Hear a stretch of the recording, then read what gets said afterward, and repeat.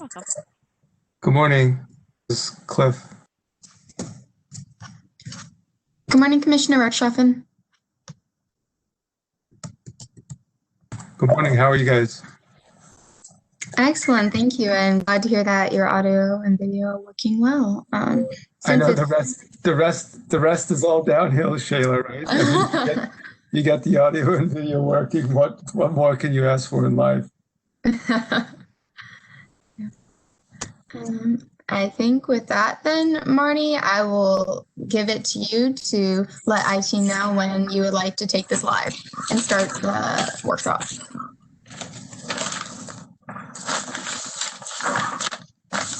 Okay, I'm ready to go.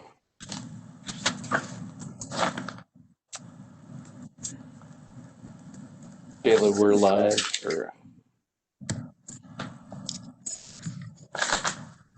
IT, I think we are ready to go live, so please let us know when to begin.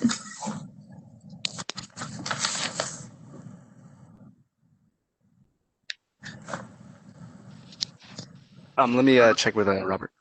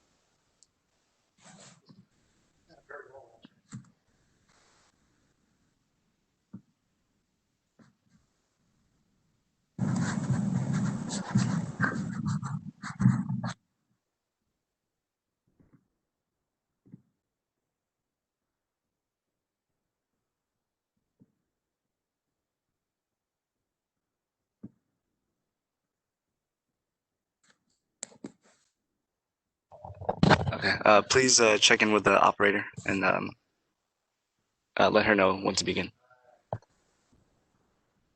Yep, and I am standing by. I'm ready to open it up whenever you are.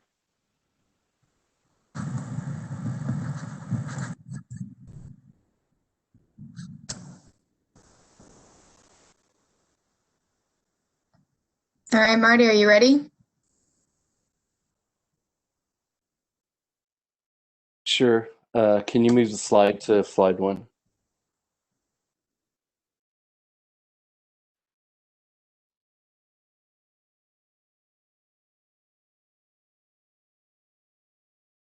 Slide in the deck. Yeah.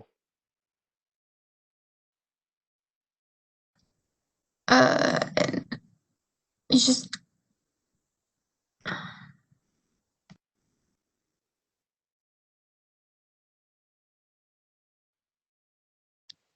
Sorry. Let me know which slide it is, because there's a lot of. The first yeah, so slide in the the deck. first one in the beginning, and I think you might have hit a design thing because the designs changed, but it's okay. We need to get started, so.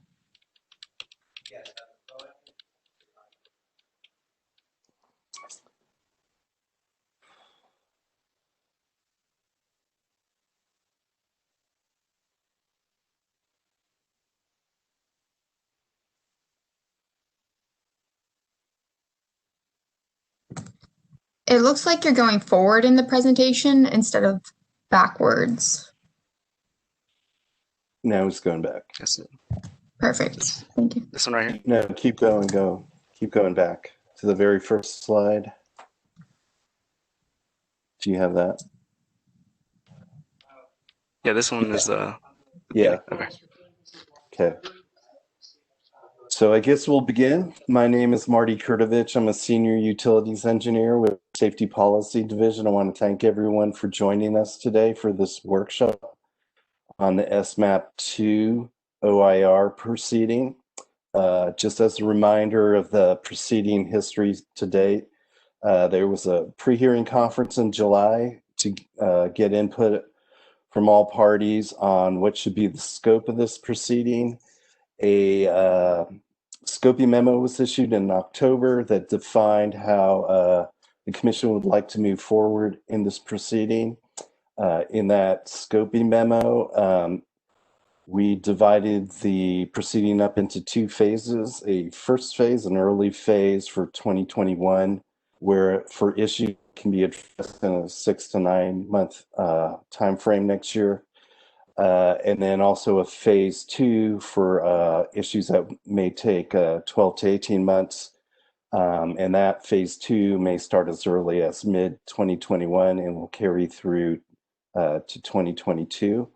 The goal for phase 1 is to have a decision by Q3, Q4 2021, and for phase 2 to have a decision by Q3, Q4 2022. For phase 2, issues were divided up into 4 tracks. This workshop is specifically focused on track 1 issues, which we will specify later. But for right now, I wanted to introduce Commissioner Reichshoffen. He has some opening remarks for us. So, Commissioner, the floor is yours. Thank you very much, Marty, and good morning. I'd like to welcome everybody to today's workshop. I will only be able to join for the start. I won't be able to stay, but I look forward to hearing more about it.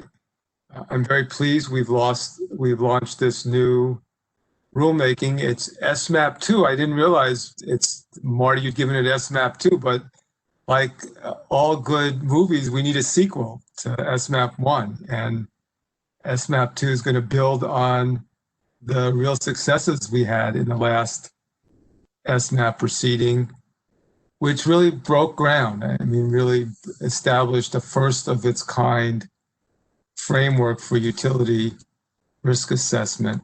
I want to thank, the list of people to thank for putting this on is very long, but I want to thank in particularly Marty, Steve, Shayla, Fred, Ben. You'll hear from a number of those throughout the course of the day. We know that getting risk decision making right is very, very important, and it's very complex. And from the start, with the first SMAP process, we intended it to be a learning, iterative experience, a process by which we could go back and forth and learn from implementation, learn from our initial efforts. We've now gained experience implementing SMAP, and this is really the exact right time to consider what we've learned and how we build on our prior process. My experience has been in this proceeding, as much as any proceeding I've worked on at the Commission, and maybe even more so, the successes we've accomplished have been due to very highly engaged parties. Of course, excellent staff are working with them, but really intimately involved parties who participated in the SMAP and helped us get to where we finally arrived at. I'm glad that most of you, the parties who participated, are already active in this proceeding. We very much look forward to the insights you will bring going forward. As I said, one of the primary goals here, and of this workshop in particular, is to leverage the lessons we've learned from implementation to make improvements to the framework. As Marty indicated, we've divided the proceeding into 2 phases, and today we're launching track 1, which will consider, among other things, what do we need to clarify in the risk decision-making framework? What changes can make things clearer and better to understand? Later on, we'll consider really difficult but very important questions. Should we adopt a risk tolerance standard or something similar? What would look like if we did?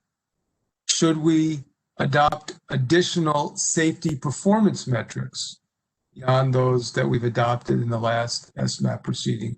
I think we did a very good job, again, with a lot of input in developing those metrics, but they're not the end point necessarily. What changes might be necessary? As I said, the last SMAP proceeding was a very collaborative endeavor. We had the utilities, we had commission staff, we had academic experts, we had other stakeholders working very hard together to develop not just a cutting edge framework, but one that's workable and pragmatic, that makes sense for utility risk assessment.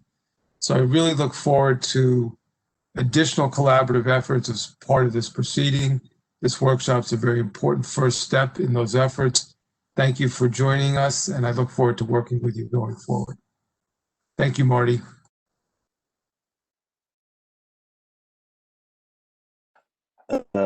Can we get the slide deck put back up? There are a couple administrative things I need to get to, so can you go up to a workshop logistics and safety slide? Slide number 2.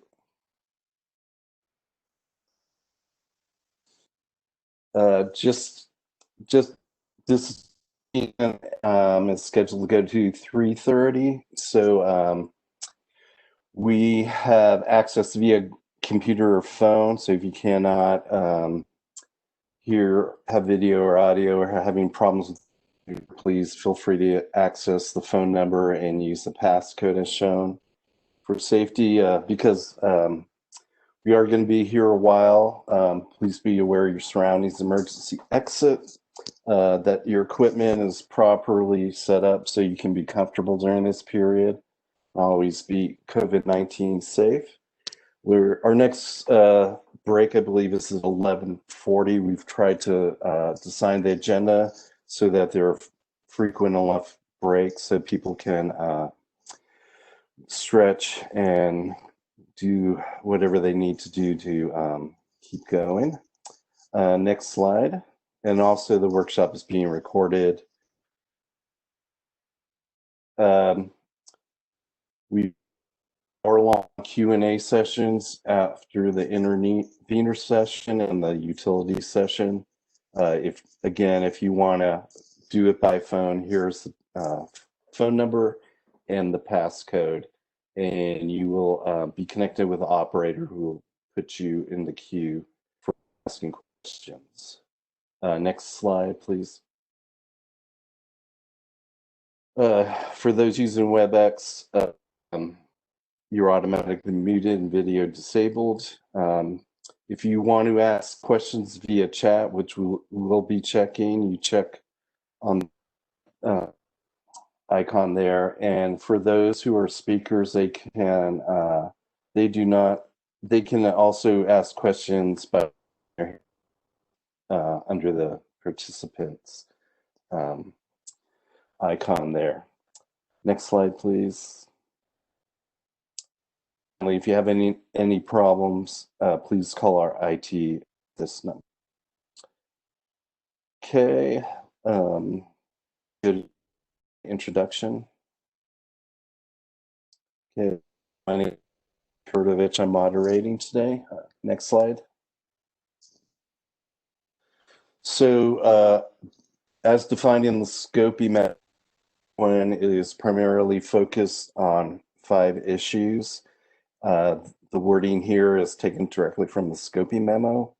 Those 5 issues are mitigation and controls, risk modeling and mitigation priorities, T&D risk modeling and mitigation, PSPS fit within the utility risk framework, and then finally incorporating mitigation into framework. And the Scopy memo also left open if there are other clarifications that are needed, they would be appropriate in this proceeding.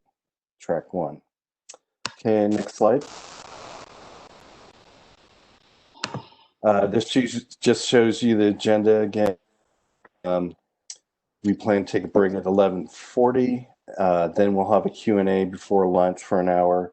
Then when we reconvene, the utilities will provide input, and then we will have after that. If anyone's getting fatigued or feels like a break is appropriate, please let us know, and we'll see if we can accommodate. Next, I'd like to introduce my colleague Steve Hain, who will present on the history of SMAP. Steve, you ready?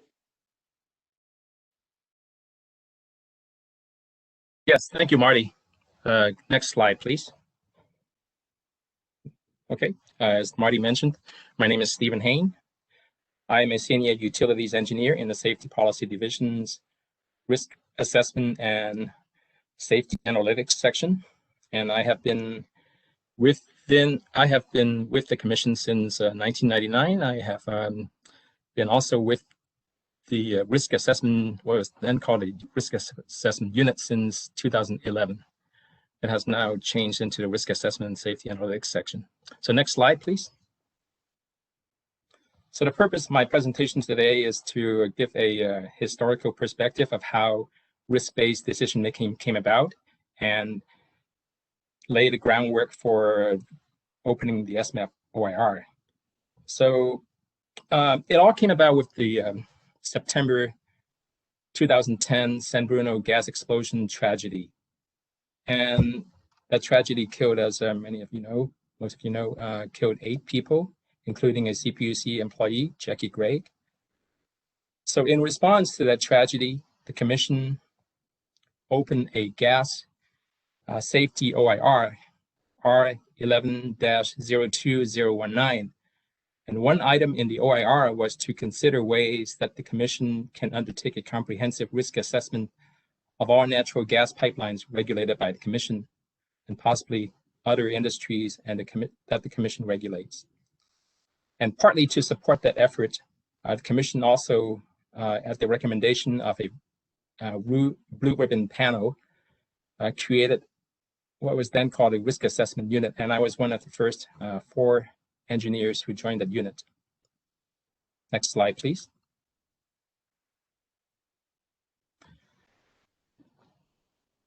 So in March of 2012, then Executive Director Paul Clennon sent a letter to PG&E asking PG&E to perform and provide a risk assessment of its entire system, electric, gas, and nuclear, I suppose, and perform a comparison to industry best practices. The letter also directed PG&E to provide in its upcoming GRC filing a risk assessment of its physical system, as well as a description of and a justification for the company's risk mitigation programs and policies. And 9 months after that letter from Paul Clennon, PG&E filed its GRC application incorporating fairly basic, fairly rudimentary risk-based considerations to safety. Certainly was rudimentary by current standards of the settlement agreement in the SMAP proceeding. Next page, please. Around 2013, the Policy Planning Division released a staff straw proposal laying out the basic elements or mechanism on how to incorporate risk-based decision-making into GRCs. The proposal consisted of 2 main elements. The first main element was a safety model assessment phase. This phase would consider the risk modeling approaches. The Commission would adopt a particular approach to be the official approach that the utilities have to follow.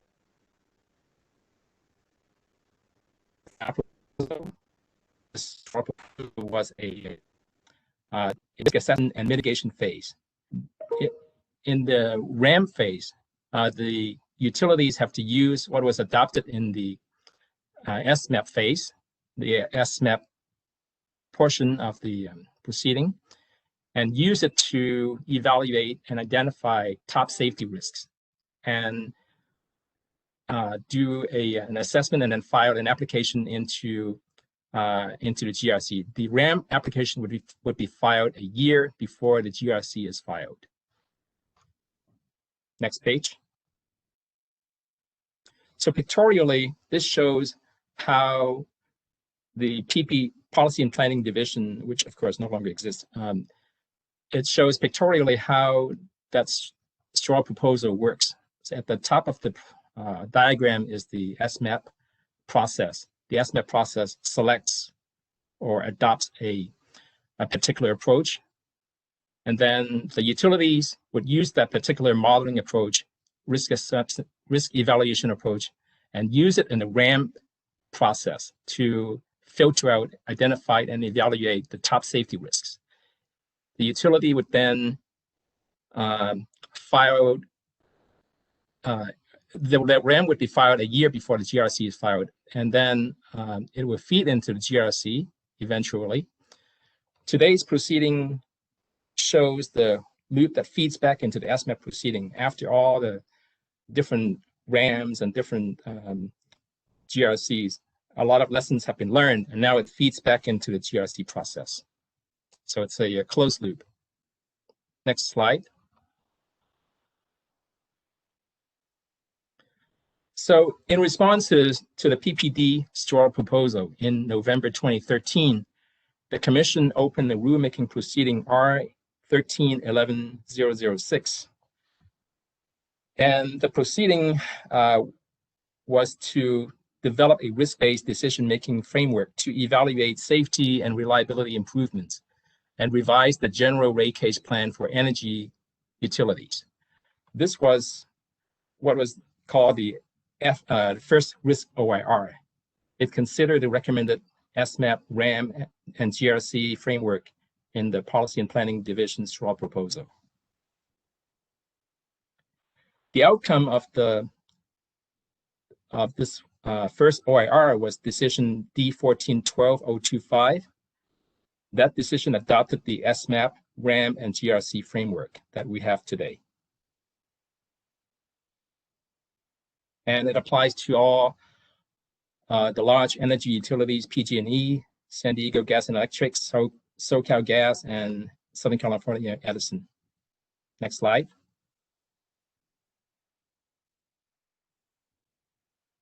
So as directed by D14-12025 in the first risk OIR, the 4 large energy utilities filed their first SMAP applications in March of 2015. The SMAP proceedings included proposed approaches by the 4 large utilities. And the proceeding number was A1505002 et al. There were 4 applications. They were combined into a combined proceeding.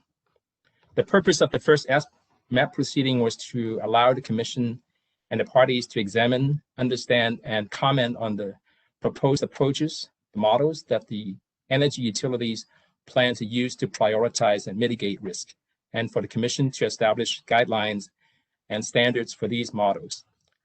The end product of each SMAP proceeding was a particular approach that the Commission would adopt, that the utilities have to use to evaluate and select their risk in the RAM proceeding. The RAM was to be a triennial process. Next slide. So those large energy utilities filed their proposed approaches on how to evaluate risks.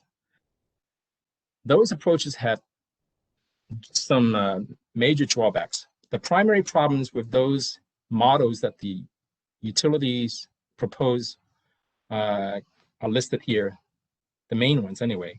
The first one was the scores, the risk scores that they produced using their individual models were not comparable across utilities. PG&E would have a model that produced a risk score, and those risk scores are not comparable in any way to the risk scores produced by the models produced by SEE's model, for example.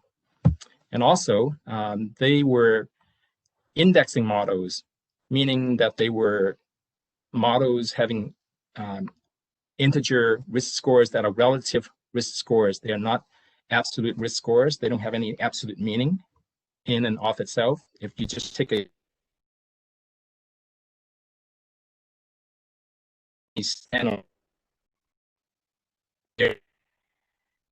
sense when one against another. Another problem was it was difficult to evaluate the cost effectiveness based on the risk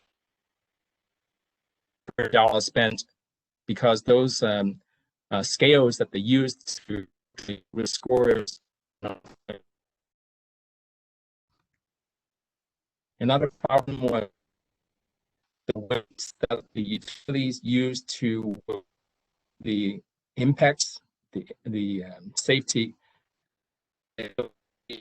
social impacts, etc., were not based on any methodical process. They were judgment-based selections.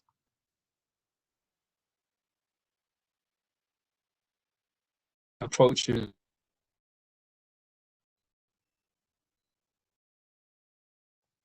were marked by weak transparency and questionable. Next slide.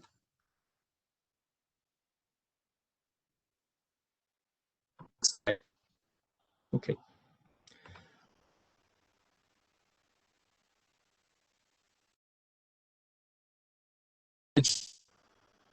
A coalition representing the joint interveners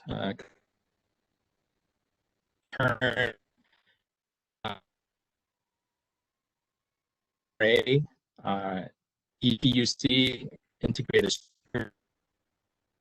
and some other parties. They were called the joint interveners and proposed a joint interveners approach, a JIA, as an alternative to the different approaches proposed by utilities. And the main feature of the joint interveners approach was the multi-attribute value function, as listed by this equation here. So for the likelihood, or loosely speaking, the probability of a risk event. And C1, C2, C3, those are the attributes. For example, safety would be an attribute, reliability would be another attribute, environmental impact would be another attribute, and those would be weighted by their individually selected weights. And then the sum would be multiplied by the likelihood to produce a multi-attribute value function risk score. So that was the basic JIA approach. Next slide.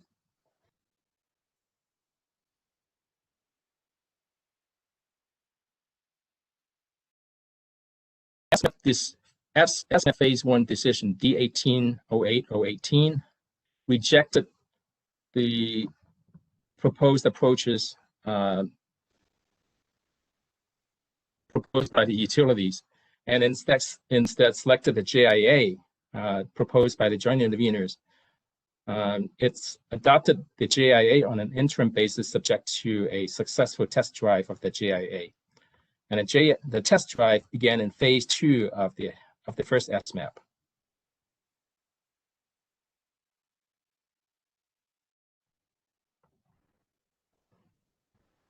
So following the introduction of the JIA, the utilities also got together and created a competing approach and a competing alternative to the JIA. And they introduced what was called a JUA, Joint Utilities Approach, into the proceeding. And so we held a workshop to talk about the JUA and the JIA. And during the workshop, representatives began to consider the possibility of a hybrid approach, combining the best features of the JIA and the JIA. The intervener parties and utilities got together and asked the judge to allow a settlement agreement to allow settlement talks to proceed, and the judge gave the okay to that, and settlement talks were held over a period of about 2 months in 2000, I believe it was 2018, and the parties representing the joint utilities and the joint interveners held settlement talks, and they reached a settlement agreement on May 2nd, 2018. The settlement agreement represents a compromise between the JIA and the JUA on how to do risk assessment and comparing mitigation activities. In D18-12-014 in the SMAP proceeding, the Commission adopted the settlement agreement. This was the SMAP settlement agreement. Next slide. So the basic feature of the settlement agreement was the multi-attribute value function proposed by the joint interveners. And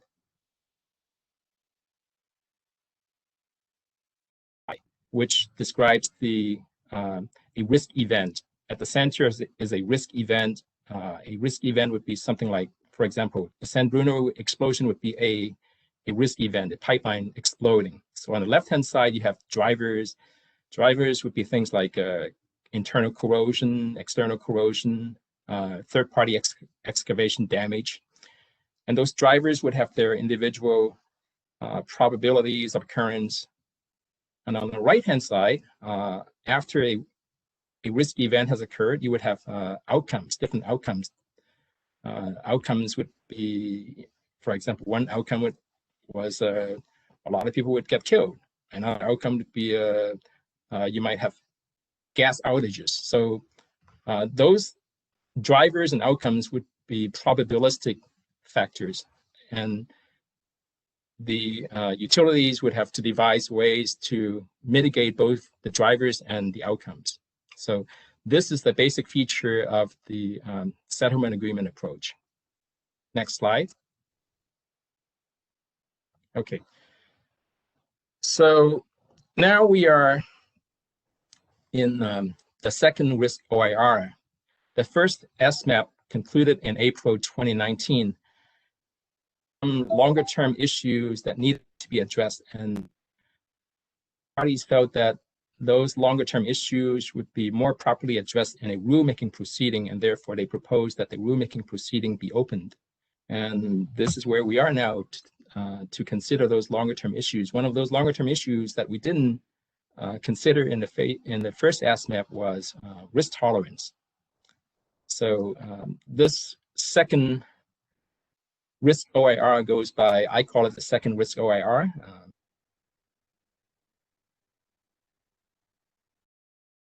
There's no official name, I suppose. Next slide.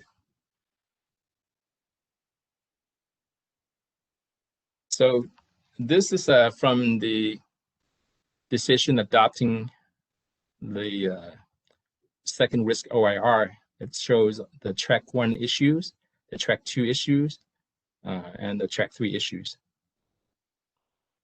So with that, I'll give the mic back to Marty. Are there any questions?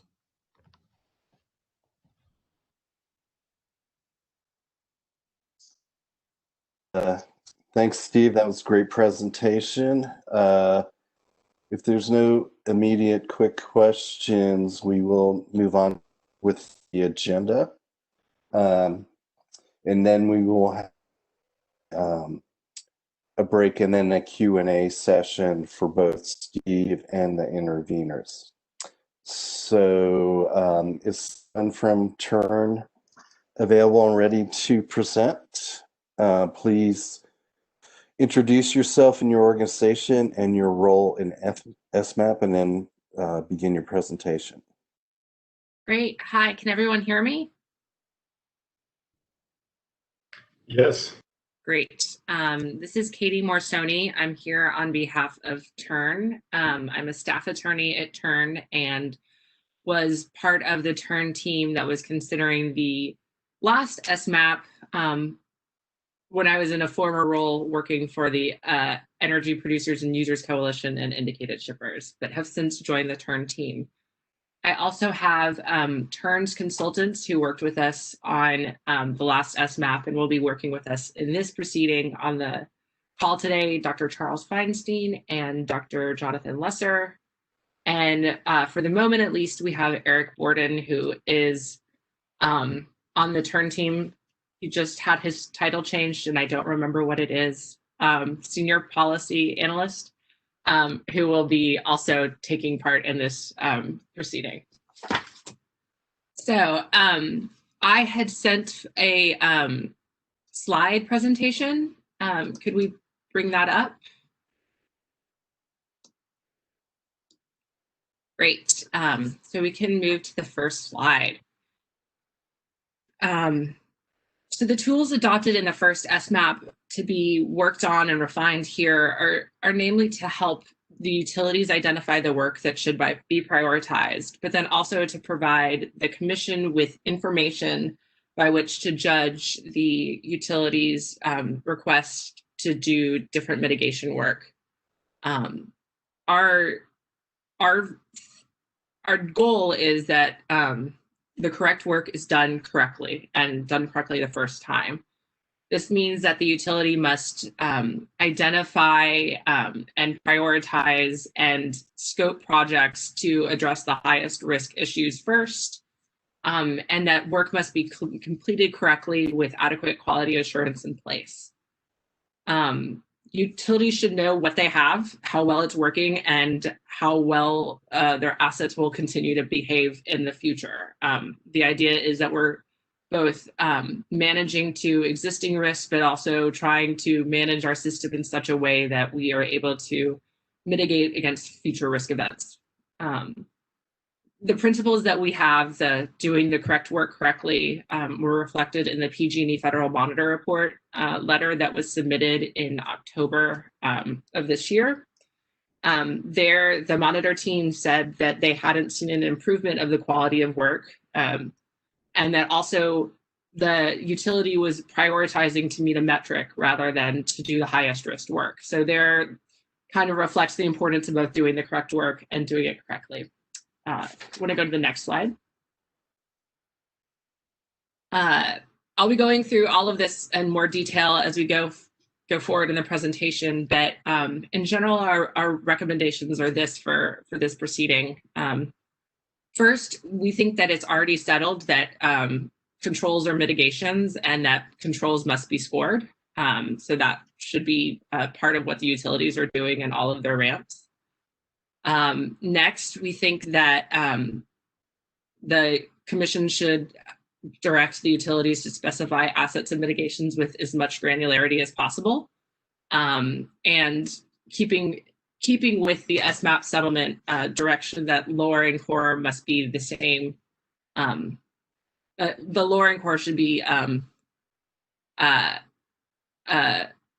defined with similar granularity. I apologize. I'm rushing from place to place today.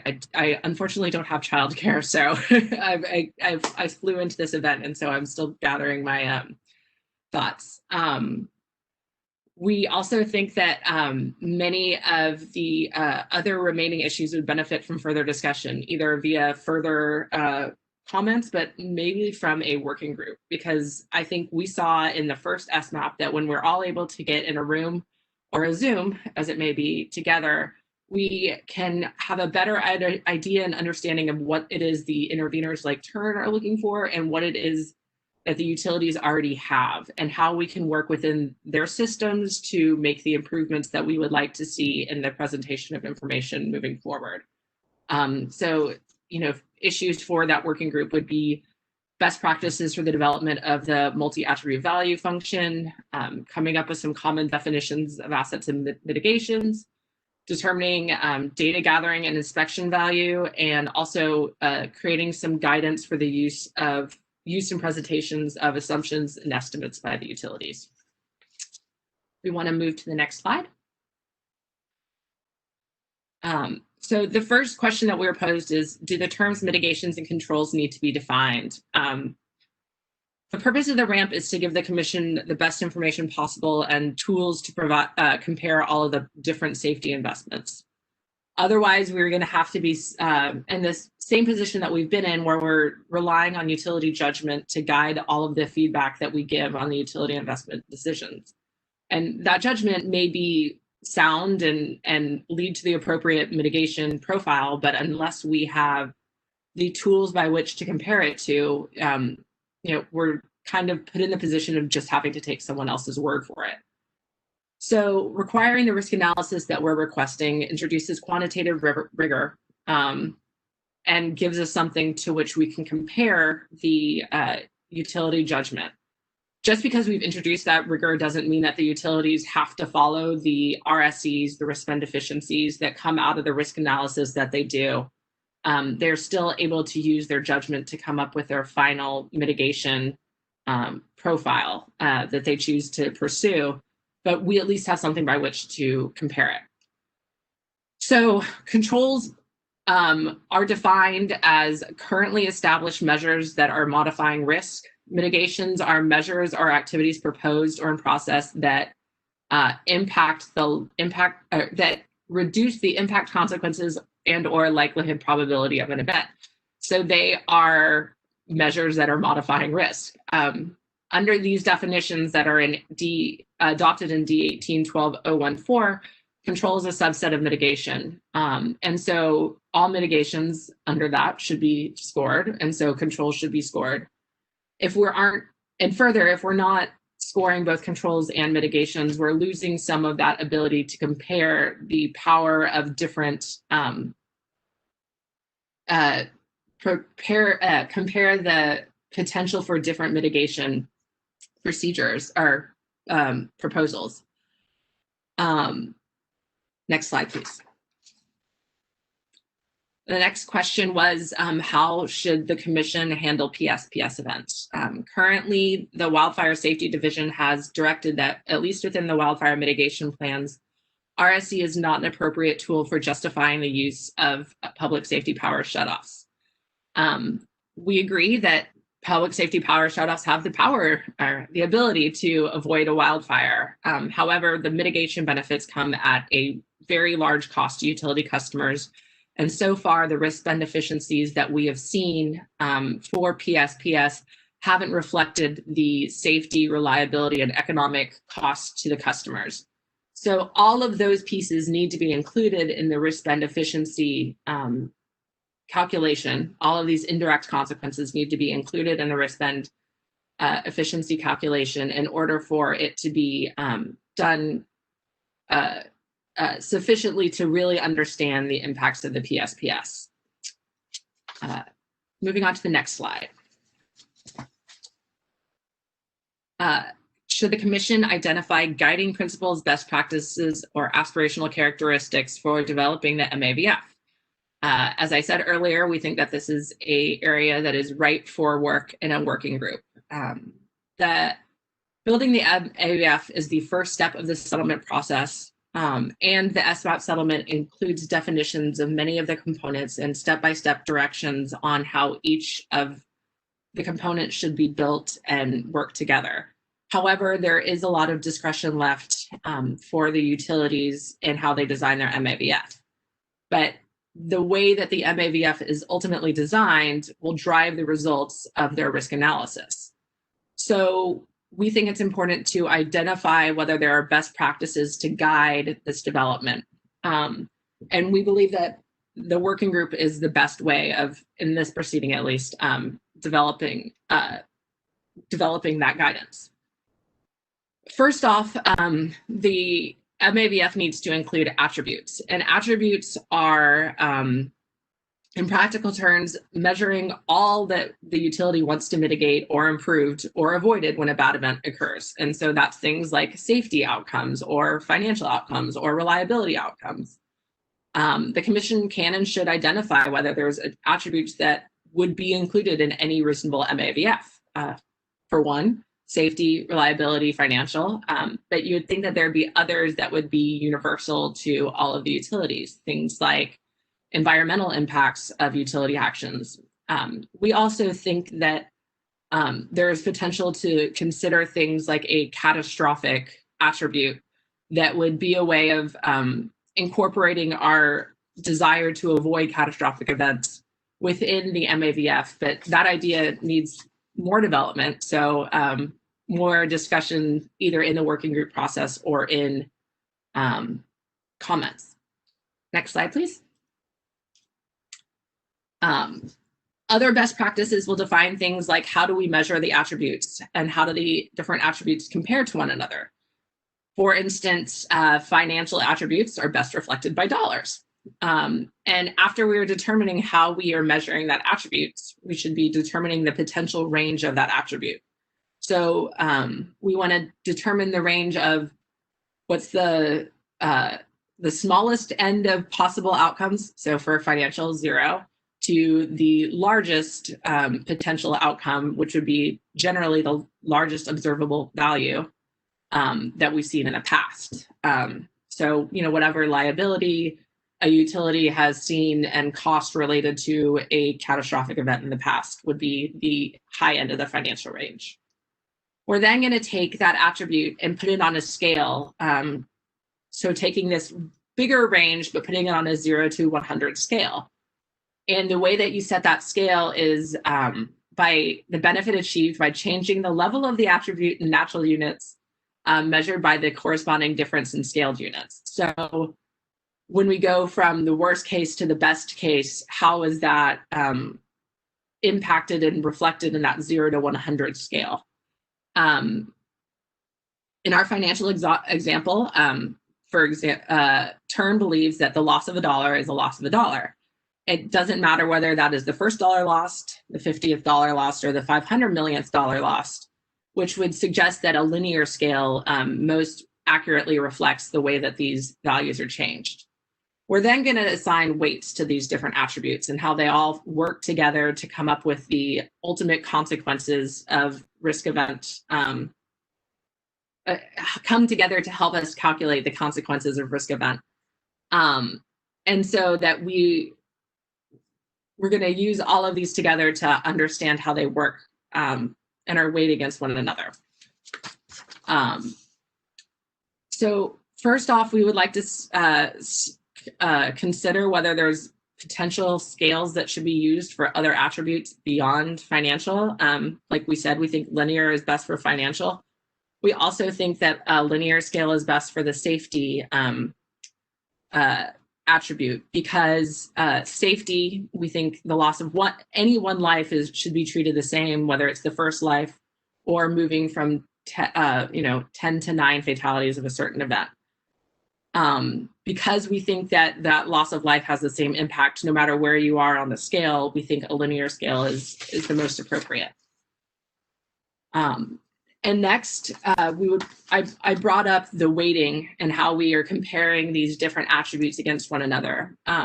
One outcome of this is that when we compare the financial and the safety attributes, we're going to end up defining an implicit statistical value of life. But this is helpful because it provides a check on the reasonableness of the results of the MAVF overall. For example, in PG&E's ramp, the SVL, statistical value of life, came in at around 100 million, which is 10 times greater than the value that has been used by federal authorities for many years. Turn took the position that a more reasonable statistical value of life in that proceeding would be closer to the 10 million range. And so that's another issue that could be further considered in the working groups. As I noted earlier, the working group can also consider how we address catastrophic events within the MAVF. We can structure the multi-attribute value function to capture our desire to avoid these big events without having an outsized impact on the definition of some of the other attributes. We think both that and statistical value of life are very well suited for discussion in working groups. And as I said, that today these are just Turn's initial positions on all of these issues, but if nothing else, I hope that we can all agree that there's a lot of work that can be done and guidance that can be provided on the MAVF moving forward. Next slide, please. The next issue for discussion was granularity. Granularity is a very key concern for Turn in the risk analysis work. Without sufficient granularity, the analysis is pretty unhelpful. The settlement provides a good structure for analyzing risk and comparing all of these potential mitigations, but really the outcomes are based on what we're feeding into the analysis model. And so unless we're providing information on a granular basis, we're not going to see the differences from asset to asset and mitigation to mitigation. For example, we have to look at assets on a very granular basis because not every asset is the same. They don't have the same condition and they're not in the same locations. And so we should really have a risk analysis that reflects the differences between these different assets so we can properly scope and properly prioritize work within a proposed mitigation. Next slide, please. The next issue was potential comparability and comparison across different proceedings. We think that this is important, but it is a place where we all need to work together a little bit to make sure that everyone buys into the way that we've defined assets and can work with that within their own utility, but that it's providing sufficient information for the ongoing GRCs. Right now, there's different granularity of the tranches of risk, not just from utility to utility, but within different proceedings. My understanding is that, you know, in some cases, the tranches demonstrated in the ramp are different than the tranches that have been in the WMP, which means that even between those two proceedings, it's difficult to make comparisons. In our view, we should be providing the most granularity possible in all proceedings to provide the most accurate information and mitigations. Next slide. The next issue was data gathering, and we think that asset condition provides an important role in determining the proper mitigations to be pursued. And for this reason, data gathering is an important mitigation within the portfolio of projects to be pursued. And a well-designed risk analysis can help the utilities identify the most valuable missing information, and they can, within all of their data gathering work, prioritize which of the data they need to gather first, and target inspections at those places where there's the least information right now, or in higher risk locations where things may change more frequently, and the condition of the asset may change more frequently. In the interim, to the extent that data is missing and assumptions or estimates are being used, we think that it's really important that we create some guidelines and guidance for the utilities in how those assumptions and estimates are presented, so that the interveners and the commission can really understand how the utilities established that estimate or assumption, and interrogate whether that's the best estimate or assumption to be used in the time being. Next slide. Finally, the question was asked whether transmission assets should be addressed in the same manner as distribution assets. In our view, all assets should be considered using the same risk analysis. Even though the commission may not have authority over those transmission assets and those costs may be sought elsewhere, it's really important to know where all assets fit within the risk profile of the utility and the mitigation prioritization. And so transmission assets are just as important to score as any other asset. And with that, those are all my slides. I look forward to any questions and answers, and thank you for bearing with me. Thanks, Katie. That was a great presentation. I appreciate it. Right. We're going to move on to Mussey Gray Road Alliance. Dr. Mitchell, just as a friendly reminder, the presentation is intended to be 20 minutes to schedule. So I think we're running a little early, but Dr. Mitchell, the floor is yours.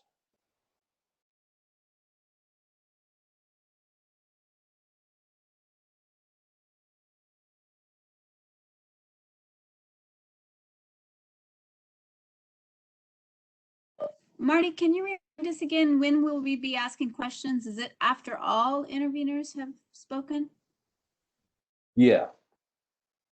After Dr. Mitchell, then Cal Advocates will speak, and then we'll take a break and then have an hour-long Q&A session.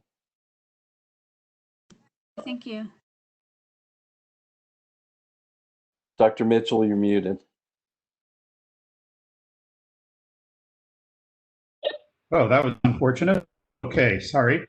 Yes, Joseph Mitchell, presenting on behalf of the Mussey Gray Road Alliance.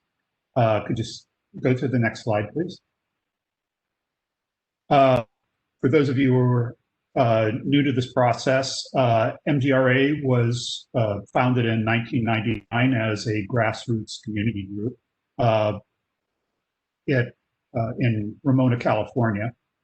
We began intervening at the commission in 2006 and became involved in power line fire issues and have made a number of contributions regarding wildland fire and power lines proposing, for instance, the collection of utility ignition data, statewide fire hazard maps, and also the initial proposal for utility wildfire plans, which have evolved now into wildfire mitigation plans. We were involved early on in power shutoff, and we're early proponents of a cost-benefit analysis. We were involved in the first SMAP proceeding and are now involved in ramp proceedings from both PG&E and SDG&E. So next slide, please.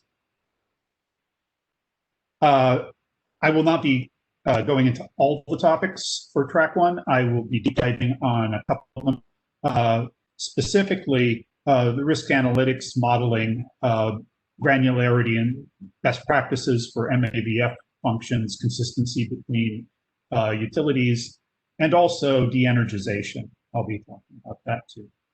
So next slide, please. Starting with multi-app value functions, what we've been able to do after experience with the ramps and WMPs is pull some lessons out, and Katie to some of those. I'll be talking about tranching, how big the tranches should be, and that finer tranches are needed, that weights have consequences, and also the form of the functions, the importance of assigning proper statistics, and what role the commission should have in helping to set those standards. And let's see, faces over a second. But you can, the next slide, please. So, Katie alluded to using finer tranches. We concur, ask what are tranches? What are they, what is their value? They are supposed to represent batches of equivalent risk to be evaluated independently. And the value you should get from that can be in a number of different forms. It can allow prioritizations. Tranches are managed and prioritized over others. It can between different assets, and it can also say differentiate between different geographic regions with different characteristics, such as high wind areas versus other areas. And that's one thing that we've been exploring. So if you go to the next slide, please. This is an results of an analysis done as a scenario analysis by PG&E in its ramp at the request of Mussey Grade. We asked PG&E to divide up the risk drivers into wind speed associated with the risk events, and they did so using their POMS or wildfire risk model. One second.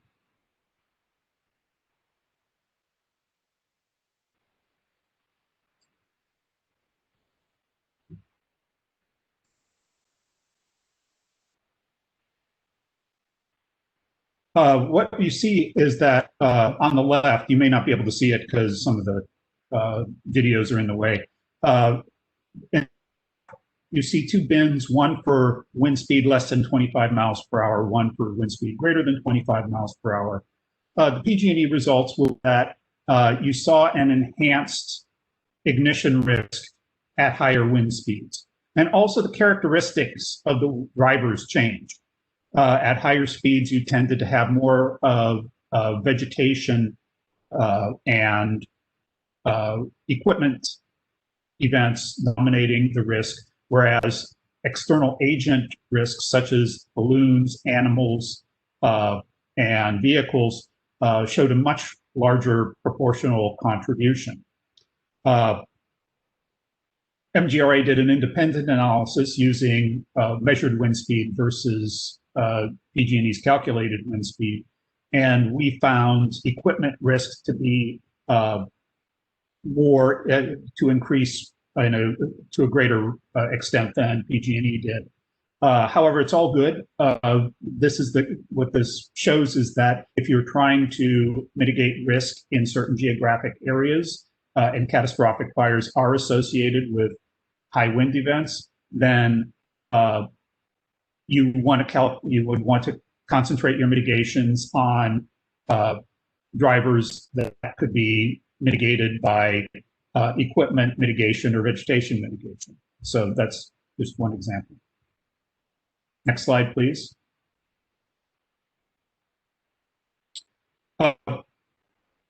As Katie alluded to in her presentation, there's a lot of variability by adjusting that you can have. You can tune the results by setting your maximum scales, say financial versus safety, or financial versus or safety versus reliability. And also you can set the function that's used, so it's linear or nonlinear. Katie pointed out that you had a statistical value of life in the PG&E ramp of $100 million versus 10 million, which is used by a lot of federal agencies. Another important thing to point out here is that the commission itself specified a minimum safety weight.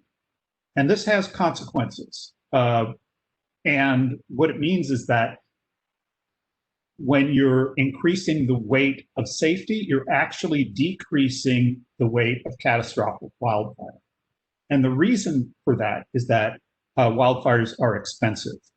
I show a photograph from the Scripps Ranch neighborhood in San Diego that was destroyed in 2003, as was our own neighborhood. Two-thirds of the houses went down. As in Scripps Ranch, nobody died in our neighborhood, but the financial losses were tremendous. In catastrophic wildfires, people tend to get out of the way mostly or take defensive actions alternatively. So they're not as lethal as some other risk events. And as a result,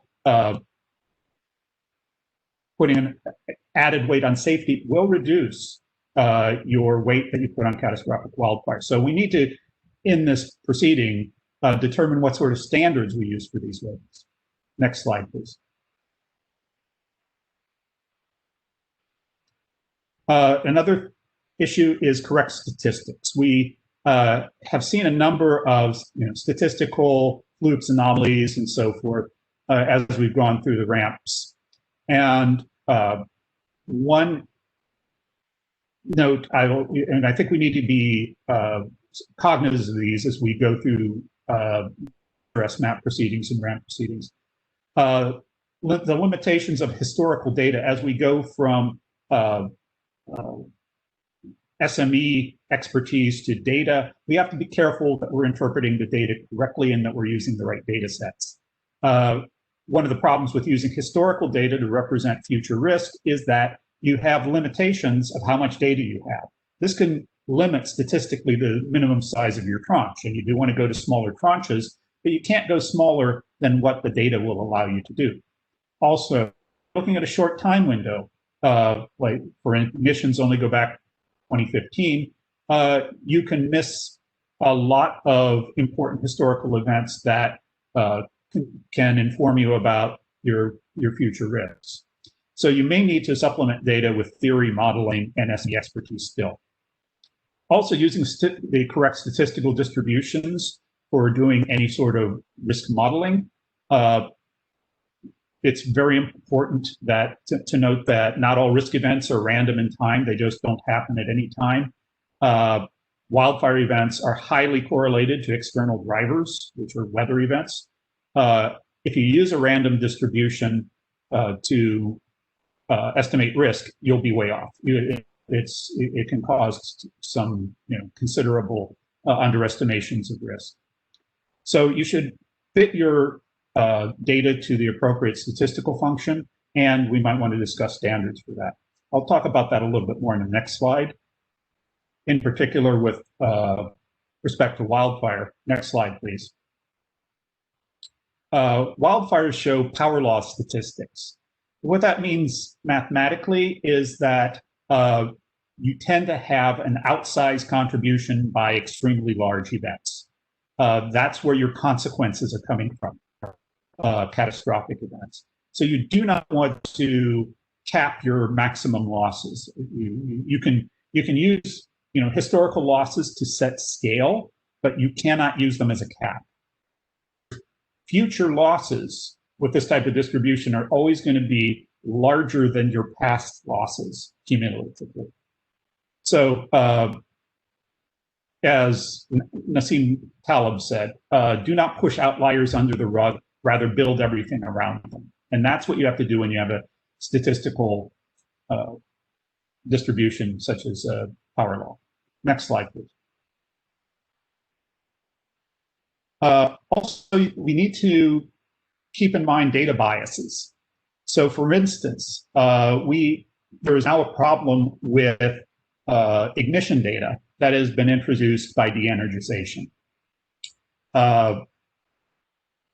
In Douglas Adams' Hitchhiker's Guide to the Galaxy, he introduced the concept of peril-sensitive sunglasses, and these become opaque whenever the wearer is faced with danger. And that is exactly the situation we're in with PSPS. When you turn off the power, you turn off the ignitions, you turn off outages. So you don't collect that data anymore. So the data set that you're collecting for ignitions and outages isn't in the time set frame that you're really worried about.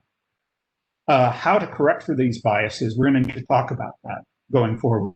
PSPS damage reports are very promising. We need more information from the utilities on those. Outages outside of the red flag warning high fire risk windows might be useful. We can still use ignition data to come up with probabilities. We just have to make sure that we're using it we're correctly adjusting for any data, biases that have been introduced. Next slide, please. Finally, with regard to consistency of risk models from IOU to IOU, it's not very consistent. If you look across the three major IOUs, this is data that was presented as part of their ramp. You see huge differences in the values for their risk function. So there is no real standard in how they calculate the risk function. Even the RSEs, if we try to normalize those so that we say make them all the same for hardening and see what the relative difference is for other mitigations, you still see big differences. So you see a factor of 3 or so in covered conductor risk between SVG and SCE. Tree trimming EVM, completely different between PG&E and the other utilities. The only thing that everybody seems to agree on is PSPS, and they all come up with about the same value, and they think it's great. It's a great RSC. Well, they were told not to use that, and so let's now go into the discussion of de-energization. Next slide, please.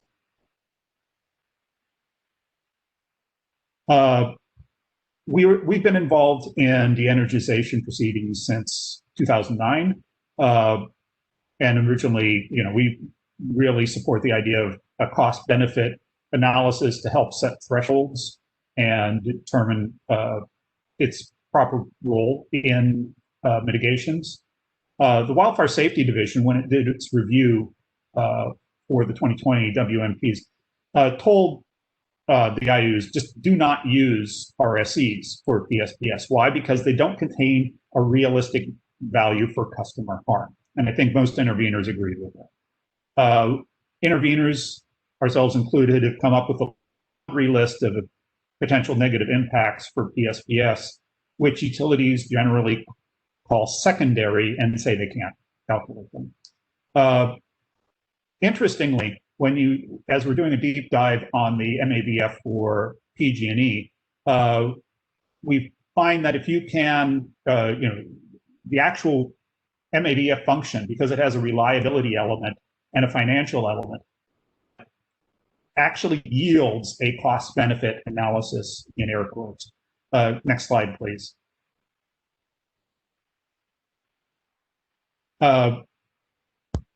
PG&E, in response to data requests, PG&E estimated from the fall of 2009, the big PSPS events, that they avoided 43,000 units in whatever the risk units are of avoided risk from wildfires. And that the impact, the reliability impact in their units was 25,000. Now, they also did a comparison, which is sort of off-the-shelf comparison of, what does it cost to have power outages, and estimated that the costs were $6 billion for the PSPS events.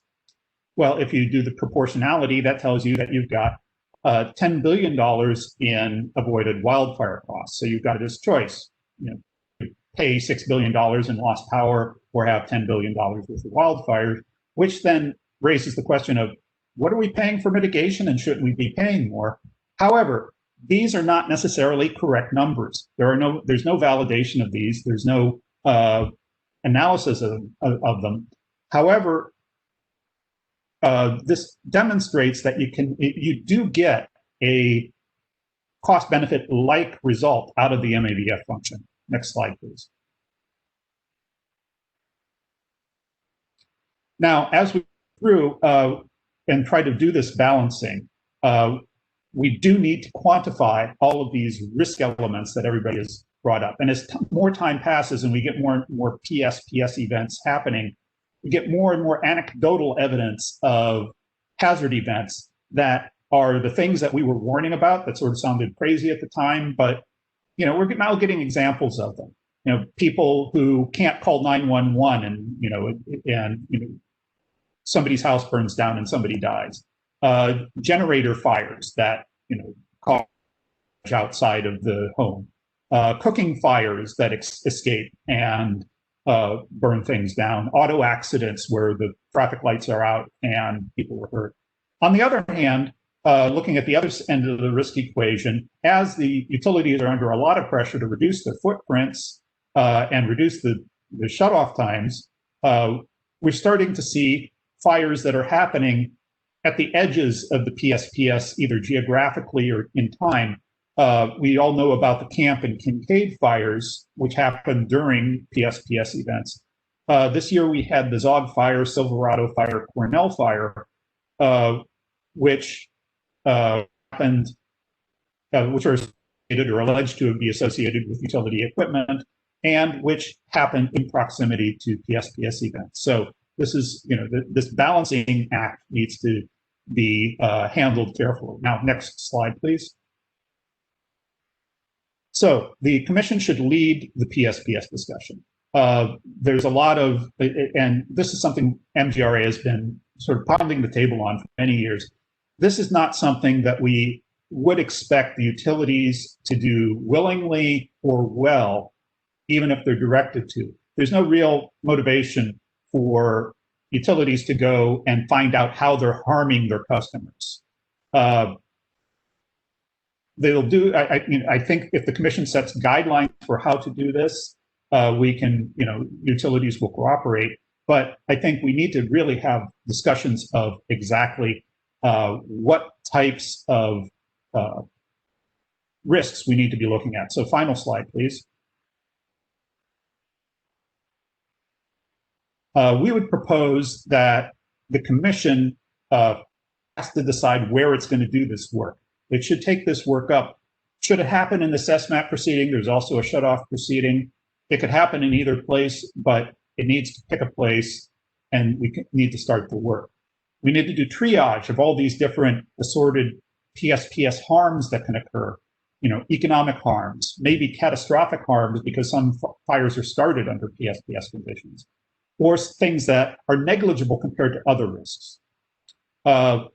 We should it's feasible to obtain a consultant to do this work, but I don't think we can throw it over the wall to a consultant and expect to get a reasonable result back. They have to have capabilities on both wildfire and risk side. That's a fairly rare set of characteristics. They have to be able to work. They should instead work closely with the commission stakeholders, utilities, and WSD. This is hard work. Nobody has ever done this before properly. And, you can go, read across, publications across the country, and people will have a lot of opinions on this, and many of them are ill-informed. we need to quantify PSPS risks in the same units used for wildfires so that they can be incorporated into the RDF. So I think that's one of the major tasks that this track should take up and figure out how to initiate. Next slide, please. Thank you. So, and that's it, and I'll take questions in the question and answer section. All right, thank you, Dr. Mitchell. That was excellent. So if everyone is still feeling energetic, we will move on to our next speaker, and that is Chris Parks with Cal Advocates. And I'll give you the floor, Chris. Thank you. Good morning. As I was noticing the last presentation, I noticed Joseph mentioned that some of the slide is not visible because of the video along the bottom. And I was just going to share with folks what I discovered with my WebEx layout. It may be different for different folks, but there's a little layout icon on my upper right. And there I can select grid, stage, or focus. So if I select focus, then I can see the full slide. The downside is you won't be able to see me perhaps, but at least you'll be able to see the full slide, and some of our material is at the bottom. So I would just suggest that folks, if you can do that, pull that up. So thank you for being able to provide input on this workshop.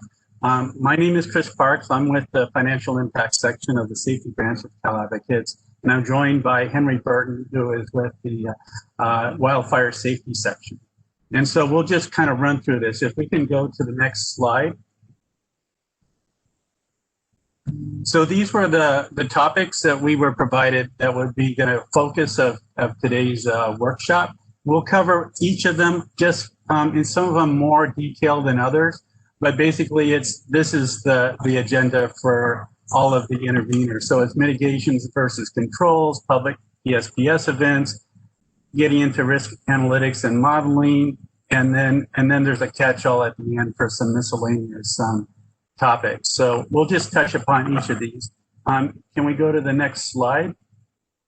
So this is one of the first topics, was to talk about mitigations versus controls and definition. I'm going to turn this one over to Henry. Hi, everyone. I'm Henry Burton. I'm the supervisor of the Wildfire Safety section for the Public Advocate's Office. So our view on the question of defining mitigations and controls, I think, is similar to Turn's. I was listening to what Katie said earlier. We would tend to agree that controls are basically a type of mitigation. And so our recommended terminology would be to describe controls as existing mitigations, because they are mitigation measures that are in place. And then use instead of talking about mitigations, use the term proposed mitigations for measures that are under consideration. We think this is an improvement for a couple of reasons. It's more clear. The general public, folks who are not deeply immersed in these proceedings, may not understand that the term control refers to existing measures, and that is the main difference. The other thing is that the distinction between controls and mitigations moves over time. So something that is a proposed mitigation in a GRC case a couple years ago is now a control measure. And the thing that is a proposed mitigation today might be a control measure in the next GRC case. And so that can be sort of confusing. We could also, going a step farther, it might also be useful to disaggregate mitigations into preventive mitigation measures that reduce the probability of a risk event occurring, and consequence mitigation measures that reduce the damages should that risk event occur. Right. So in the wildfire space, you could have preventive mitigation measures that reduce the probability of an ignition, and then consequence mitigation measures that reduce the likelihood of a fire spreading and becoming a catastrophic wildfire. And Chris, back to you. Thank you. Next slide, please. Okay, so one of the questions posed was, how should PSPS events and other utility activities with high customer impacts be treated? Just to give a little context, I wanted to give a little background on what's been happening with the recent PSPS events.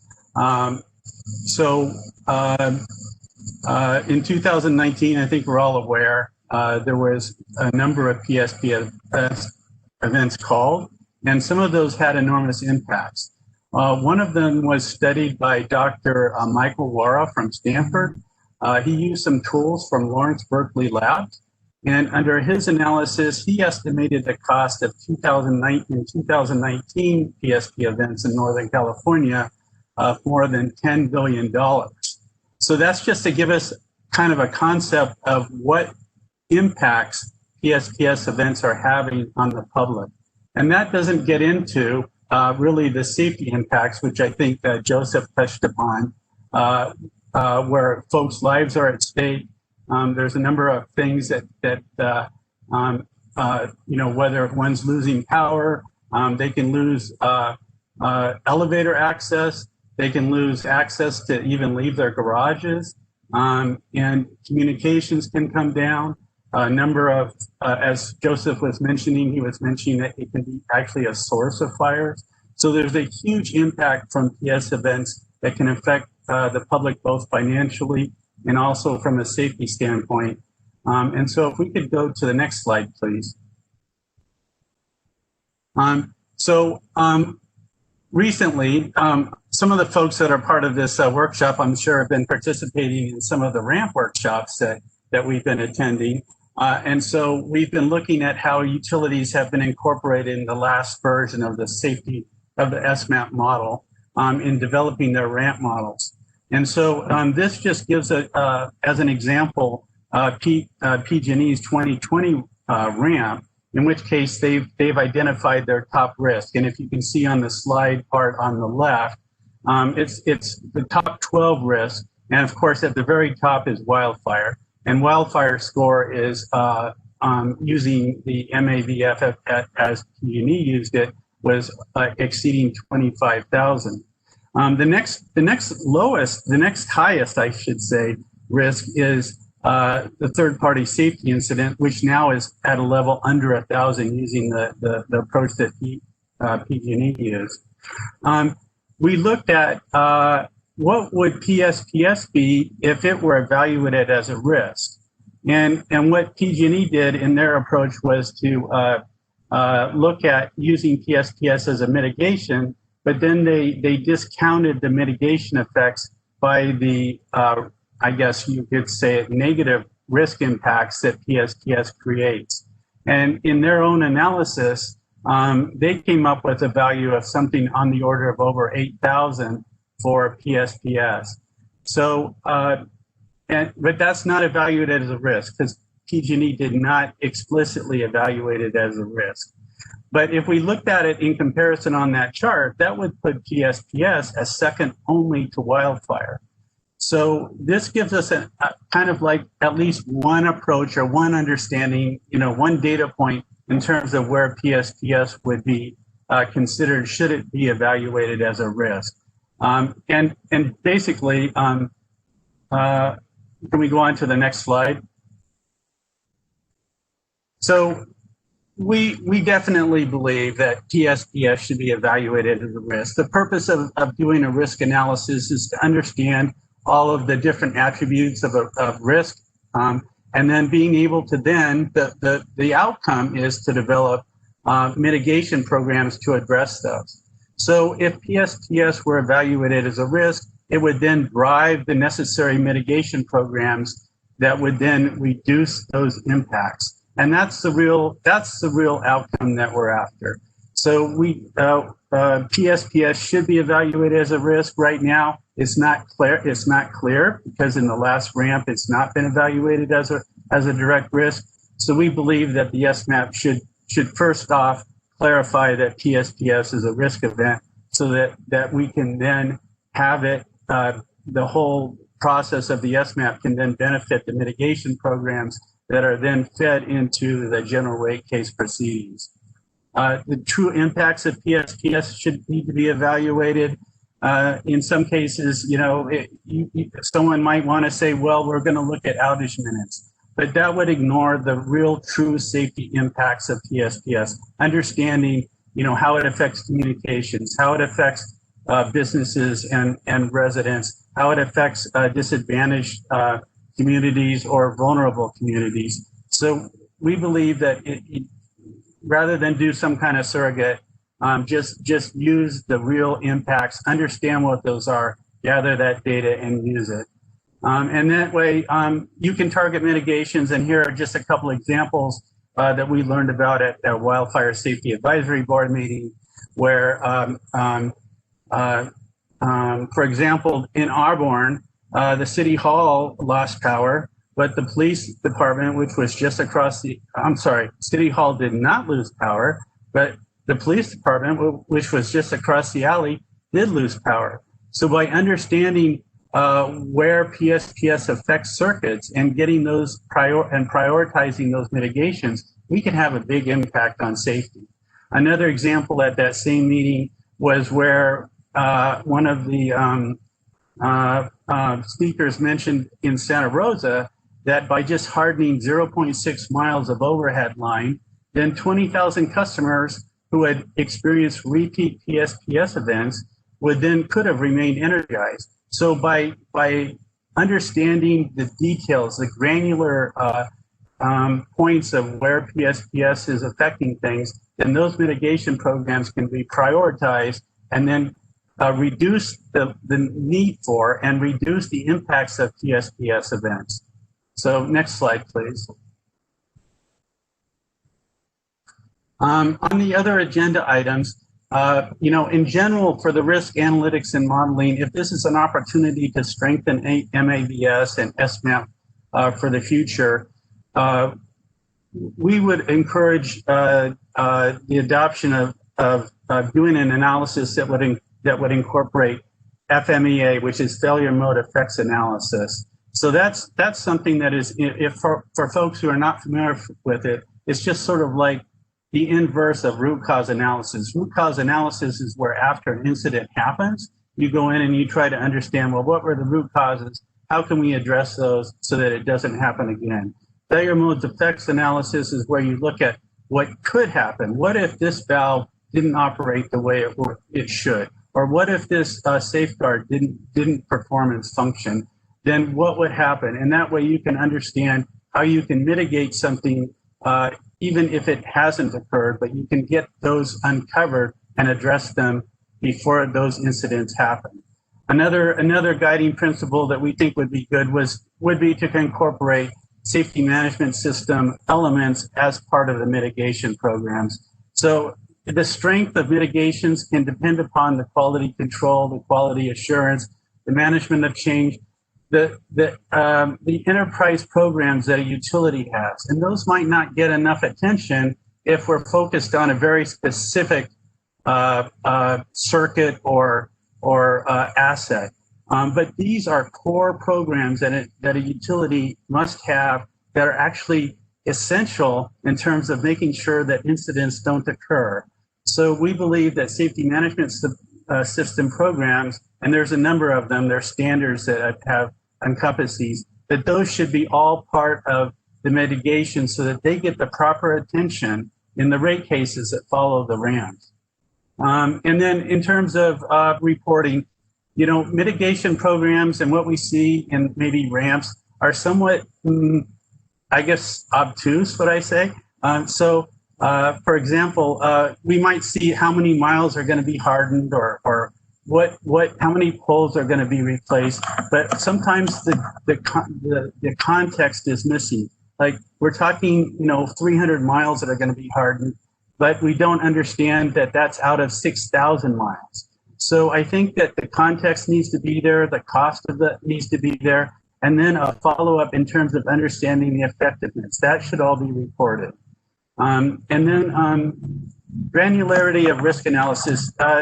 If for folks who have been attending the RAMP, with PG&E. SPD, Safety Policy Division Risk Assessment Section, recently gave a detailed report on that and talked about this topic in depth.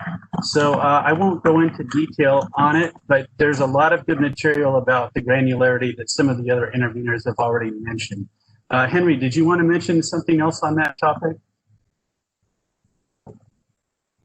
On the topic of granularity? Yes. We've commented a bit in some of our comments to the Wildfire Safety Division about requesting more granular information about where mitigation measures are occurring. And I would agree with Dr. Mitchell that these should be presented in actionable batches of work so that we can make realistic judgments about which batches of work should be done or shouldn't be done and in what sequence. So, you know, in the wildfire context, you might get very different results if you evaluate covered conductor in tier 3 high fire threat districts versus covered conductor across an entire service territory. And so, you know, we should be looking at these programs with enough granularity to make informed decisions about what to do and what to do first. And that's all. Thank you. And then the last item on the slide, in terms of data, I just wanted to highlight that there might be sort of a sense of wanting to be consistent with data across different proceedings. However, there is a lot of data that is coming from the WMPs that are coming from the utilities. And it would be very useful to continue to have all of that data and be able, and in fact, maybe it could be shared among other proceedings. But in terms of data cross-cutting proceedings, it's fine as long as it doesn't reduce the data that is being obtained already by the different proceedings. So if there were some, like a core set of data that were developed for the ramps or other proceedings, that's fine, but we don't want to lose the data that we're getting for the WMPs and other proceedings. Next slide, please. Miscellaneous. So there were a couple items that were suggested in the miscellaneous category. I just wanted to highlight the first one here, which wasn't listed, but we've seen it come up, is whether a ramp or whether impacts that are studied in a ramp analysis should include direct versus indirect impacts. And from a public safety standpoint, or from the public, it really doesn't matter whether it's direct or indirect, they're all impacts. And so there should be no limitation in terms of, or arbitrary sort of procedural process of eliminating indirect impacts or secondary impacts, I think I heard used earlier in this workshop. All impacts are impacts, and all of them should be considered. So perhaps this could be clarified in the next rendition of this process of collaboratively working on the modeling for safety. And then mitigation impacts. There was some question about how do you incorporate the mitigation or mitigative effects of inspections, monitoring, new technology, perhaps self-auditing. Those are very important mitigation programs. They may be different from, for example, adding or hardening a circuit line. However, they are just as important in terms of reducing incidents and improving safety. So they are important mitigation programs, and they need to continue to get attention and investment throughout the process of the ramp and the general rate cases. The question might come up, well, how do you monitor those? How do you understand how effective they are? And I believe that, as it was discussed at the kickoff of this meeting, is there's other tracks in which there'll be discussion of metrics,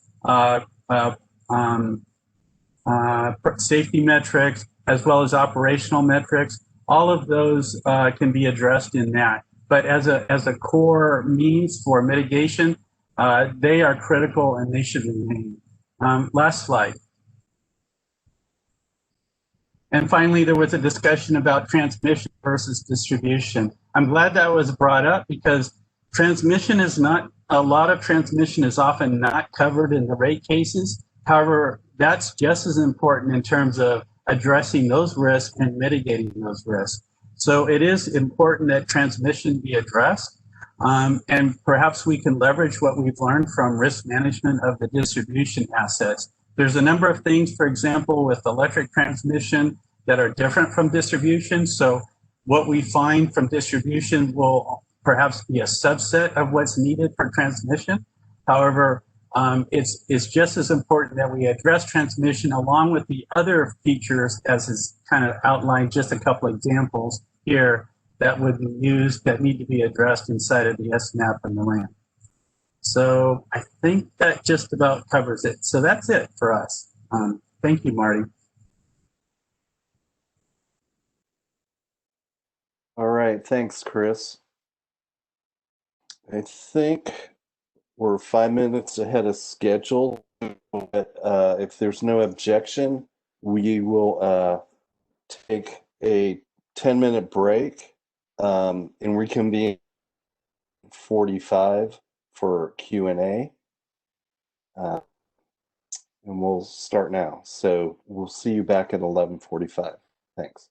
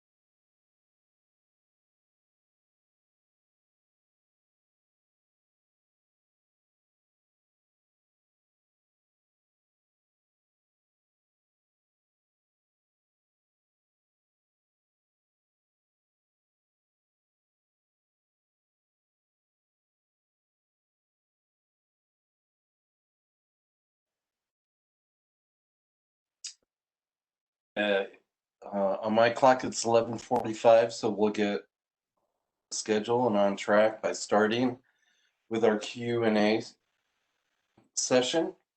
I did have one point of clarification in Steve Haynes' presentation on the last slide. He had a list of the different tracks at, for the SMAP2 OIR that was specified in the OIR document. However, that was usurped by the scoping memo, and that structured it a little bit differently. So if anyone is wondering, the scoping memo is the defining document that has determined the structure of this proceeding moving on. That's and also we will be looking for, so for the Q&A session, questions from the phone, via chat, and as well from staff. Let's begin. I'll start with staff to see if anyone from Safety Policy Division any initial questions they would like to ask the interveners. This is Wendy McDad. I have some initial questions.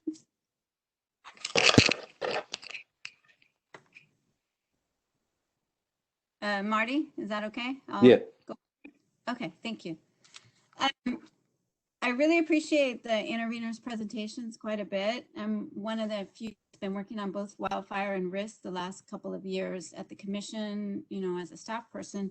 And although we recently, you know, issued our report, there's a lot of things that, you know, that others have been covering, and we were focused on covering new things. So I really appreciate all these topics coming, you know, in front of us in the SMAP. One of the questions I have is about how do interveners think foundational controls or foundational mitigations might be addressed when you're talking about, you know, controls and mitigations. And the reason I ask that is in PG&E ramp, PG&E had a number of mitigations that they determined were foundational, and they stated they weren't able to calculate risk reductions per those because they were foundational for other mitigations, and they include PSPS impact reduction initiatives, situational awareness and forecasting, safety and infrastructure protection teams, the catastrophic wildfire PMO, and then also additional system automation and protection. So I just wonder if any of the interveners have thought about these foundational mitigations and how they may be addressed if they're things that may be difficult to do risk analysis, or if there's ways to assess when something could be foundational and when something shouldn't be foundational in that sense. I guess I can start for turn. I think that our position is that those things should be scored. And this is a place where, as I mentioned, we think that it's important to define how assumptions and estimates should be presented. This is a place where we might have to be relying on some assumptions and estimates as to what the benefit of those programs were. We think that the best approach is to score all mitigations, regardless of how they are defined by the utility.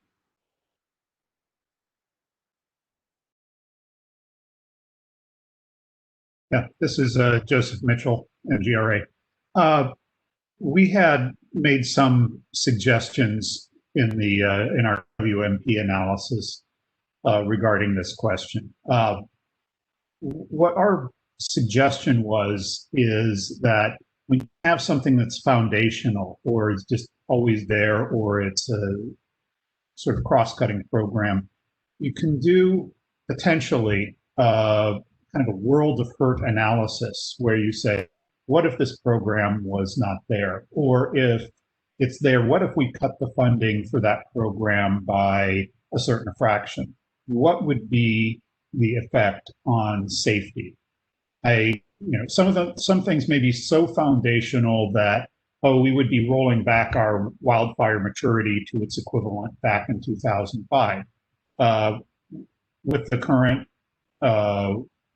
climate issues, what would be the impact of current weather systems and drought on 2005 maturity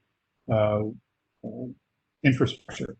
So if it's important to dig out what the value of a program is because we're spending a lot on the program, then I think that kind of framing could be useful in identifying what its value is relatively.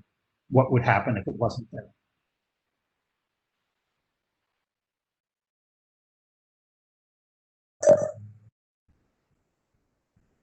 This is Chris. So at this point, I don't know that I would have anything else to add on to what other folks have said. So I'll just leave it at that. This is Henry Burton. I'll pipe up for 1 second. The Public Advocate's Office, in some of our wildfire safety comments, has suggested, very similar to what Dr. Mitchell was saying, that utilities evaluate these foundational programs by looking at what would happen if you scale up or scale down your effort on those programs. So, increase your effort 5 or 10%, decrease your effort 5 or 10%, and what would be the consequences for safety of doing that?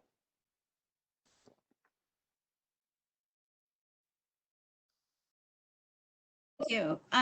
Related question is really about the risk score itself and calculating the risk score. I know that was something that was a concern to some of the IOUs if they didn't, like they were assuming the control in place and they're calculating a baseline risk score for the test year of the GRC. And I wonder, if anyone's thought about how to calculate that baseline risk score if controls are going to be treated more as mitigations.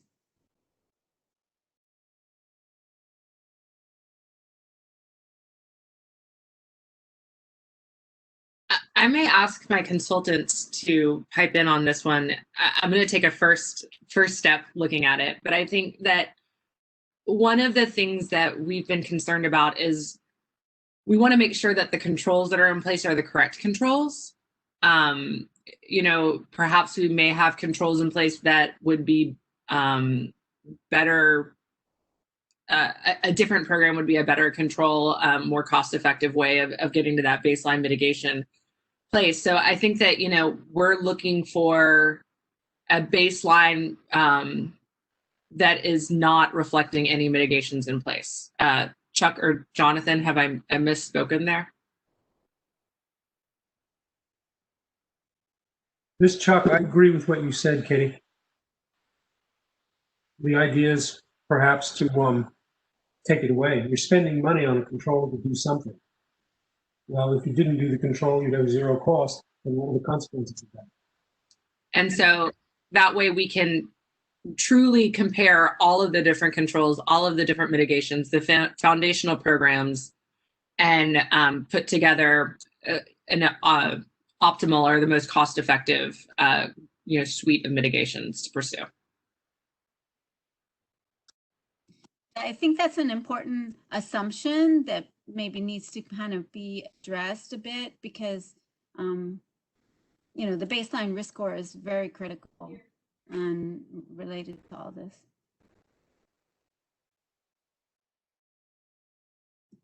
Anyone else? Messy Grader or Cal Advocates?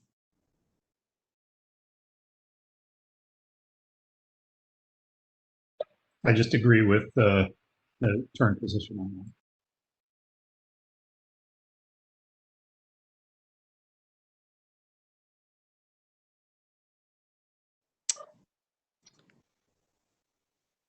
Is that it, Wendy? I have one more, if you don't mind, and I try not to take up too much time. So I was curious, I appreciate the discussion about, sorry, let me find my notes, about perhaps there needs to be a catastrophic attribute or environmental attribute that turn prevented. I wonder also about other attributes like safety right now seems to not really cover all health attributes, all health impacts. I have asthma myself. I left the Bay Area in 2017 due to the impacts of my asthma, you know, for a few days. I was able to leave in 2018 due to the really horrible air quality here due to the campfire. But I wasn't able to leave right away because of work. And then eventually I was able to leave the second week. And, you know, a lot of people are not able to leave. I left my air purifiers with that had, you know, a son that has very sensitive, you know, system. So there's really other health impacts, air quality being one. And, you know, there's a lot more clarity to me as far as when things are hazardous, when not, you know, maybe the minutes of those hazardous times, there's a lot more data, how many people they're impacting. So I just wonder about if any of the interveners have thought about these other health impacts, you know, and including hospitals being closed, maybe nursing homes being closed. And then one other thing I've been thinking about is other life impacts too, as perhaps another attribute, meaning jobs lost, school days lost. I mean, school days completely lost, other life impacts. I mean, we're seeing a lot of this because of the pandemic now. I think more of these things, risk analysis is becoming more of a you know, everybody's starting to learn what it means. What are these impacts? So have you guys thought about other kinds of impacts or attributes that could be used? Not, rather than always putting things in financial, you know, really kind of considering other kinds of attributes. Absolutely. I think that the multi-attribute value function, as I pointed out, is supposed to cover all of the potential bad things. And so you know, perhaps it is oversimplifying it to bring it down to a narrow number of 4 or 5 or 6. I'm actually going to turn it over to Chuck to talk about Dr. Feinstein. Apologies, to talk about some of the attributes that he has considered in the past and sort of the breadth of what those attributes should cover. Katie, thank you. It's certainly reasonable to believe that one could start with something like safety and financial and reliability. But then, as Wendy was saying, you can immediately go to environmental. And when we did our working groups in part of the earlier studies, I think it was part of the SMAP, we defined an environmental attribute that had to do with whether or not an area that was affected by the occurrence of a risk event was a sensitive area with respect to the environment, or whether it was not. If it was sensitive, then the consequences would have a certain scope and duration. If it wasn't a sensitive area, they would also have a scope and duration. And then you can also think of an environmental attribute that counts exactly what Wendy was saying, something like emissions. So now you can think of 5 attributes that can describe the environmental consequences of a risk event. Similarly, you can think about something like corporate image, that a utility and society might be willing to spend money to change the image of a corporation because a corporation like a public utility may have been performing badly. You can think of an attribute, as we talked about, the catastrophic attribute. And the notion, and I can't build one right here, but the notion of a catastrophic attribute is important because you can think of a mitigation that would reduce something like equivalent fatalities from one large number of equivalent fatalities to another large number of equivalent fatalities. But in the end, after that reduction, you still have a catastrophe on your hands. So it isn't enough to talk about risk reduction in terms of the pure or simple reduction in expected fatalities. Instead, you have to determine whether or not, in addition to that reduction, you also have still a catastrophe, and what might that mean? So that's probably something you would spend money on to avoid. You can also think about customer satisfaction. You can also think about employee satisfaction. And we developed many of these ideas in some of the earlier SMAP workshops. We got to a point where people agreed that the number of measurable attributes was greater than 20. And that doesn't mean that for every risk event, the level of every attribute is changed, but it does mean that when a risk event occurs, that there could be many, many dimensions that are necessary to record the consequences.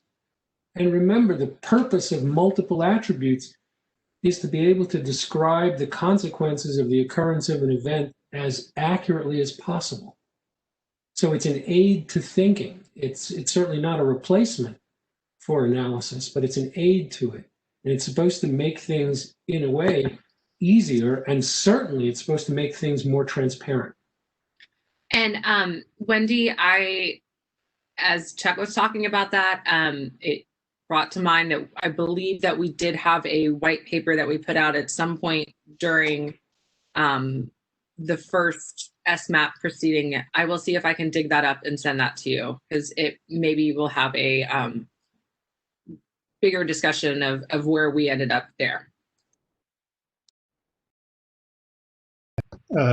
Joseph Mitchell. I concur with trying to capture all consequences in a multispectral decomposition of all the risks. And I think the consideration, number one, make sure that they're defined as unique and definable risks with boundaries between them. So you're not double counting for. So the environmental and the health and the safety, we need to determine, what's the difference between a health attribute and a safety attribute? How would you define one versus another? Also, once you've defined it as an attribute, you have to pay attention to the fact that that's going to limit. You're going to have attributes weighted at a certain value.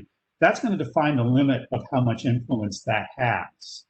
Whereas, for instance, if everything gets lumped into a safety attribute and you have a catastrophic event, then that just blows up. You have a huge impact from that.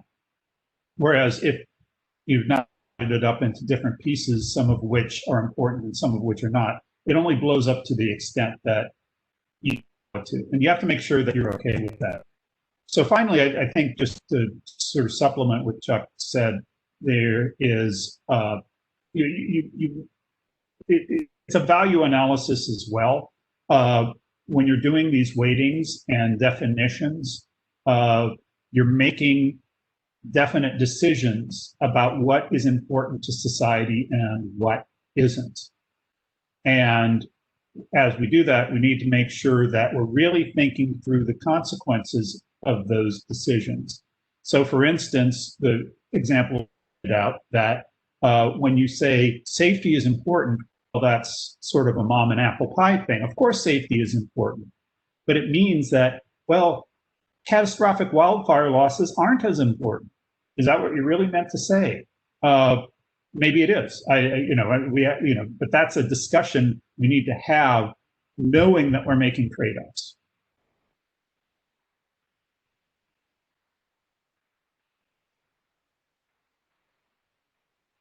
Yeah, thank you very much. I can turn it over for others for questions, and I might have some more depending on time. Okay. We're going to go to the chat room, and I see Chris Vias with SoCal Edison has a question. So Chris, join in here. It's your time. Thanks very much, Marty, and good morning, really good afternoon now, 3 minutes into the afternoon, everyone. My question is for Cal Advocates, and thank you for that very helpful presentation. If we don't mind going to slide 60 of the deck, please.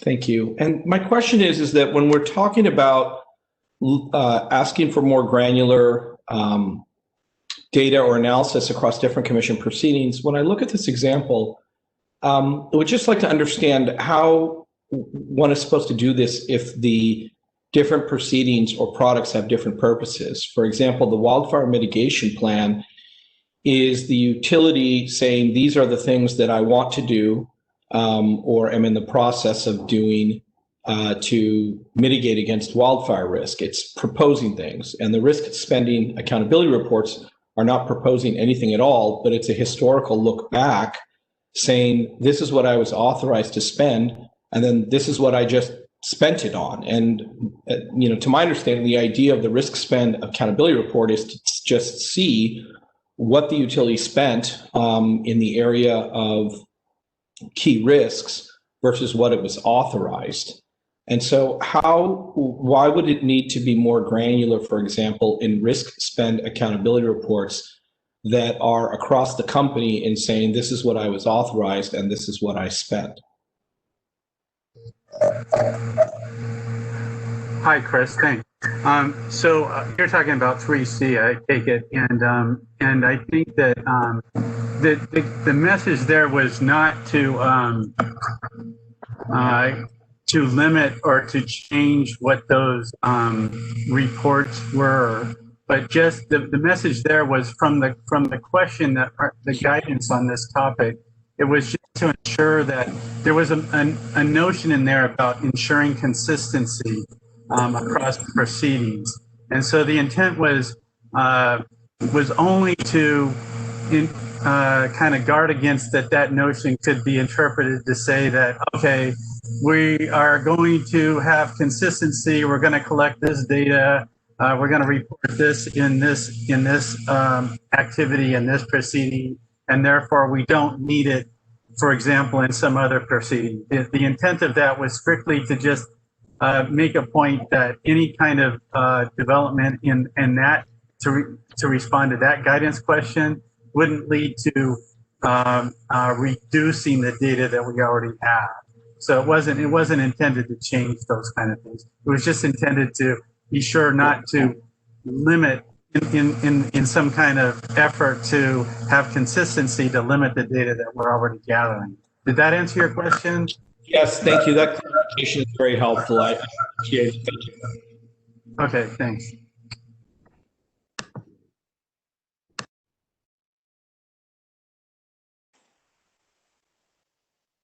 All right, I'm gonna ask Holly, the operator, she's monitoring the phone, whether there's any questions. Thank you. And at this time, there are no public comments on the telephone line.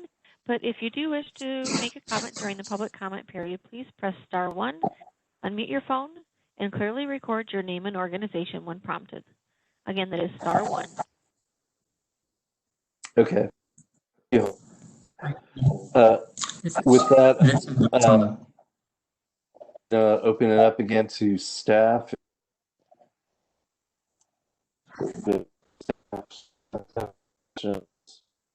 I have a follow-up one, but I think PG&E, I'll let PG&E go first.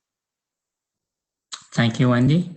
So I had PG&E had a couple of questions for TURN and MGRA, and some clarifying points for CalPA. So with regards to TURN, we wanted to find out from TURN whether it's part of TURN's recommendation that the VSL should be part of the MAVF. The settlement agreement as it is right now doesn't really bring up VSL, so any particular value of VSL. And we're just wondering what TURN's position on that is. With regards to MGRA, I want to ask a question about, get a thought about what level of consistency the MGRA is expecting across the utility filings. Because I believe that in one sense, all the utilities are consistent because we do talk with common terms. We're using a common framework. Everybody now understands risk is the likelihood of risk event multiplied by the consequence. So we're using that common framework. But I suppose, but in terms of whether we can actually get to a situation where one day we look at a SEMPRA mitigation and we compare that to a PG&E mitigation, I don't know if we'll ever get there because our utilities are kind of different to start with. So, and I don't think we necessarily want to get there as well. So I would like to understand what kind of consistency MGRA is thinking about in that slide. And then with respect to CalPA, CalPA had mentioned a slide where it showed PSPS scores of 8,000, and it would be a second highest risk for PG&E's risk register. Just wanted to point out that some of the numbers there that we have in the slide don't entirely reflect the situation, because in that slide there was a score of wildfire of 25,000. Now, if we're going to put PSPS into the risk register, then by kind of definition, PSPS is going to be included in our wildfire risk score. But that 25,000 number does not include that PSPS score. So that 25,000 number really needs to be reduced by the 14,560 number that CalPA showed. But the bigger point is this, right? The bigger point is that if we look at PSPS as a separate risk, on a separate line on the risk register, we want to make sure that these two events are actually thought of together, because the natural place you want to go to is basically, oh, yeah, we can reduce the PSPS events. Well, we can, for example, not do PSPS. Well, that if you put it as two different risk events, that doesn't show the kind of counter effect it has on wildfires. It doesn't show that if you completely eliminate PSPS, which you can't do, but let's just say hypothetically, it actually increases the wildfire risk even more. So that's why in PG&E's view, these things should be thought of together. And I think we're all on the same page, and we want to understand the impacts of PSPS, the full impacts of PSPS. We just want to make sure that these events are looked at the same time and not considered in isolation. So I will turn it over to Lori and Kelpie. Thank you, Vincent. Regarding the statistical value of life, it's going to be implicit in the MABF. And so we think that because you'll be able to implicitly derive the statistical value of life, it can be used as a check on sort of the reasonableness of the MABF that you've developed. And I believe that we've put it out there that the support literature that has been used by the federal government supports a statistical value of life that's around $10 million. So, I mean, my thought about that is like, if that's the case, if $10 million is the number that we're all looking for, why beat around the bush with ranges and weights and things like that and just specify a number? There seems to be these flexibilities that's given to us in the SMAP settlement agreement, but at the end of the day, it seems like the criteria we're using is actually something else. So I just want to make sure that we all have the same kind of things that we need to consider. I think my response there would be that if parties want to settle on a number of $10 million as the statistical value of life, we'd agree to that, or maybe agree to that. I can't speak to what TURN as an organization would necessarily do, but I think that would be a more reasonable number, and that doesn't obviate the need to build a multi-attribute value function. It just would provide context for how you're setting the other values within that, within the MABF. So this is Henry with the Public Advocate's Office. And first of all, I mean, the Public Advocate's Office, I don't believe, has taken a position on the statistical value of life. But I wanted to just address the question of ranges versus numbers that you raised, because I am somewhat familiar with the economic literature on statistical value of life and federal rulemaking. And they don't necessarily have, the federal government does not have a single adopted number they have more of a range of reasonable values for statistical value of life. This is statistical value of life is a very familiar and well-established concept in economic literature, but it's also contentious and continually subject to revision. Depending on what data set you use and what methods you use, you may come up with somewhat different estimates for an appropriate VSL. Traditionally, or in recent years, that's been seen as something in the range of $5 to $10, maybe $12 million at the high end, and different federal agencies use somewhat different numbers. The point is that they should be within a reasonable range that's supported by economic research and empirical data. So the Office of Management and Budget at the federal level reviews federal rulemakings to ensure that they use a reasonable value, a statistical value of life. And if an agency says, we looked at the literature that is relevant to our specific topic and we think it should be 7 million or we think it should be 11 million, that could be considered reasonable in the right circumstances with evidence.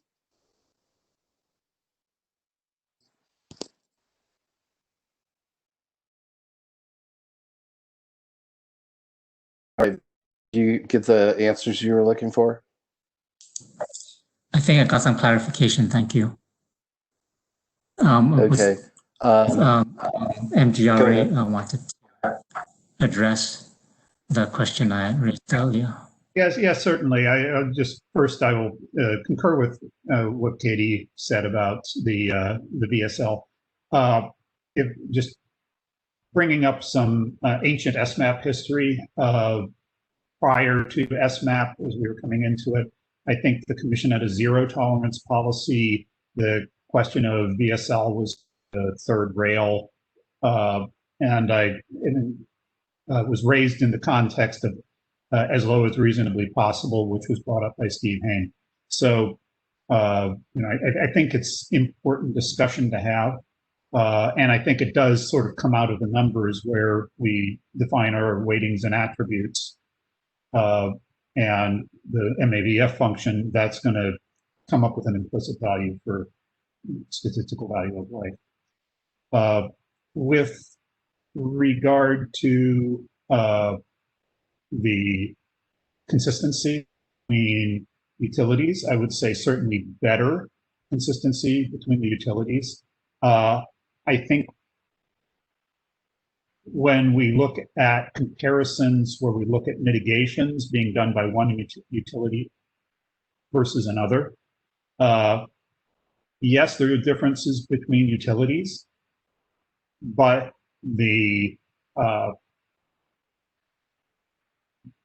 that should lead to understandable and explainable differences in their mitigation comparisons. And I don't think we're at that level now where we can look at mitigations done by one utility and the same mitigation done by another utility with different estimated risk spend efficiencies and really understand why it's different one versus another. And because ramps are sort of self-contained procedures, it's not really possible to do that comparison. I did the comparison that I showed in the context of the wildfire mitigation plans. And it just shows that, we need, I think, the Commission represents the public across California. Californians all have a right to safe and reliable power, and gas supply as well. We need to have some transparency when we're looking across regions to see why are we seeing differences in the risk profiles across regions and the mitigation profiles across regions.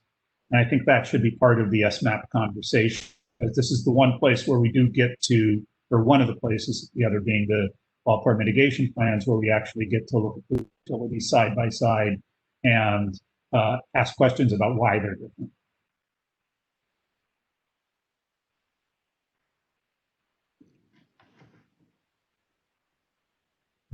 All right, thank you.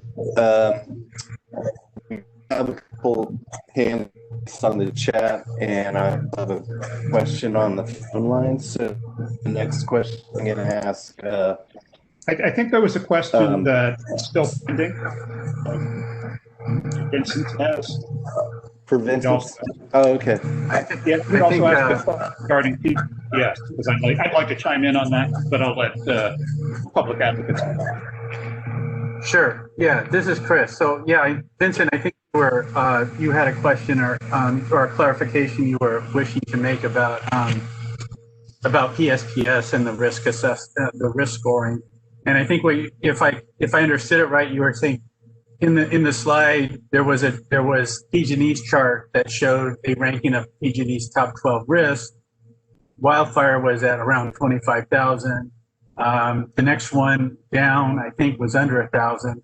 And then what we were trying to capture, well, where would PSPS, if it were assessed as a risk, which it wasn't, but if it were assessed as a risk on this chart, where would it show? And we came up with the number that we got that PG&E supplied, about like 8,500, somewhere on that order. And I think you were saying, well, if we're gonna take that out separately, then I think PG&E would want to go back and recalculate that 25,000 number, because it will be different if the PSPS risk is calculated separately. And if I understand it right, I understand then, yeah, that 25,000 number would then change. But the basic point there was, wildfire was at 25,000. PSPS might be using the methodology that PG&E was using was on the order, could be calculated on the order of 8,500, which, some folks may think would be low or high or whatever, but that was kind of like a number. And then the next highest risk was under 1,000. So the point of that slide was just to put a big picture look at where PSPS falls, and then all of that would then all need to get kind of recalculated depending upon the details of how that is. But the point being is that PSPS looked at independently would be a significant risk because it has a huge impact, financial, safety, environmental. It's just a huge impact. And I understand that PSPS is integrated into wildfire because you're not going to need PSPS, at least PG&E saying you're not going to need PSPS unless you have a wildfire. However, PSPS events are being implemented. They do have significant safety risk, and it's all about what's the outcome, where are we headed? And the outcome is, what are the mitigations? How are we going to prevent these things? How are we going to reduce their impacts? And so if PSPS were evaluated as its own risk, then it's going to drive, those mitigation programs that can then everyone's going to be involved with to kind of like, limit its impacts. And I think PG&E might have said that PSPS mitigation was on the order of $500 million. So I think that would all be, incorporated. So that's the main objective in all of that, is to get PSPS considered as a risk. I mean, it's not like, supplying electricity is a risk, but we're not going to discontinue supplying electricity. We're probably going to continue to have PSPS as a mitigation. However, it creates its own risk, and we're just looking to get those risks addressed. I don't know if that kind of addressed what you were saying, but that's what I wanted to highlight there. Yeah, this is Joseph Mitchell, and I'd like to add a couple things here. It's good that Cal Advocates did that comparison. It's the same reason that we were sort of showing how it can be, looking at the reliability versus wildfire risk could be, show that there's a cost-benefit relationship. However, it's much more complicated than that. PS is a risk. PSPS is a mitigation. It's both. And third, and this is the important thing, there is no such thing as a canonical PSPS. PSPS is a function of the PSPS threshold. Its benefits and risks are functions of the threshold at which you set PSPS. I wrote a white paper back in 2009 where I sort of do a toy model showing how various types of costs and risks and benefits change as you set different shutoff thresholds. So PSPS, where you're shutting off the power at wind gusts of 40 miles an hour, and where you're shutting off the power at wind gusts of 65 miles an hour, are going to have very different risk-benefit characteristics. And so part of the equation is, where do we set the threshold? Because that's going to determine. So it's not just do we do PSPS, it's do we do PSPS and when do we do PSPS? So that is, it's tricky, it's hard. So we need to start that discussion about how these, these calculations can be done properly in a way that maximizes societal value.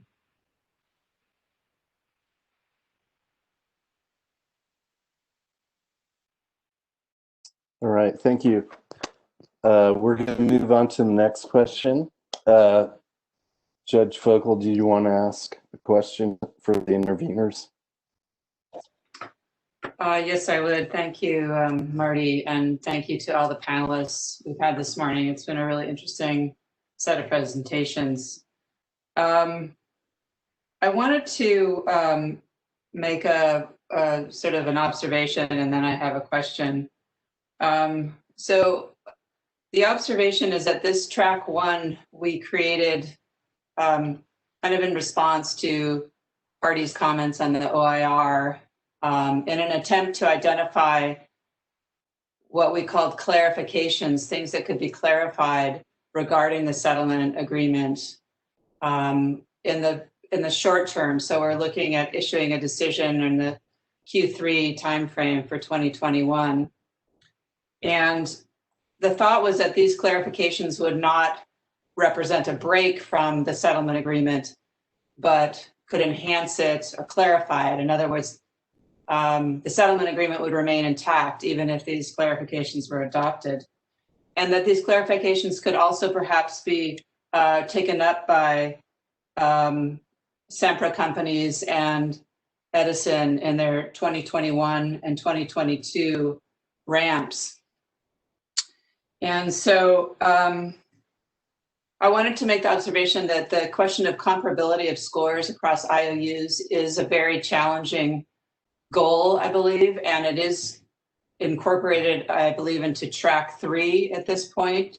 Excuse me, maybe that's track 4 now. Anyways, the one that's in phase 2 that's looking at the longer term clarifications to the RDF. So I just suggest we keep that in mind. It's a challenging long-term goal, I think, and not something that can be clarified in the short term, although steps can be taken towards that goal. And I think you guys have discussed that in various ways.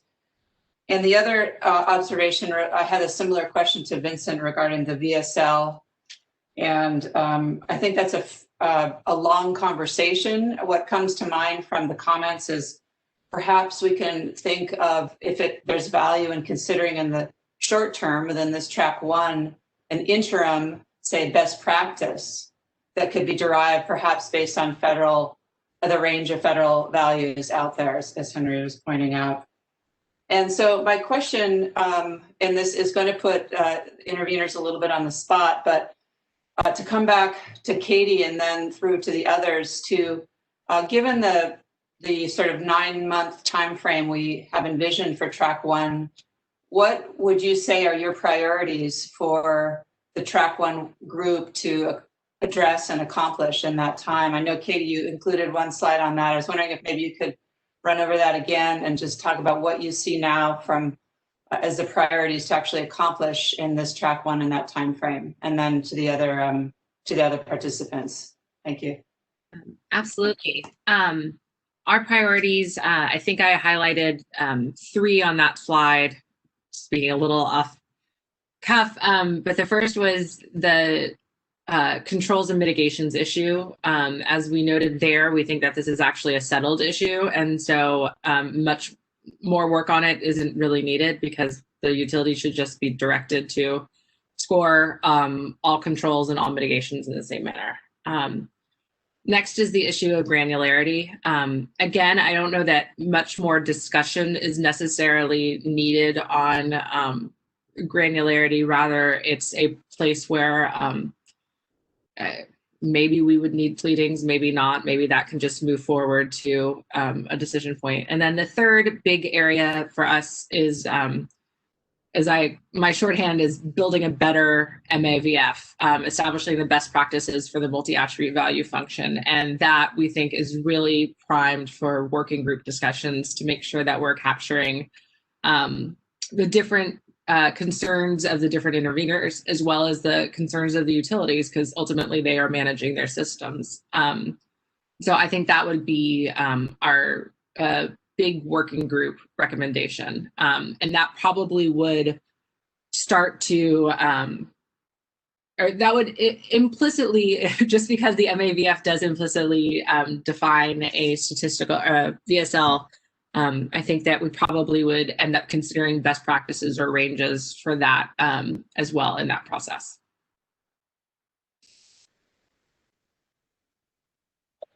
Thank you. I was wondering if Joseph and then CalPA could also kind of very succinctly try and summarize what you see as the priorities. Just there's a lot of detail in the presentation, is very interesting, but just kind of think about how this group can focus its work.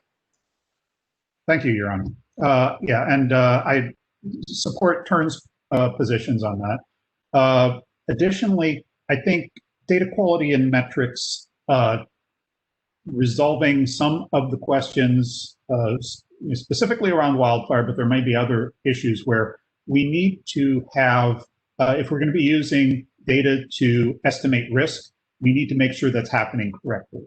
And because you can't use data to estimate risk before you collect it, it's somewhat time urgent to make sure that we're collecting the right data for doing our risk analysis with the upcoming ramps. So for instance, I gave the example of ignition that's being used in PG&E's ramp currently. That's going to become a less and less valid set of risk predictor as we go forward. The other priority I would like to see set is to initiate the actions on PSPS. It is not going to be resolved in track one. However, it's one of these journey of 1,000 miles problems. It's never going to start until we start it. So getting it initiated, getting it teed up, identifying what we're going to solve for, and laying out how it will be solved in additional tracks or in a different proceeding, perhaps. I think we need to start that discussion as soon as possible, because it is now the primary, primary mitigation utilities are using for wildfire, and as advocates pointed out, also a major risk that we're subjecting Californians to. So I think it needs to be resolved as soon as possible.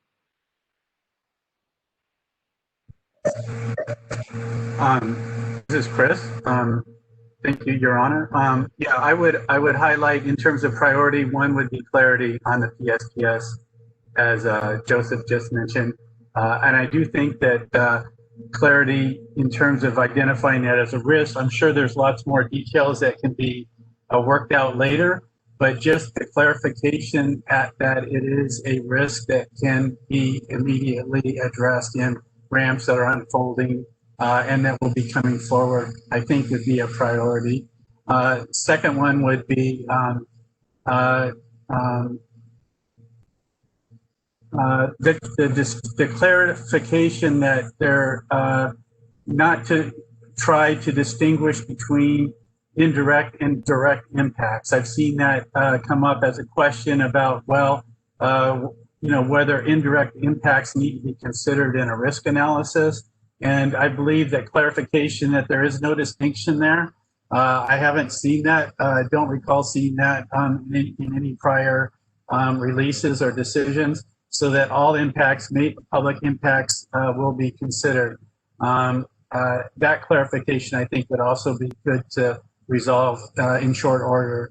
And then I think we support some of the other things that were said by some of the other interveners, so I won't go over them again, but I think those would be some of the top priorities. And then when it comes to mitigations, I think, for example, the core mitigations will be fleshed out when we get to another track that talks about metrics and how to analyze those effects. So, and then I don't know if Henry had something else to add. Henry, did you have something else to add? Sure. Real quickly, I would agree with Katie that the issue of controls versus mitigations should be possible to resolve pretty quickly.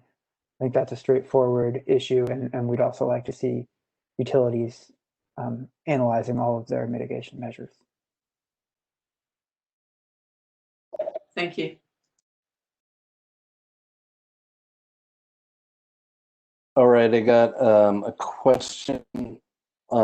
Mason, I see your hand raised, so I'll get to you. I have a question on the phone line. So Holly, do you want to take the question from the phone line?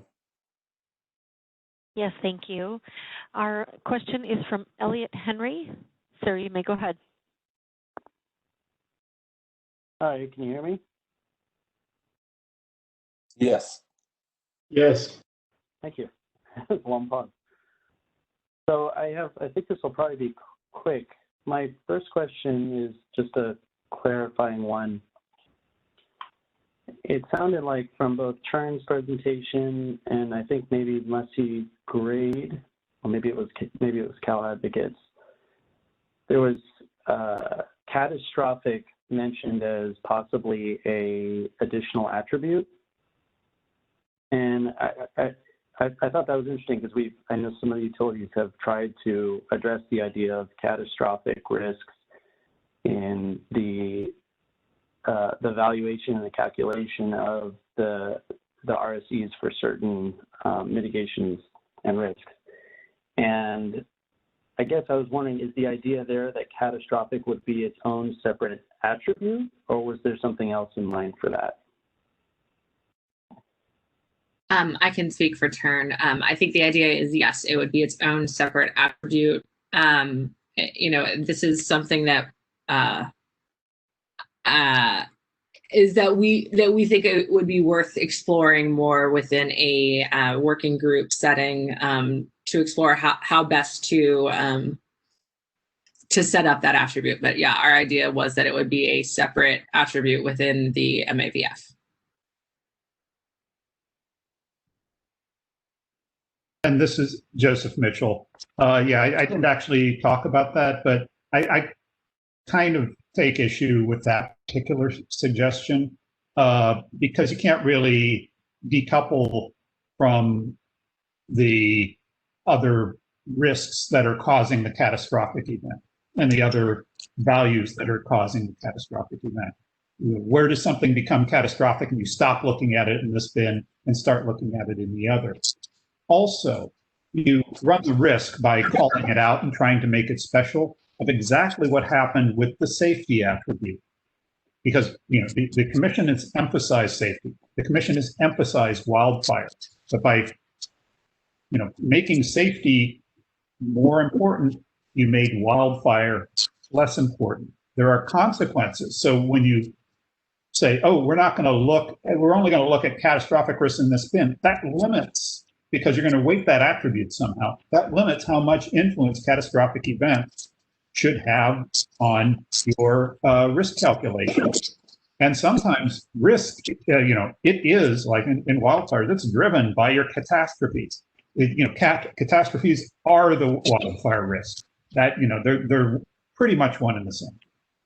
And I think exactly because of this sort of debate that could occur over these types of proposals and thinking them out and fleshing them out, and everyone giving their perspective is why we think it's particularly apt for a working group scenario where people can sit around and debate the pluses and minuses and see where we can all end up together.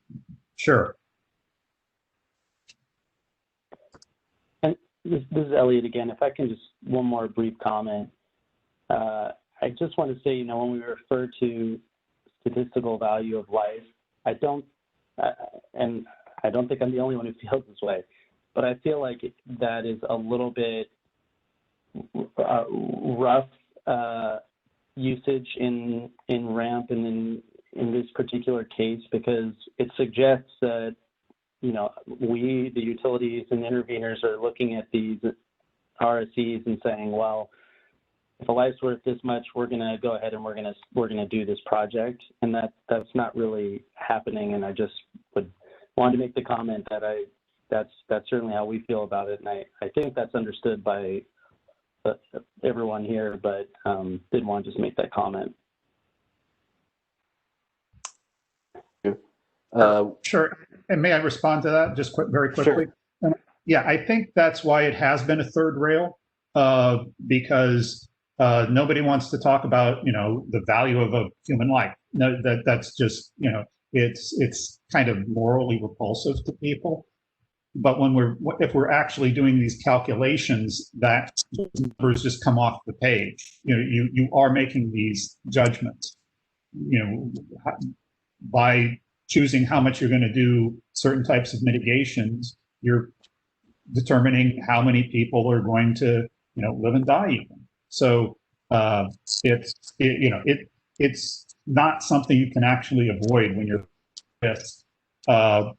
But I understand the sensitivity to it. The commission and the utilities were very, you know, queasy about it when it was first brought up back in the first SMAP. Right. We're getting close to lunch, and we have two last questions. Well, Mason, do you want to ask your question? Yeah, thank you, Marty. It's a pleasure to see everybody on the call. I want to make this quick. So this also relates to VSL and the complicated nature. You know, Commissioner Rickstoffen talked about how complex this issue is. If you have safety, reliability, and financial as attributes in just those three, there's connections between all three. And if you have a best practice around how much financial safety is worth through a VSL type of thing, you're kind of locking in those two legs of a three-legged stool, and the other doesn't get to flex as much. So I want to point out in Chris Park's excellent presentation earlier, he said that the PSPS impact to PG&E, I think it was 2019, was the equivalent of $10 billion. Well, if $10 million is the VSL, in a way, you're kind of saying that the shutoff that PG&E did in 2019 is equal to 1,000 lives. And I don't think anybody, I'm way down here in San Diego, I don't think anybody has said that they think the impact of that shutoff was 1,000 lives. So I just want to make sure that we kind of understand there's a lot of attributes at play, a lot of relationships. And I just want to ask the three that if there is an attempt to have a VSL discussion, are we going to include that really complicated nature of trying to do all the attributes of it? You can't do it in a vacuum. I don't think anybody would say they'd rather have 900 deaths than that shutoff. So I just want to make sure, do we understand that either the VSL is not the perfect tool to use, or maybe reliability is overstated per Chris's statement? It's just very complicated. So I guess the question is, if we are striving to have a best practice around VSL, are we going to also take into account the relationships between safety and dollars and between safety and reliability as well? Yeah, you can't just look at a three-legged stool, just two legs of it. That's my question. Thank you. Mason, I think that one of the points I was hoping to make earlier was that we think that perhaps having a MAVF that is only based on three different attributes is oversimplification. And so one of the things that we should be considering is expanding the number of attributes and making sure that we're reflecting more. And I think you're exactly right. When we have a range of statistical value of life that we think leads to a reasonable result, it is going to have these impacts on the other pieces of the pie. And that's why we think that that is a check on the whole system, that if it is being defined in a reasonable range, it is going to create it will help us understand that the whole MAVF is working as we would hope it would moving forward. Yeah, I tend to agree with Mason that I think we're not going to really understand all of the societal impacts until we have the functions down on the page and we can run through the scenarios of, hey, if this happens, this is what it means. And we may find that you run into things that just, you know, you're going to have to make these value judgments between things that are, you know, really funny looking or disturbing, where you don't have an easy answer.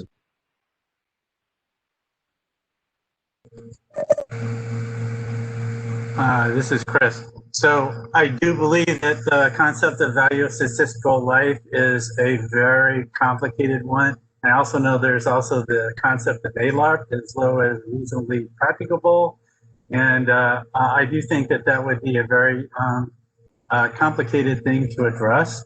And so that's all I would say, unless Henry wanted to add something else to that.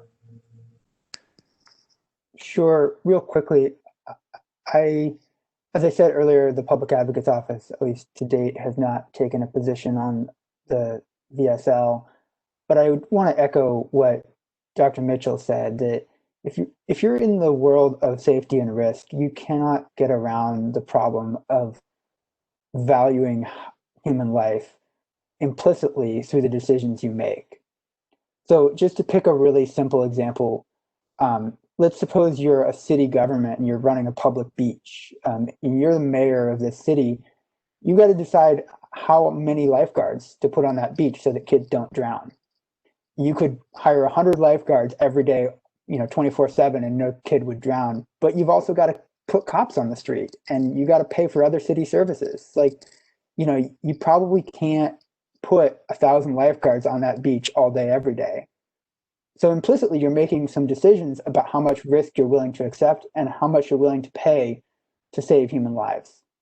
You're not talking about, putting a value on the life of,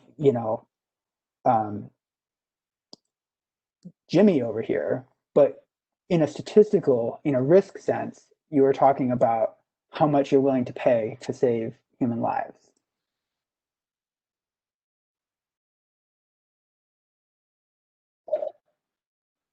Okay, thank you. We're hitting up against lunch, and I know Ed Charkowitz had a question, but I was wondering, Ed, if we could save it for the next Q&A. It's equally applicable in that Q&A. Sure, that's fine. We can defer till the next session.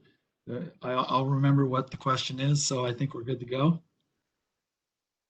Writing for you. So we will take a break, and we're going to take a 45-minute lunch, and we will reconvene at 1:30. So thank you, everyone, for your participation this morning. It's been very informative, and we'll see you again at 1:30.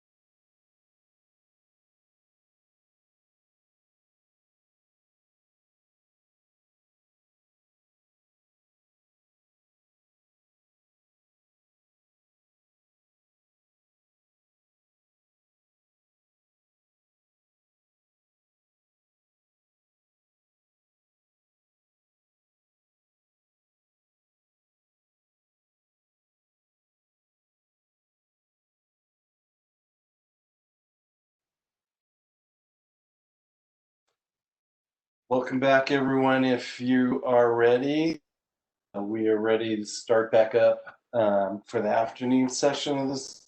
The afternoon will consist of the utilities perspective on SMAP, starting with SEMPRA, then PG&E, then SCE. This session will be an hour long. We'll conclude at 2:30, and then depending how people are feeling, we'll either take a short break or go straight into Q&A session. So I'd like to offer the floor up to whoever's the SEMPRA representative to give their presentation. And for all utility representatives, please introduce yourself and try to keep the time to 20 minutes. Thank you. Thank you, Marty. My name is Mason Withers. I am representing SoCalGas and SDG&E today. And I'm in the quantitative risk group in enterprise risk management. I'd like to say overall that I'm very optimistic. Most of the comments we heard earlier are very directionally aligned with how we're thinking about, continuing to improve the ramp process and risk-based decision-making in general. So very enthusiastic to hear the conversation going on today. I think we can move ahead to the slides that we've got prepared. Okay, so this is just a quick agenda. We have some, we're kind of going through the same topics that the interveners went through, so we can just dive right in for the interest of time. Go to the next slide, please. So I think to get us started in the conversation, we really wanted to understand the requirement or the request being made through these workshops. So we want to just maybe characterize some buckets. And I think Judge Vogel did a great job of trying to discuss what the did the extent of what we're trying to accomplish through these. So in the left-hand box, we have what we're calling clarifying settlement agreement topics. And in the second box, we have sort of enhancements to the current settlement agreement. And we think those relate to SMAP 1, which is this ramp cycle that we're currently under. And we put the other utilities when they filed their ramps. PG&E just filed their ramp. We're due to file our ramp in May of next year, about 5-6 months away, and then Edison's due for 2022. And then the third bucket we think is more related to the next ramp cycle, which would take place from 24 to 26. And you can see also the timing of when the filing would be made. So kind of using these definitional boxes, we're going to discuss some of the topics, and hopefully it'll be clear that what it relates to. So let's move to the next slide, please. And these are the topics. Again, these are similar to what we've heard earlier in the earlier session regarding language and clarifying comments, and other topics that could be applicable to this ramp cycle or the next. Let's go to the next slide, because I think we've heard a lot of that today. So clarifying settlement agreement discussion, mitigation, and control. The key issue here, which we've heard also earlier today, was the difference between the two. So this was the issue slide, and then can you hit the next slide? And then there was some current understandings of what those meant. A control was currently established measure that is modifying risk, and a mitigation is a measure or activity proposed. And then we'll hit on the foundational. PG&E calls a foundational a program that supports multiple mitigations that reduces risk but does not reduce the risk themselves. So this is kind of like the current understanding. And on the next slide, we talk about how if you could go to that one, we agree that the terms mitigation and control can be thought of similarly,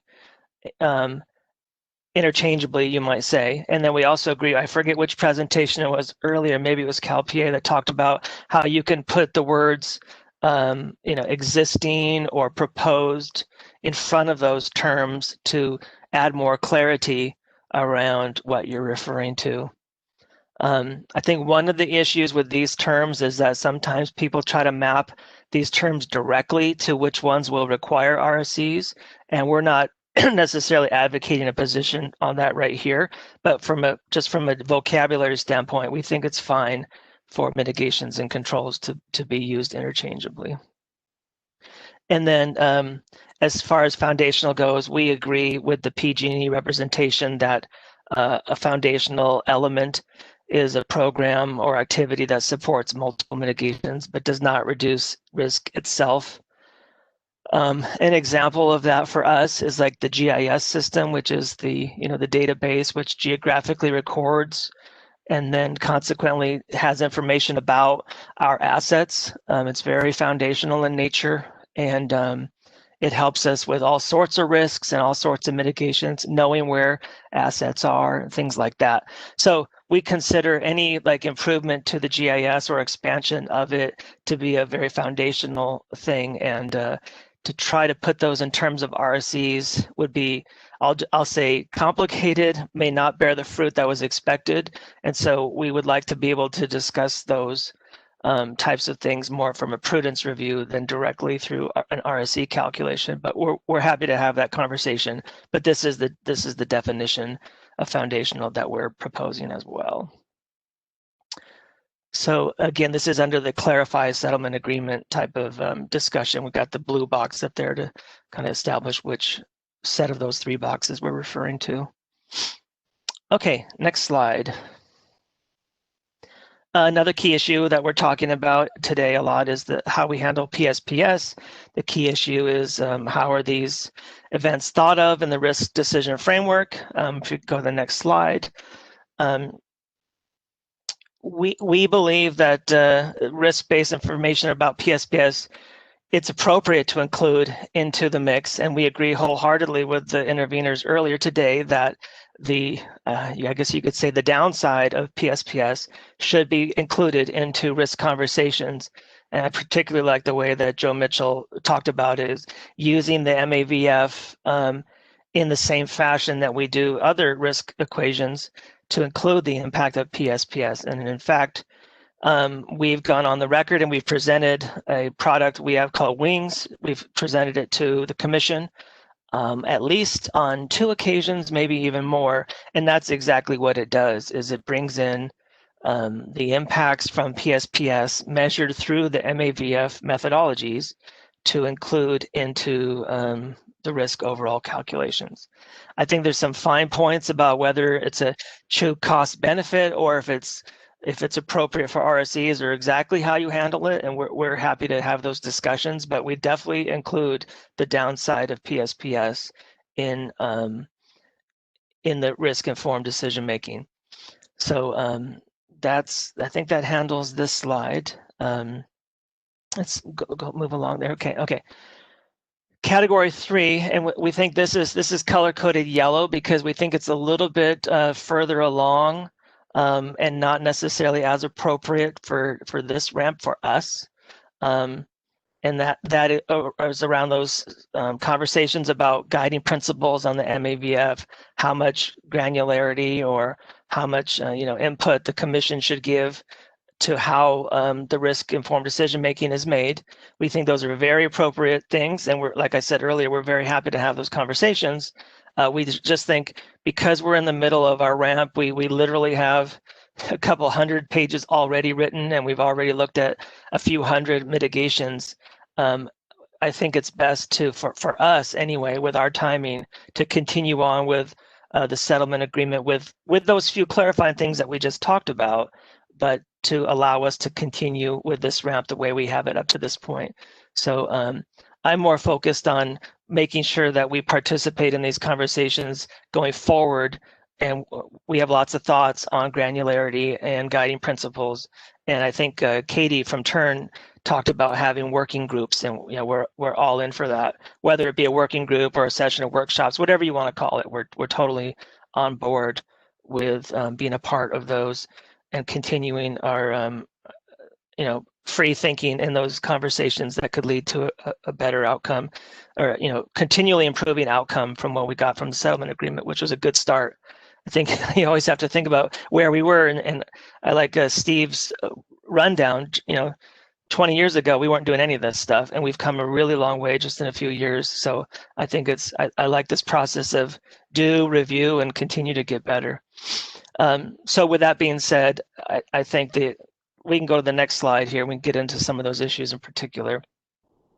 So the question about whether the guiding principles are stated slide basically says we think that should be explored more in phase 2. It can get kind of complicated to do those, and we'd like to address it in the overall risk-informed framework.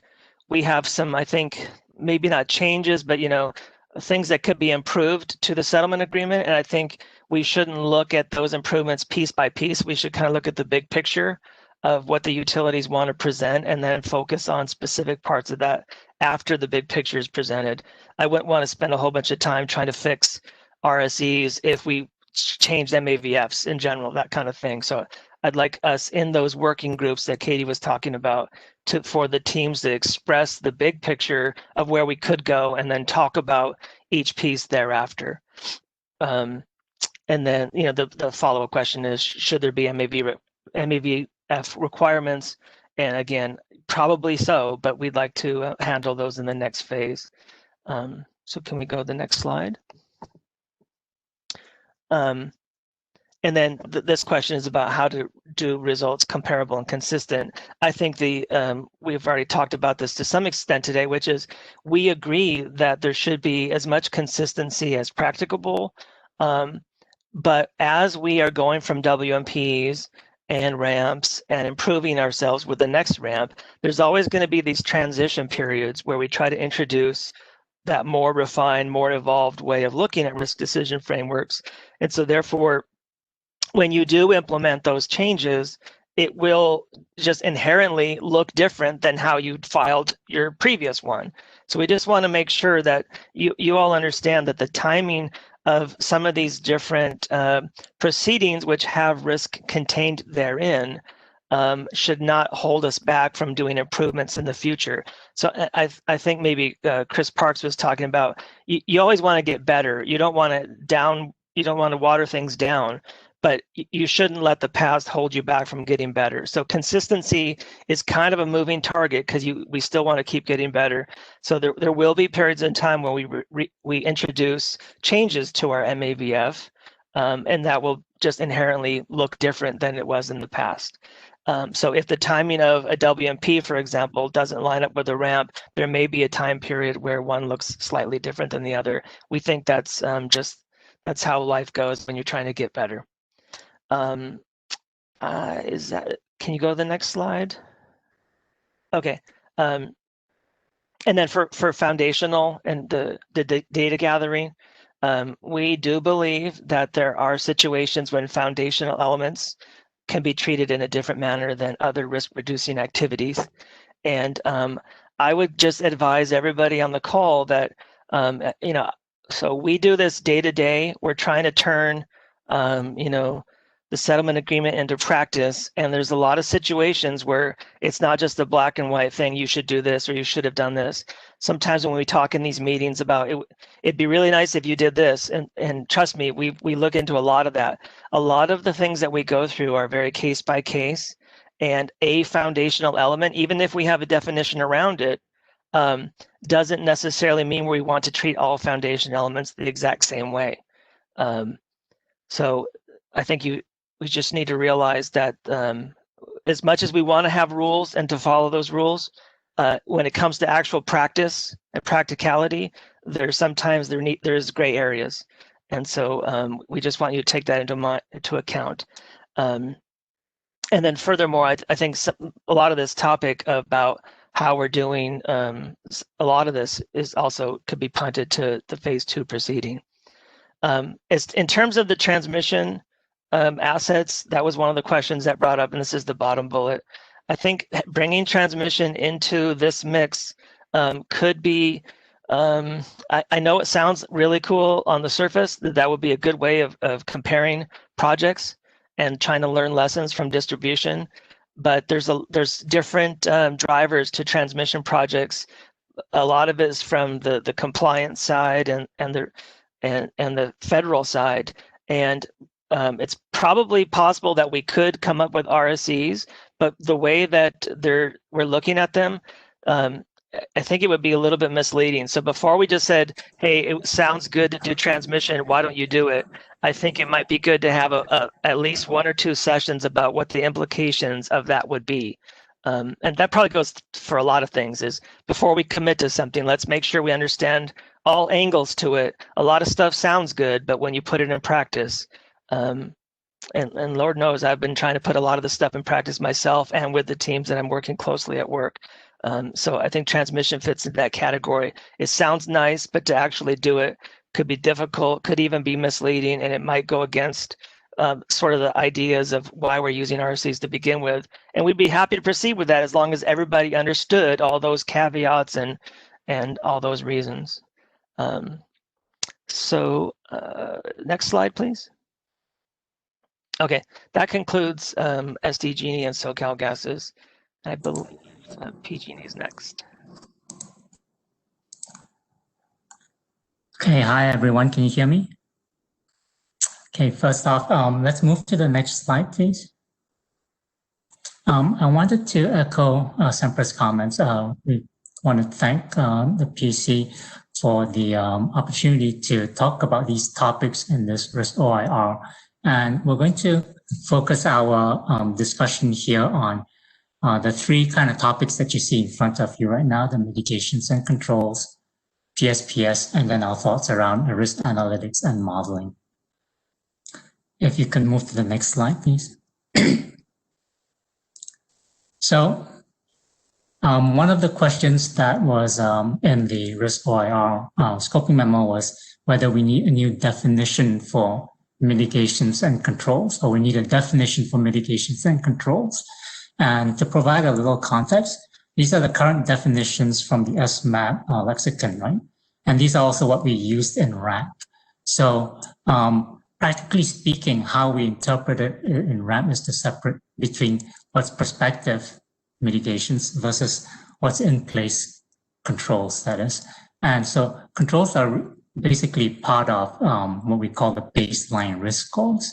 And so while working on the RAMP, we also realized that there was a need for this category of programs called foundational programs. And these are programs, once again, that support multiple mitigations that reduce risk, but do not reduce risk themselves.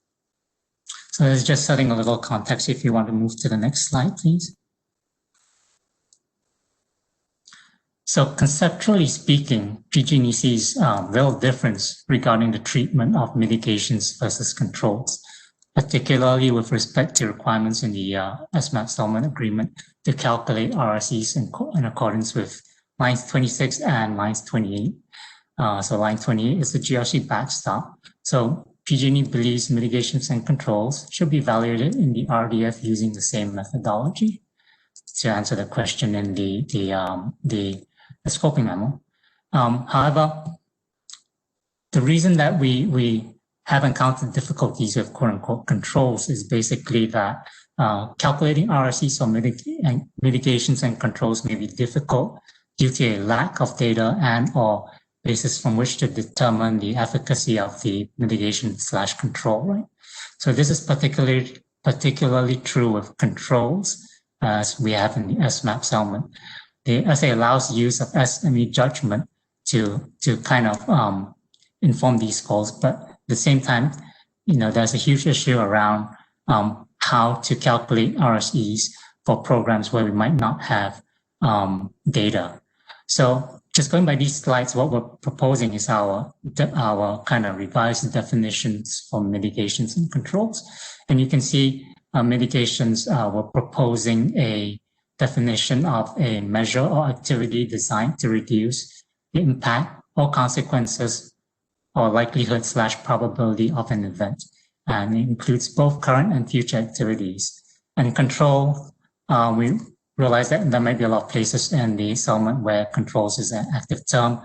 So basically it's a pointer to mitigation. They're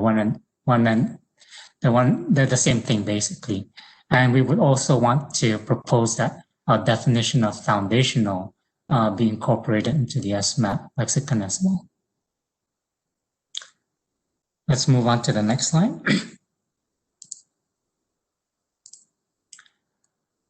So while we believe it's definitely possible to calculate RRCs, controls, and mitigations, the real issues arise from a practical standpoint, where the data might not exist or might be spotty.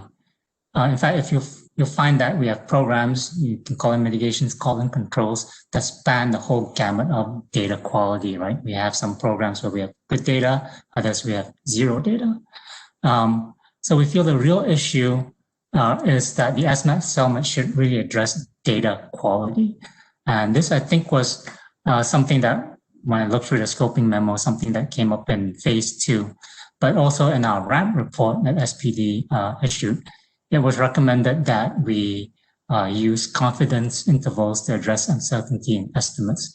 And the point was that there is an uncertainty in estimates. And if we're going to calculate these numbers, some of them are going to be better quality than others. And we need to be able to account for this. And that's, I think, the real issue that we have originally with the controls versus mitigations. So while we might be on board in terms of having them be the one and the same thing, we still need to account for the heart of the issue, right? Which is basically the data quality. That's I feel is something that's pressing. So on to the next slide. This slide talks about foundational activities. PG&E believes that there are some programs that don't have a direct risk reducing effect, and calculating RRCs for them is basically a stretch, or basically an exercise in assumption making. And more importantly, maybe not that useful, right? These are the foundational items. Once again, by the definition proposed, these are items that should have no risk reduction on their own, but enable other mitigations. Now, there's always going to be some discussion as to whether certain programs do in fact have risk reduction benefits, and we welcome a discussion on that. But nevertheless, we feel that this category of programs does exist. A proposal for these programs should be that they be evaluated not on RSE, but basically on a case-by-case basis based on existing prudency standards.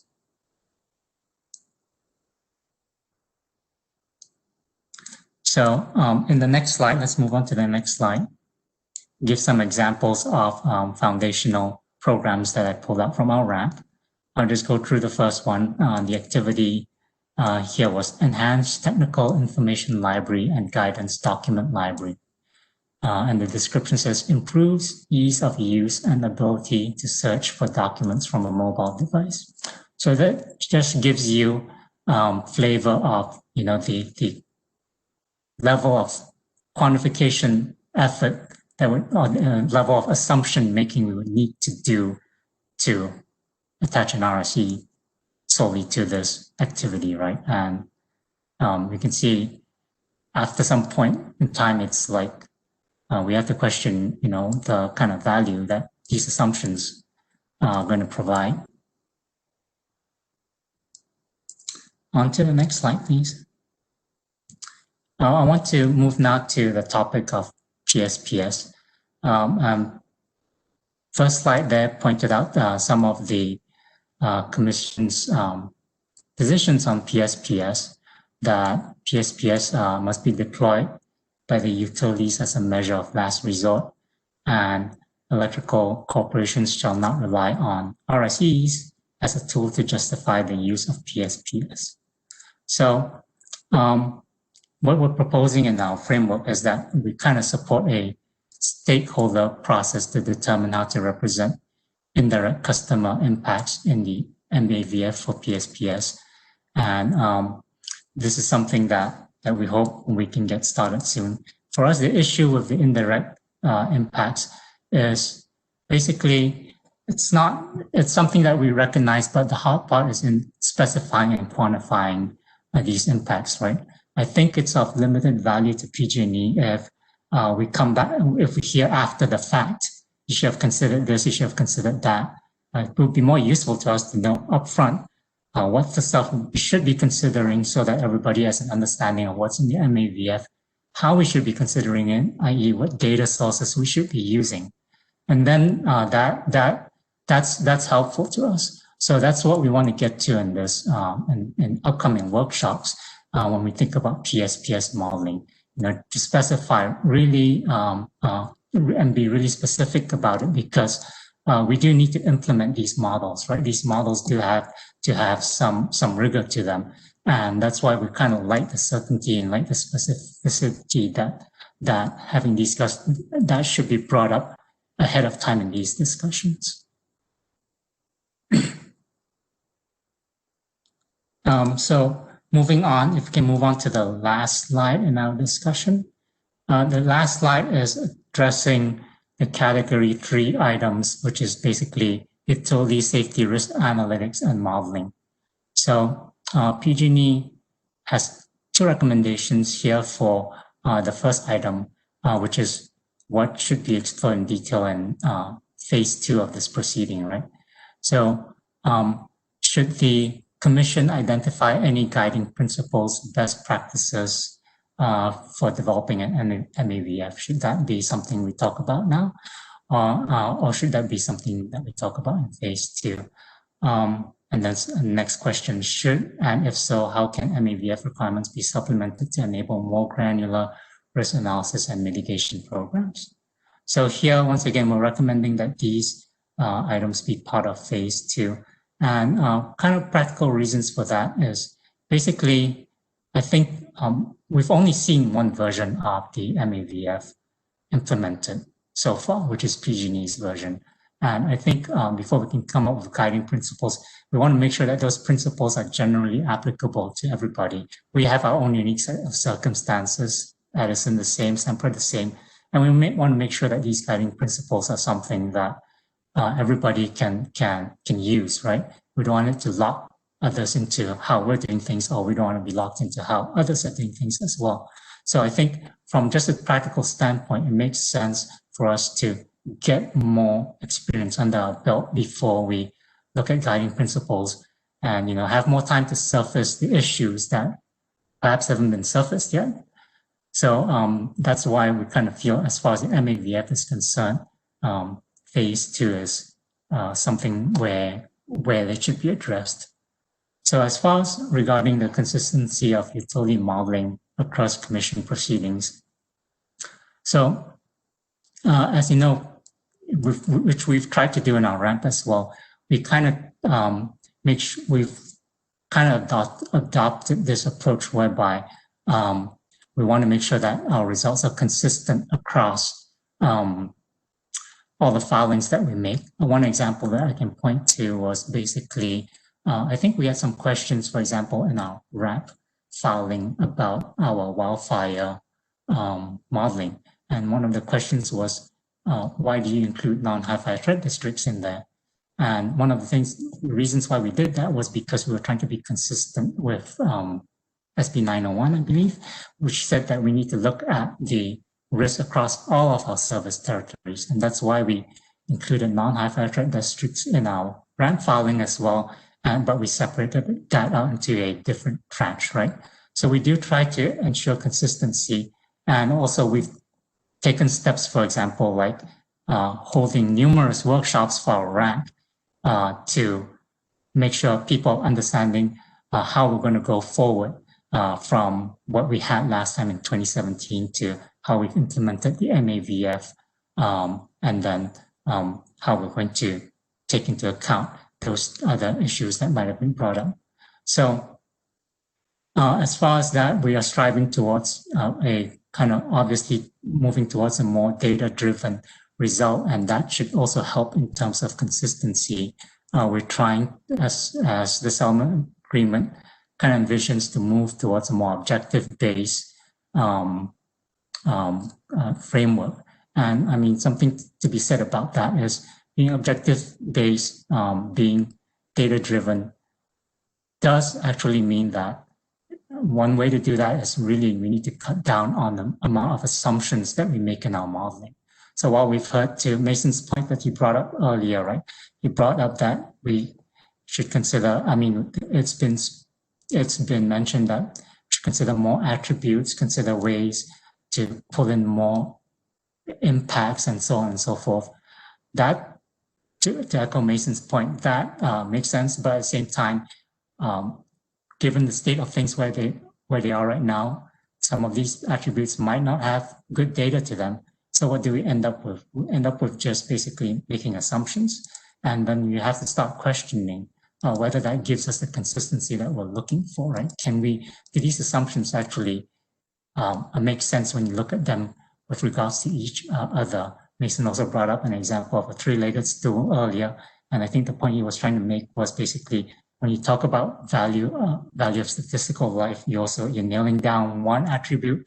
You also have to think about what does that imply for value of service, how that relates to reliability, so on and so forth.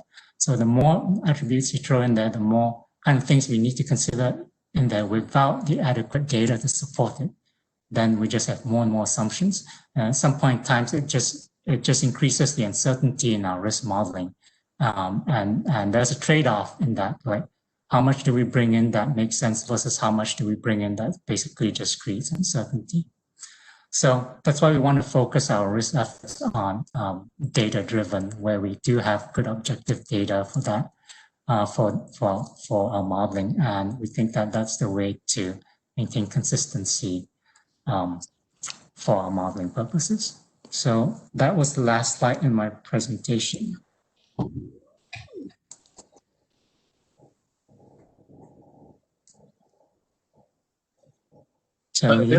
Vincent, I have a question. Vincent, this is Steve Hain here. I have a question for you. I wasn't clear from your presentation whether or not you were suggesting that the data quality for mitigations are different from the data quality for controls as far as PG&E is concerned. It could be the case, yeah. For example, some control programs we've been doing for quite a while. And we also have controls existing. We also have a bunch of controls existing at the same in our current baseline risk scores, right? So how do you attribute the effectiveness to one control versus to another when you only have one number, the current number that you're looking at? So there are those issues out there. Okay, all right. Thank you.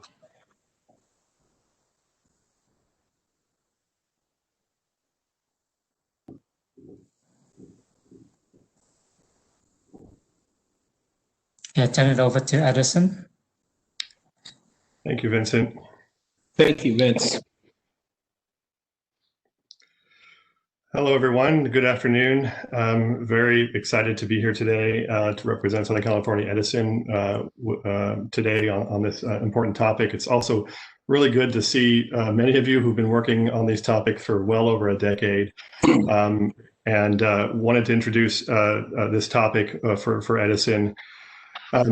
Wanted to say that currently I'm leading the enterprise risk management team for Southern California Edison. My team is responsible for, among other things, working on the WMP, the similar issues that interact with risk-based efficiency. And we are also responsible for what's going to be the 2022 ramp filing for SCE.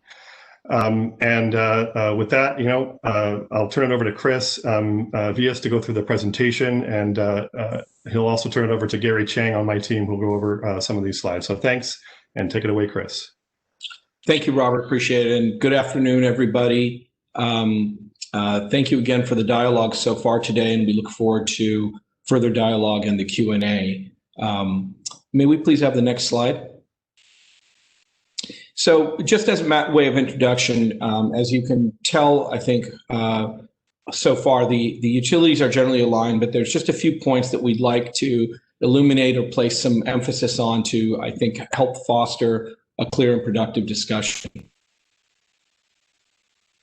Sort of foundation that we welcome an open conversation on all of these topics, and the kind of input and back and forth here is very valuable for us to not only communicate, but obviously for us to learn as well. And so I want to say in advance of the Q&A, we very much appreciate the participation and the perspectives of all of the different parties. And before we go on to certain things, I also want to say a quick thank you to the CPUC staff who have done so much to coordinate and make sure that this runs smoothly. So thank you very much to Marty, to Steve, and to Shayla and the whole team. Thank you so much. Next slide, please. So a key point here is SCE believes that there needs to be a clear distinction drawn between, when we're looking at the terminology, between what is done based on compliance versus what is done that is not based on compliance. So that both for purposes of a mitigation or what is a control, that is what has been used in various ways, those terms, then an important division needs to be drawn between what the utility is doing because the utility believes it is in the utility's customers and the communities that the utility serves, versus what the utility does where it is non-discretionary. The utility is doing it in a straightforward way because it is required by applicable law or regulation. Accordingly, we've developed the following definition. If you look in the middle column, which is labeled updated definition for discussion, we've developed a definition for these sorts of compliance measures. And we define it, I'm just going to read this one part of the slide, as a program or project that is undertaken or for which authorization is sought in order to meet a compliance obligation pursuant to any applicable statute, regulation, or judicial or administrative decision or order. However, this definition shall not apply to the extent that the utility chooses to exceed the required levels of the compliance obligation. And further, this definition does not apply if the terms of a compliance obligation actually allow the utility to exercise full discretion regarding the pace or scope of the program or project for purposes of meeting the compliance obligation. I wanted to just read that because I know we have some participants that are participating by phone only, and I wanted to just make sure I got that language out for those. So thank you for your indulgence there. Next slide, please.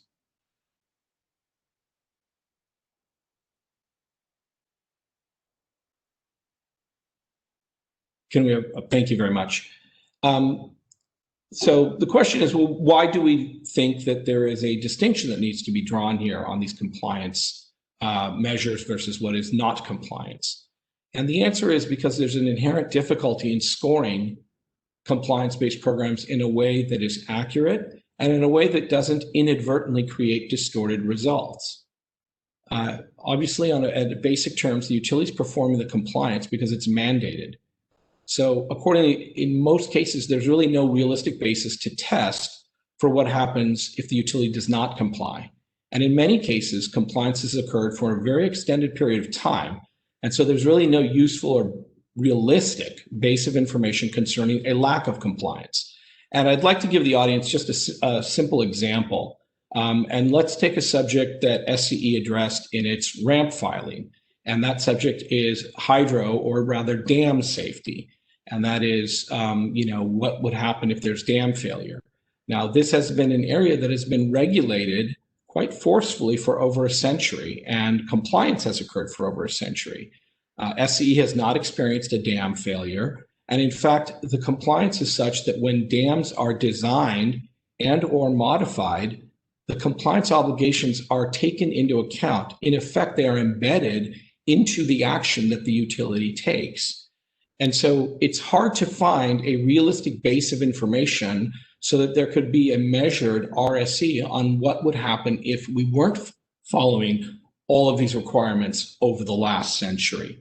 A common sense analogy might be drawn to, in medicine, there are certain medicines that there is no long-term longitudinal study on what are the effects if the medication is not given. And the reason is because no physician is willing to deny that medication to a person that they know needs the medication. So there's just no study there because there's no realistic basis because it just hasn't happened.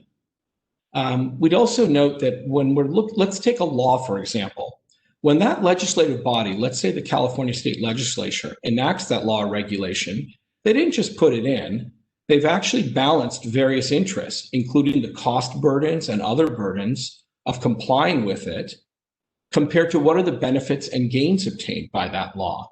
And the legislative body has taken into account the interests of various parties that may have provided input. And they've basically looked at the issue through a very wide lens. And in state legislature, we have a whole process. There's a draft bill, there's testimony or other evidence taken, a record built, key documents entered into the record, extensive negotiation of what the provisions are actually going to say and why. There's a comment period, debate period, et cetera, et cetera. And so in a sense, the balancing of interests on what's valuable here as in terms of what's the cost of complying versus what is the burden, what is the cost burden of complying or other burden versus what is the benefit gained in terms of reducing risk or other benefits. The legislature has presumably taken that into account in its careful process in developing and then finalizing and then passing the law. And then a key point here also is that utility really can't be the right party to choose which laws are better to comply with than others in light of all of these factors, particularly in the area of safety. If we were to try to analyze, despite all of the barriers that I've mentioned, there would necessarily be assumptions in order to get to a product. There may actually be quite a bit of assumptions, and assumptions based on nothing other than judgment. This can create a very distorted picture and could lead to unproductive or even unsound results.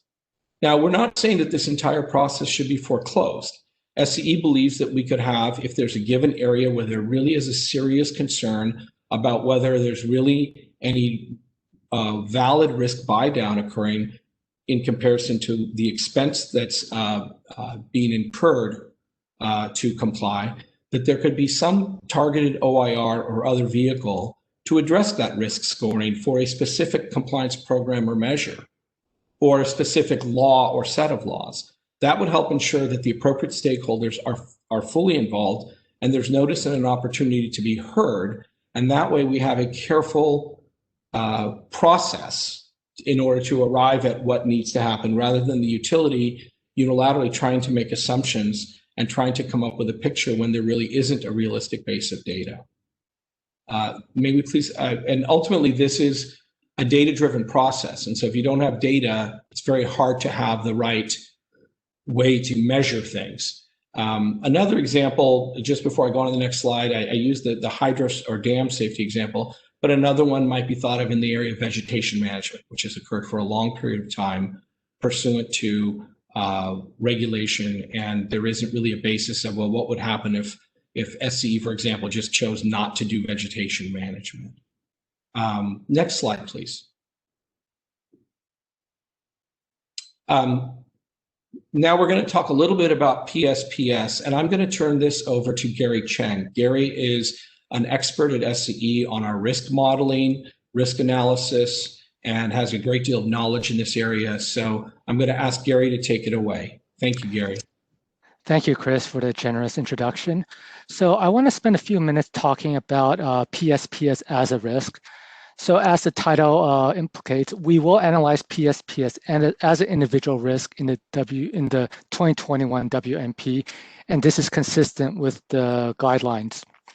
So I want to echo what public advocates has said earlier and what the WSD has said earlier, that they want this analysis to also incorporate vulnerable communities and critical infrastructure. So we have adjusted our MAVF to account for these two variables. So as others have indicated, I think Mason has indicated previously about using a common MAVF framework. We will be using a common MAVF framework for both wildfire risk and PSPS risk, so that they can be essentially added together to what I call to form a wildfire plus PSPS risk stack. So what would be one of the benefits of using this risk stack? For example, you can target mitigations. You can have a mitigation that targets specifically wildfire risk. You can have mitigations that target specifically PS risk, for example, mitigating PSPS consequences, or you can have mitigations that mitigate both wildfire risk and PSPS risk at the same time.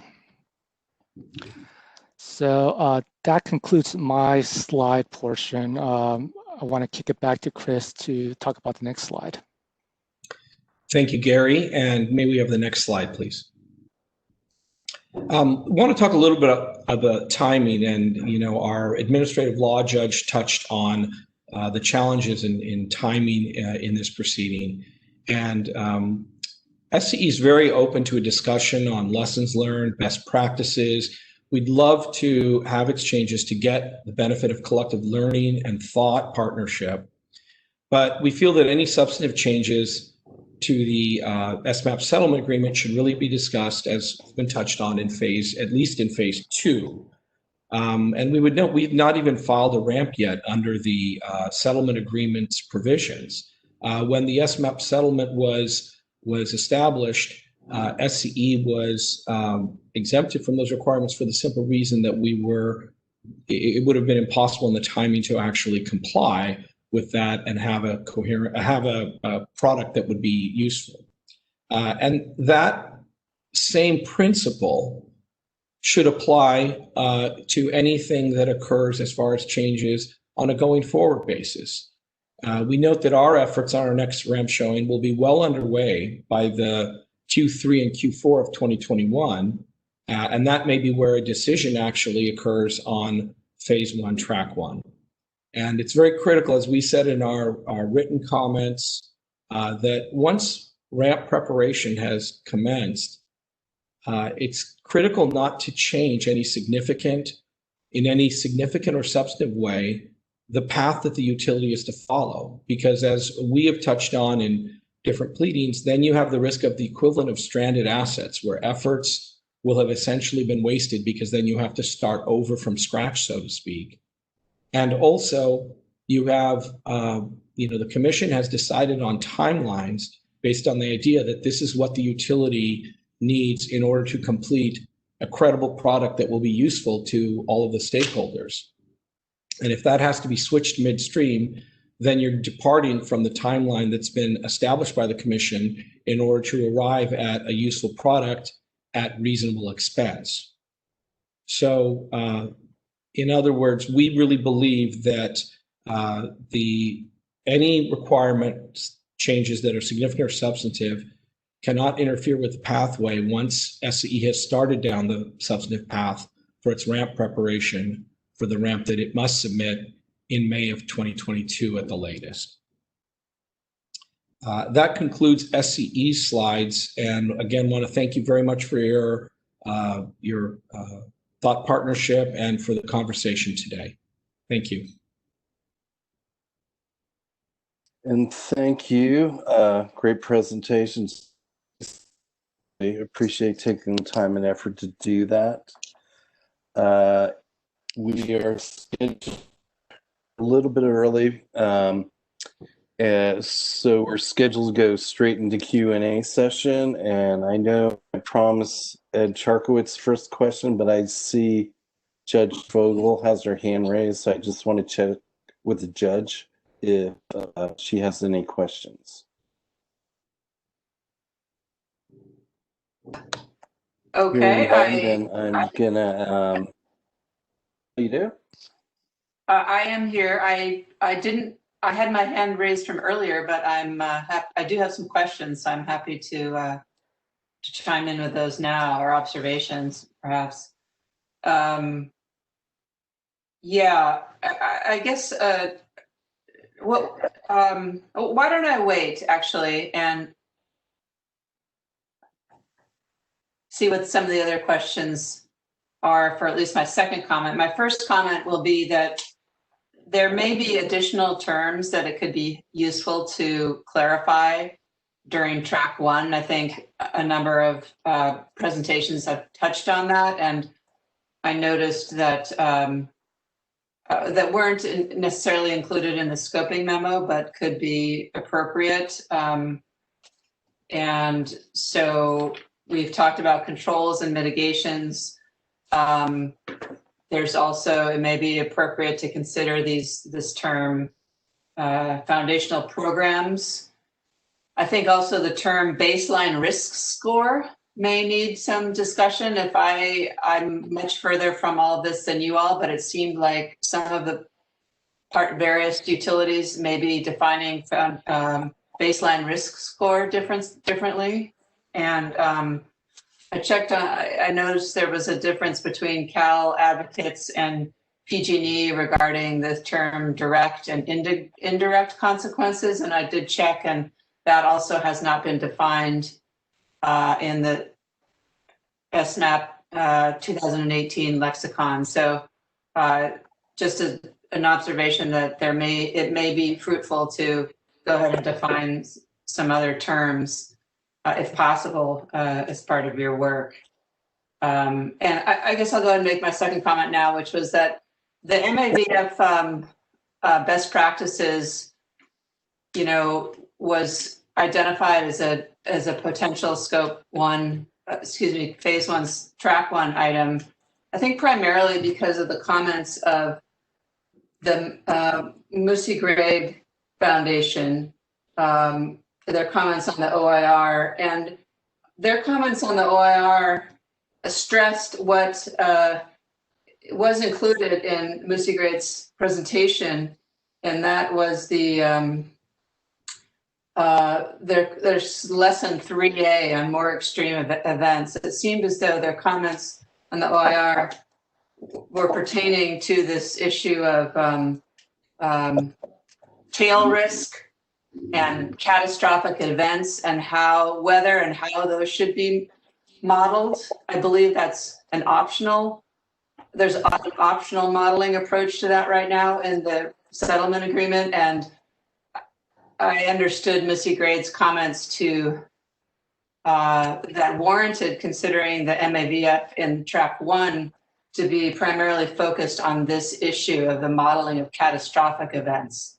So I have to, I just wanted to point that out. That may provide a pathway to consider some part of MAVF best practices in track 1 rather than deferring all of it to later, or may provide a pathway for more consensus amongst the parties. So I just wanted to point that out, and those are my comments. Thanks.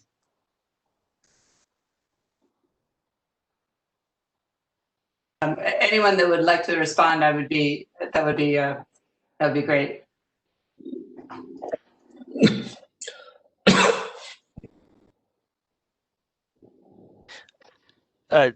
Judge, Your Honor, this is Mason with SDG&E. I think we would be very happy to talk about what Mussy Grade had in mind for refinements to the MAVF. So I wouldn't want to put a box around it. So I'd like to understand what they mean a little bit more. If Joe was on and he could address that, I'd be happy to do that. Before we do that, though, we, SDG&E and SoCalGas, don't differentiate between this sort of indirect and secondary. Basically what we say is if we can capture a risk impact, if it's knowable and measurable, we include it, whether it's a direct or down the line a little bit. We prefer not to do too much guesswork. Sometimes in reliability, for example, there will be an outage and you don't want to really guess exactly the bad things happening when the lights go off. But if it's knowable, if there's rules of thumb around it, we will include that. And we're certainly including PSPS in our risk decision making. So that's our position. I just wanted to make that clear.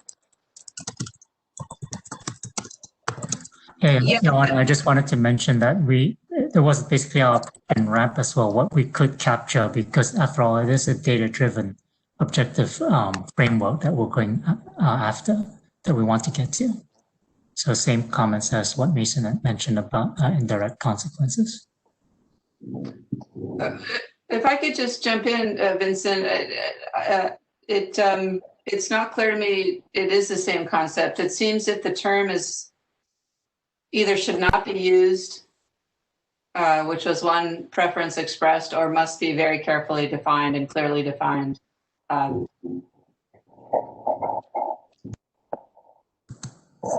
Understood.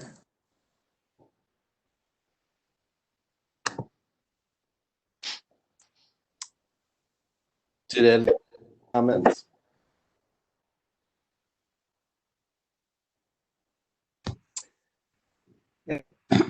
If we will move Well, this is. If not, we will move forward with. Sorry, I was muted. Go ahead. Just Mitchell.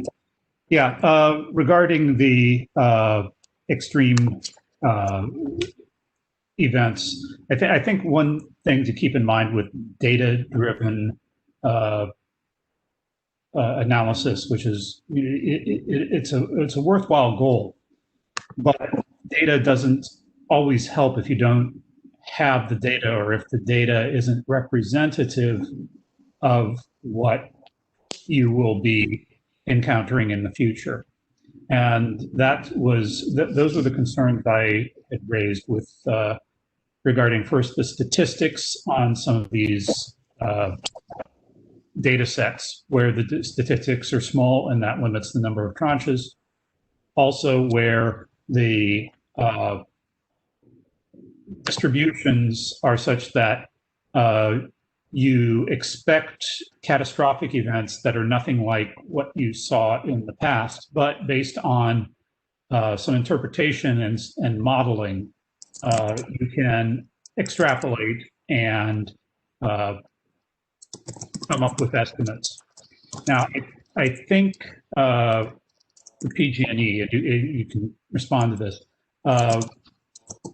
in the ramp proceeding, you used, I think, you didn't use a power law, but you did use a log normal distribution to predict tail risk from some of the more extreme wildfire events. I'd be interested if you're using that kind of approach for any other risks, and from the other utilities, whether how you are predicting extreme events, whether you're just purely pulling from past distributions or whether you're using some assumptions about models to predict what sort of extreme events are going to be perhaps contributing to your risk.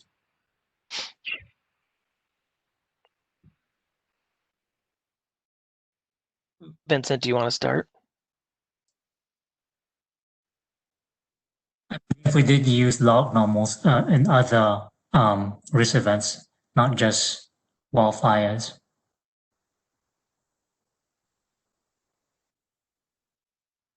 Yeah, we too for gas, for example, on the high pressure gas system, and I think on medium pressure, we used PHMSA data to model a distribution curve for both the likelihood and the consequence in different ways, and we think we applied that in a way that make you smile, Joe, but I could be wrong on that. But yeah, we tried to use history in some regard to predict, and for wildfire, we had to make some tweaks to it. It's not exactly the power law, but we definitely have some tail side of that. Unfortunately, the sample sizes are getting a little bit bigger, as you know, so we're trying to accommodate to those distributions.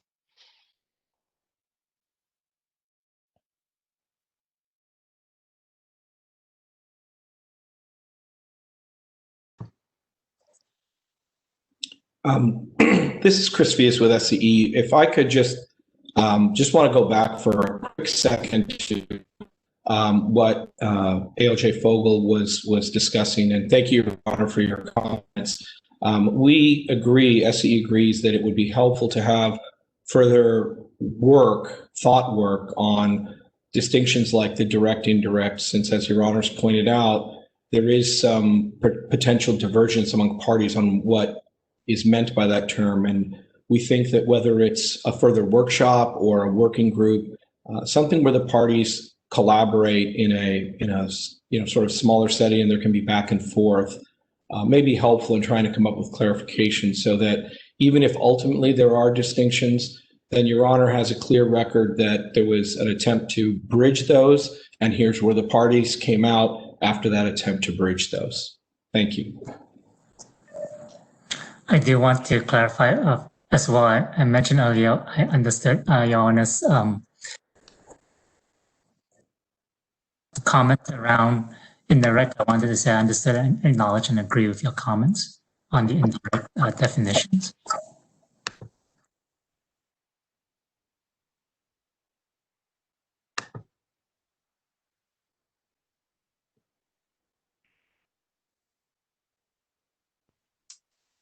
Did you have anything else, Judge Fogel?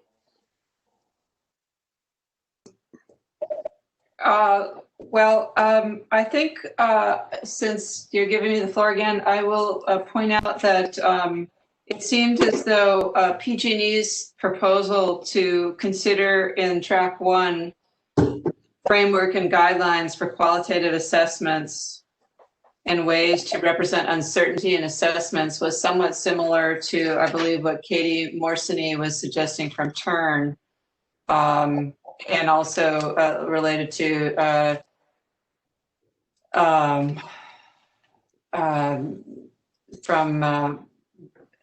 excuse me, let me think, from MIGRA, MGRA, Joseph Mitchell's comments regarding data that hadn't really been considered, scoped in, at least in the scoping memo in track 1. And so I would be very interested to hear some more comments about that proposal from PG&E and how it might relate to some of the proposals Dr. Mitchell and TURN made earlier.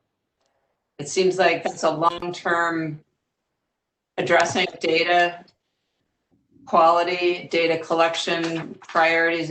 It is in there. It's currently in track phase 2, but it does seem like it's a long-term issue that there's no harm in getting started right away. And it might help promote providing some of this guidance that's been requested on guidelines for qualitative assessments and so on. So I just was curious, would love to hear some more commentary on whether that's a valuable thing to take up on track 1.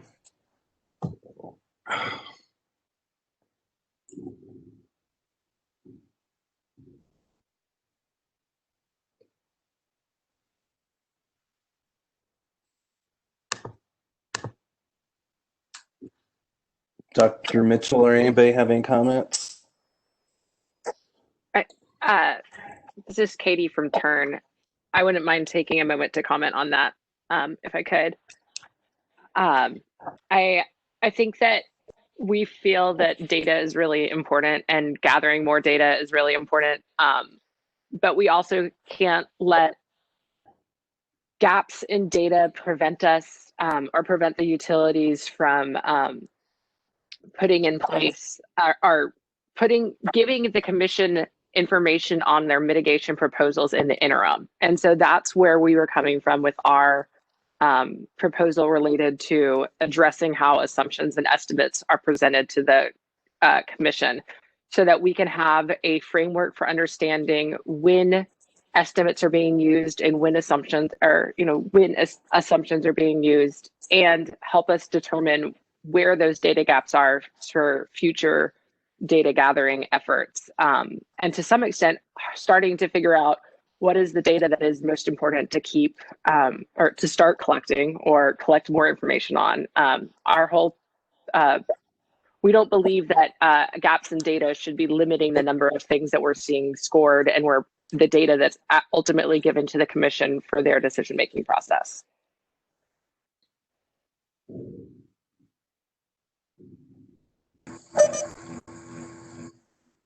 This is Chris from Cal Advocates. On that note, I just wanted to add on that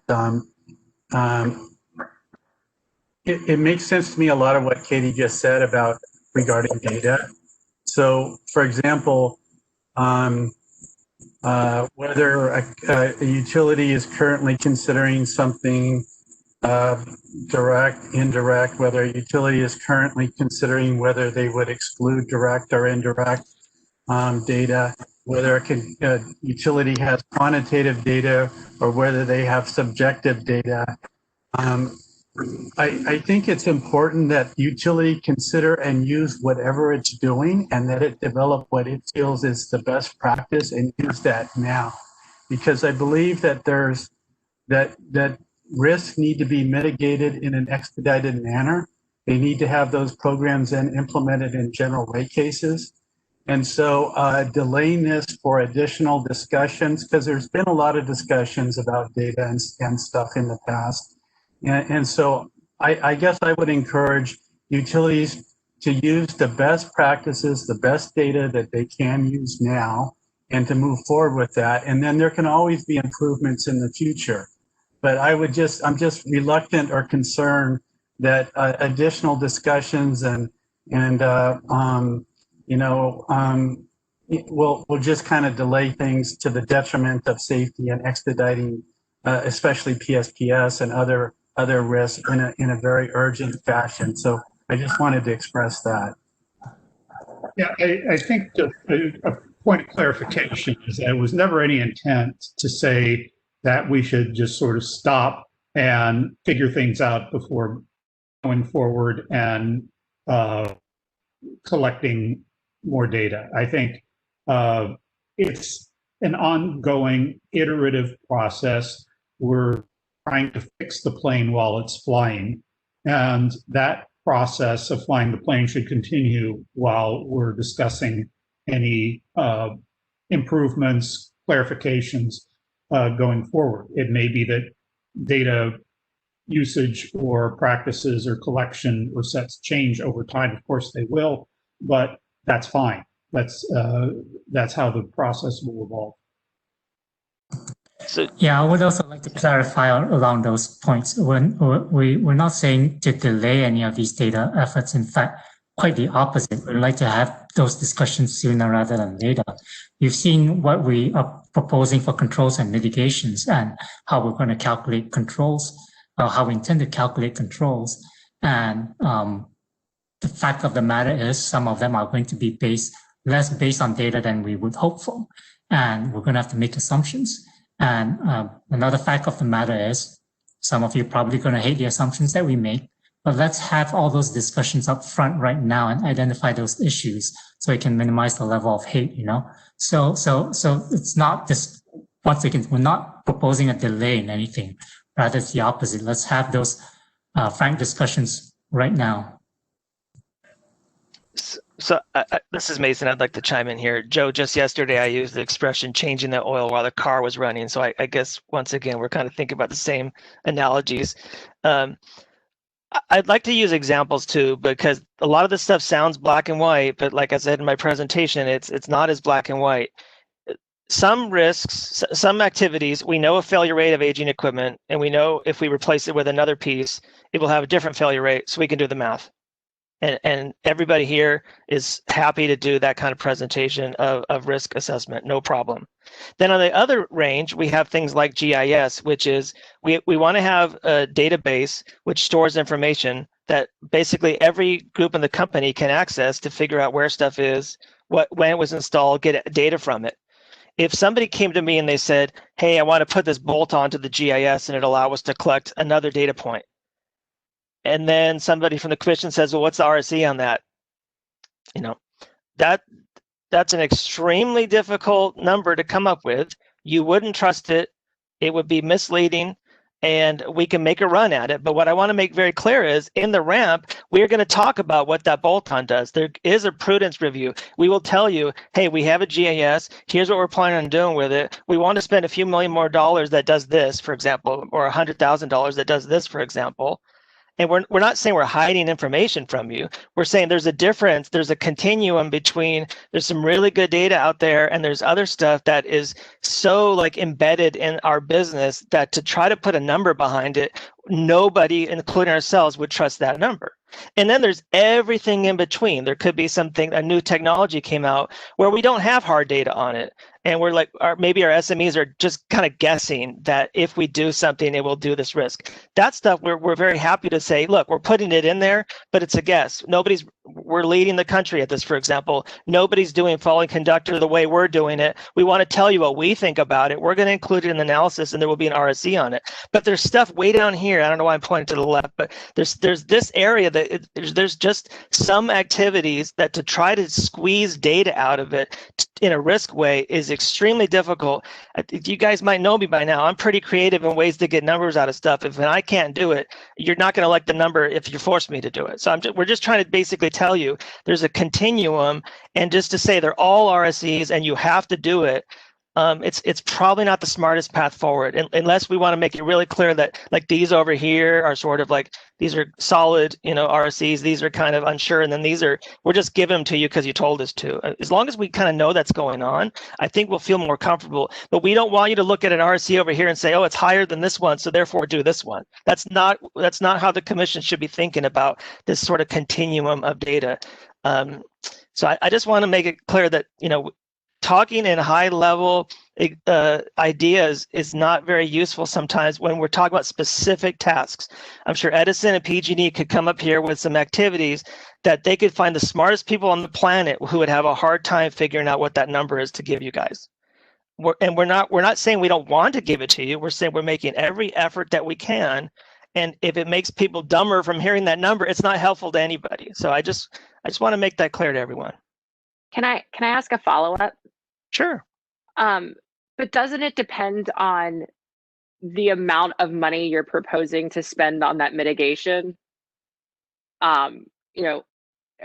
Where it falls in this continuum that you've discussed, and that perhaps we can say that if it's an RSE that you're not very sure about, but you're proposing to spend a lot of money on it, perhaps taking the time to do the data gathering in advance makes sense. But if it's a mitigation program that doesn't cost very much and isn't likely to have much of an impact on things, perhaps our money is spent data gathering elsewhere in a continuum. Isn't there an importance in putting out and understanding those numbers and that level of certainty throughout all of the mitigations and all of your assets? Katie, we couldn't agree. We agree completely. I think we trying to hit on that, with the backstop in the settlement agreement. But yeah, if we were to come at you guys and ask for $50 million for something that, hey, trust us, it's the useful. We can't do an RC on it, but we really need the money. You guys should say no. 50 million. You have to explain that really well, and we would do a really good effort to try to explain every reason why we want that 50 million. But as it goes down lower and lower and lower, there's a lot of efforts, like the bolt-on for the GIS I'm talking about might be $500,000. It seems like to us a prudence review of say, look, here's what we get out of that. Now the engineers can know the age of this, whereas before they couldn't. I think that should be enough. So I don't know if it's a matrix where, if it's above this, we have to do that. I totally understand what you're saying though. And I think we agree. And I think that's where we're coming from with putting out and putting into words where and how the utilities are relying on estimates and assumptions, so we can maybe build out that matrix and start figuring out what we know, what we don't know, et cetera. I think the pushback I'm hearing on this point is focusing on this like very the farthest extreme of it. And I get that the farthest extreme maybe isn't a good use of anyone's time, but I don't think that that's the main focus. We're trying to get the commission as much information as they can between here and the extreme. Yeah. So what we're doing, we're in the process of doing it right now. Is we're going through all the mitigations, and I get to sit down with every single one. I'm touching them, and one of the questions is, how much data do we have? How do we, I'm talking about them, not touching them. And we go through every single one. And the way I'm trying to think of it is in kind of like what you're expressing. At the very end, we're going to have a few hundred mitigations. And I want to be able to share with you guys, and maybe even in January, that says, look, of the X hundred of millions of dollars that we're looking for, we think we can have RSCs on, whatever percent of that. Because it's hard data, it's like this kind of stuff over here. And then there's some that's softer. And then there's some that's, we really don't want to, it's not helpful to anybody. But I think you'll be surprised that the dollars in here is not that big. Because when we do system hardening, which is the expensive capital stuff, that's all over on this side, right? So we're talking about these foundational, sometimes it's labor for people who do like 5 different tasks. And maybe it's a group of 4 people. Like for example, one of ours I just talked yesterday is, we're trying to increase our supercomputer size for our weather analysis. I don't know any tool available that says if we have this much faster computer versus that much faster computer, how much risk it reduces. It allows our meteorologists and other folks to figure out more situational awareness, but to put a number behind we're reducing this many fires because we have this much faster computer, very difficult, and that's not, I mean, that's not extreme. There's several in that bucket over there, but they're not huge dollar amounts compared to what's over here. So what I'm saying is exactly what I think what we're saying, Katie, is that we're gonna table all these things up, talk about how many of them should have RCs, how many of them have strong RCs. We're even talking about like kind of color coding the RCs, like the green ones are like, these are ones like, this is really hard data. Yellow is a little bit SME sort of guesswork. And red is kind of like, nobody has any idea how much a supercomputer helps reduce wildfire risk. But we know we need it, and we want to talk about it in a prudence way where we're going to describe exactly what it does. I'll stop. Well, and I was just going to say, I think that this is an area why we suggested working groups is figuring out a common place where we can identify, maybe it's color coding, maybe it's providing information alongside assumptions, maybe it's something else. I think that there's work that can be done that would get everyone more data to better understand what the utilities are doing. Yeah, and I think one thing that Mason has raised that has become, I think it's highlighted the fact that there's a need to have some understanding of the data quality, the uncertainties, and so forth, because every number isn't just alone. A number comes with its uncertainties too. So, and that adds to the quality. That's the quality of the number that you're looking at.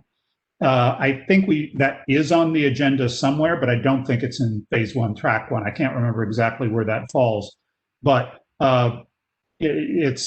Mason's point brings up the fact that if we're going to talk about numbers, talking about how good the numbers are is an important part of that.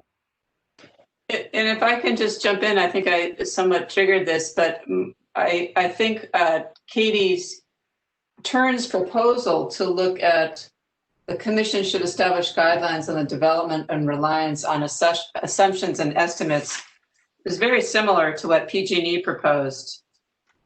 That the commission should develop frameworks or guidelines for qualitative assessments and ways to represent uncertainty. They're all very similar, and they. What I was saying is, even though that had not been formally placed in track 1, sounds like that could be a good use of time. So I just wanted to clarify that earlier point. Yeah, Judge, I think we agree too. It's just my fear is that we're going to try to get some, feedback before our May filing, which we're going to try to basically have with a bow on it by March, right? And but we totally agree. We think there should be guidelines and best practices through these working groups, through conjunction with your teams to get that done. But we think for us, we're not saying don't do the work now. We're just saying don't have it affect the thing that we're in the middle of. So yeah, thank you.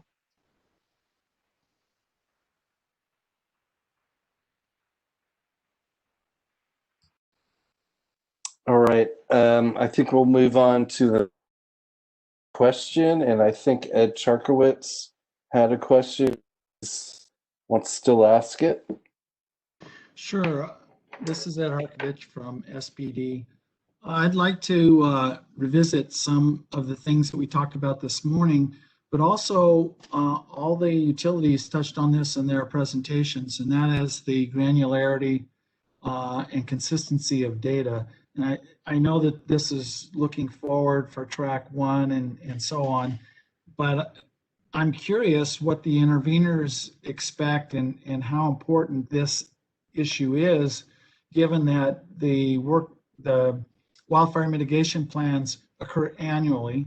They're focused on a shorter time frame for performance and results, and yet that same information overlaps or would be included in the ramp that occurs every 4 years and feeds into the GRC, which has a longer term forecast for test year and future funding.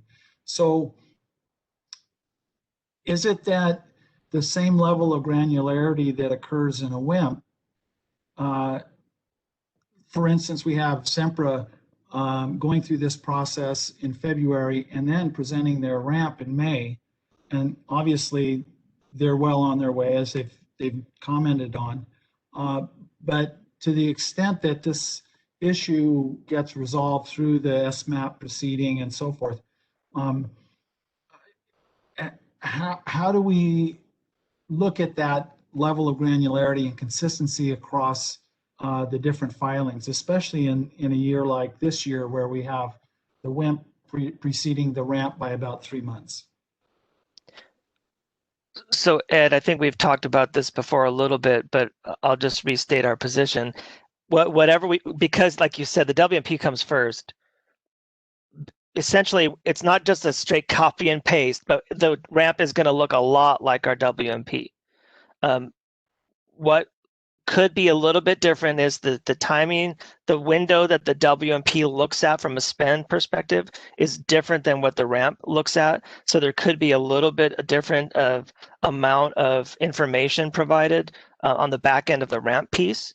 But for the years that are concurrent with the WMP, the ask should look exactly the same. The granularity should be exactly the same. The MAVF used is exactly the same. Other than the timing and maybe some scope work that is involved in the timing, because we project plan out quite a few years. Other than that, I think for us, this WMP will look a lot like this ramp. I can't say what the next WMP will look like because we plan on, I think everybody knows, we're in the middle of doing wings refinement, and we want to have wings even better during 2021. So it's possible that the WMP in 2022 looks different than it did in 21 because it might contain more of this MAVF, PSPS type of work. So I hope that helps. Yeah, I understand that, and I think it does help. I'm curious what MGRA, TURN, and California advocates might think about this and add their thoughts as well. Well, I think with the WMPs, one thing to keep in mind is that the yearly process on that is only a revision. The major work, I think there's a major rework of the WMPs that's supposed to occur, I think, every 3 years. I don't think that was shifted to the GRC cycle. In any case, that's on a longer time scale. So you sort of expect to see a little bit less detail in annual WMPs than you do in these periodic major revisions. I think what Mason pointed out earlier, that we're always going to be running after, you're always going to be, you're in a continuous improvement loop. So there's never going to be a complete ability to have comparability between current and the previous version or the current and the future versions. If you lock stuff in, then you don't have the ability to develop it anymore. So we need, if you do want to track things over time, however, like there are the questions that have to be asked, the maturity model. Theoretically, those have to be down over time, but then any flaws in the maturity model get propagated into the future, which is one thing we've pointed out when we were working with on the WMP reviews. So it's a mixed bag. You get the benefit of innovation, but then that sometimes doesn't allow you the historical for you to be able to interpret your data in a way that allows the predictability that you would have if it was a constant process. I think from our perspective, I think we just want to see, I can't think of a better word, but we don't want to see backsliding on granularity. We don't want the WMP to have more tranches than a ramp that comes out further down the road. We want there to be, additional granularity from proceeding to proceeding rather than seeing less. And I think with that, it would be concerning if the results of a WMP and the ramp that came out after or just before it had wildly divergent directions of results. And, you know, to the extent they did and it was explainable, I think, you know, that's okay. But, you know, wanting to acknowledge that in advance, and to the extent that that happens, have that explanation out in advance, I think is an important piece of this. This is Chris.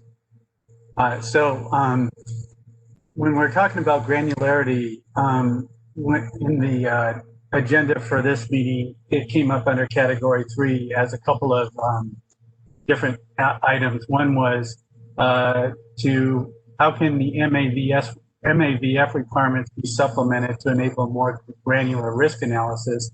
And then also the second thing, the next item after that had to do with consistent results across proceedings. So Mason, I'm not familiar with I haven't seen your SEMPRA's upcoming WNP nor SEMPRA's upcoming ramp. However, I did want, on those two separate, in some ways, topics, if this is a phase 1 track 1 option to do a more in-depth discussion about the granularity of the risks and risk assessment and the mitigations, I think that that would have a lot of value. I think that, so I'll turn this over to Henry in a moment, but I've also been involved in the ramp, you know, the most recent ramp being PG&E's. And just recently, I don't know if everyone's participated in that, but Safety Policy Division and the Risk Assessment Section did a review of PG&E's ramp, and they had some very specific recommendations regarding granularity. And a lot of those have a lot of value, and I think that those could, that report and their follow-up workshop presentation could have a place for that assessment. Could be in this track 1, phase 1 track 1 category 3 discussion about improving the granularity.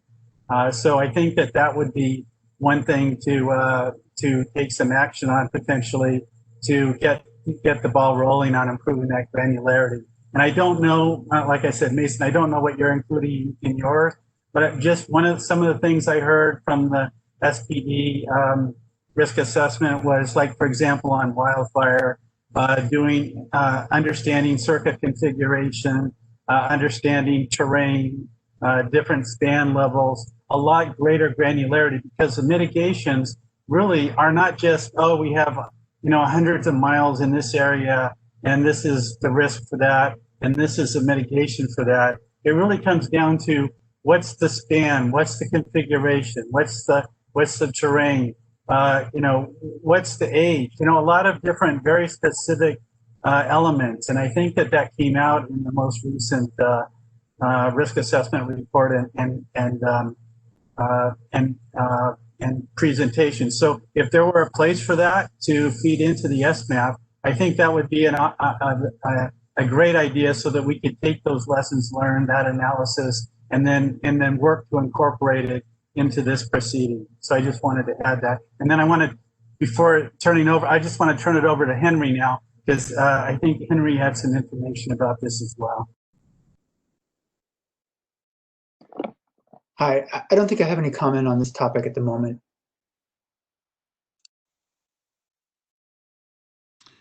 Thank you. I appreciate the responses.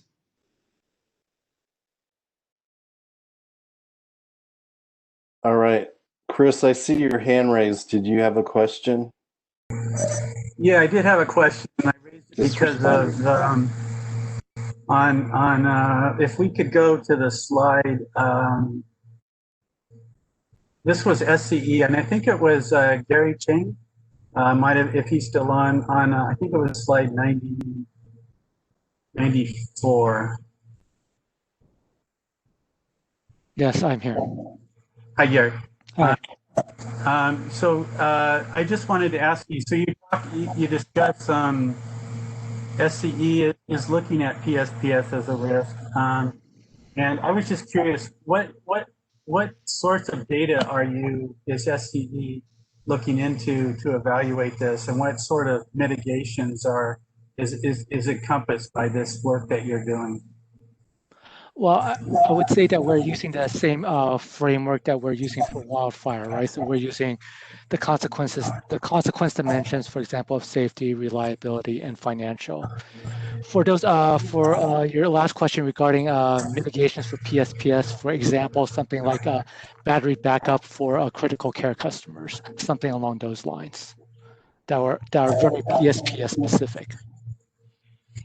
And can I ask, on the other side of that, the risk to customers, like vulnerable or just other risks, like for example, if I think there was some of the presentations this morning, there was discussion about I don't know if it was in this today, but there's discussion about people been employing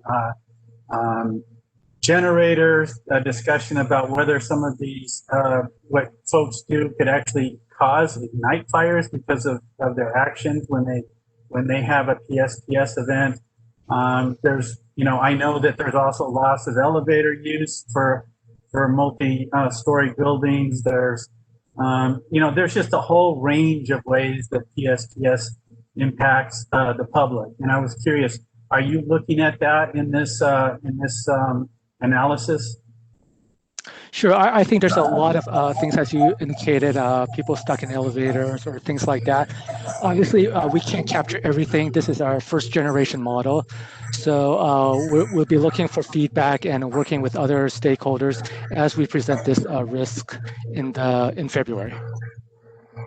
Okay, and it's not just people stuck in elevators. It could be people who use elevators who need to exit or need to move to, just to get around. But yeah, that's what I was curious about, was what data are utilities, using, or what are they going after? If we're talking about best practices, it would make sense to me that a utility is not waiting for the commission to come up with some edict of you shall look at X, Y, and Z, but that the utilities would be looking to mitigate this risk because they can then do this investigation, look into how things are impacted, and then suggest those kind of things if we were to have a bigger discussion later. And I was just curious, is SCE investigating this? Are they putting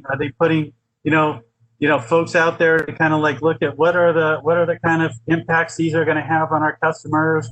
How is it affecting the public? Transit, all kinds of other operations. Is SCE doing that kind of investigation at this point in time? So I would say that we have a lot of individuals working on PSPS in terms of IMTs, project managing all the different mitigations we have. We go out to the communities and give presentations on PSPS. So yes, there's a lot of focus on PSPS, and that's why we are including it as a risk and including factors that incorporate, vulnerable communities and critical infrastructure into our risk analysis.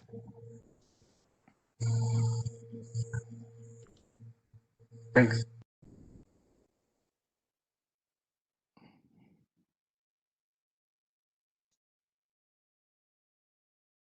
Chris. Thank you. Okay. For next question, I'm going to go to Wendy Al-Muqdad.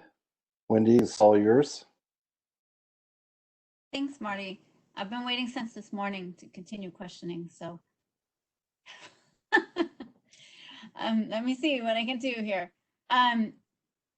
First, before I go to the questions that I had this morning following up, I wanted to first talk about the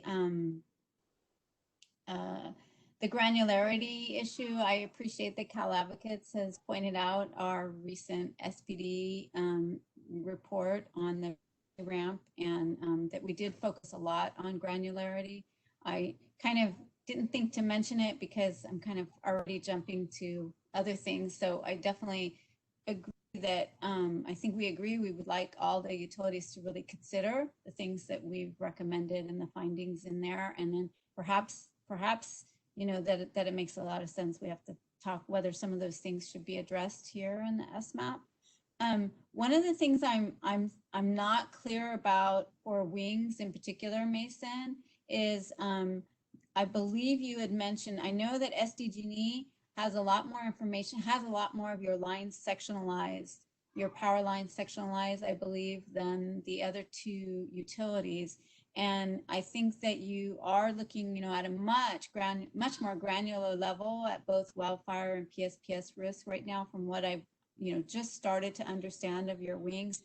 But one thing that wasn't clear to me was whether the RSCs coming out of that are comparable to others. I'm kind of and I don't know that I don't want to, put this out there that this has to be addressed now, but I guess the bigger question is, don't we need comparable RSCs? I guess that's the bigger question leading up, and kind of using that as an example. Like what you, and it kind of gets to a point that I've been thinking about too, is, how do we do things at a system-wide level and then prioritize within that system-wide level down to what needs to be done, on a year-by-year basis, or even more, within the year or whatever, getting down to those different levels. I just wondered what IOUs and interveners think about that.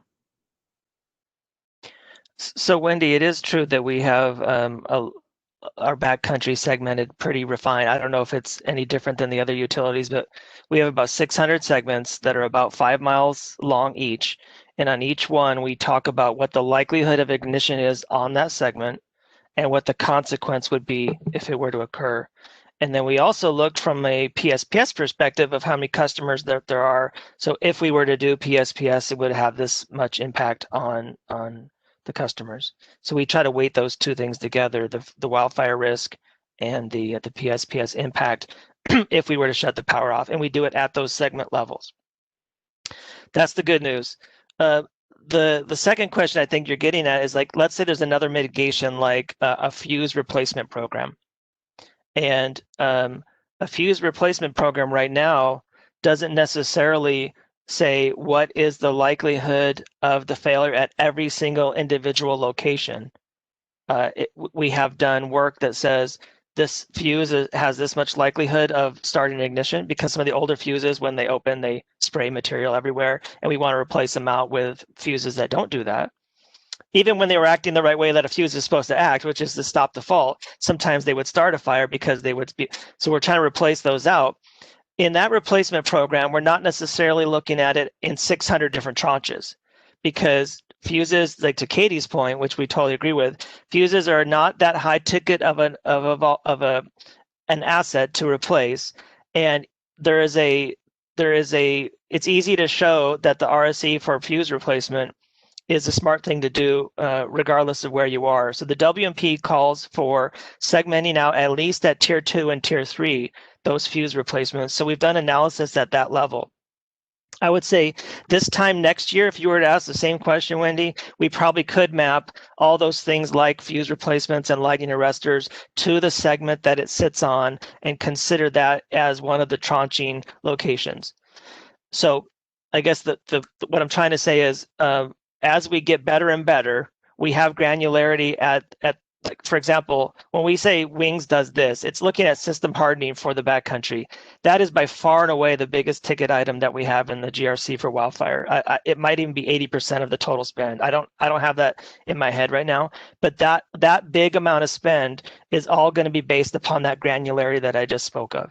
And then those smaller projects like fuses, lighting arresters, and so forth, probably next year by this time, we will be tapping into that same amount of granularity. We know it should be done, and we're going to get there at some point. It's just that we wanted to focus our efforts on the system hardening part because it was such a significant part of risk and the cost of reducing that wildfire risk. I hope that helps. Please follow up if I didn't answer all of your questions.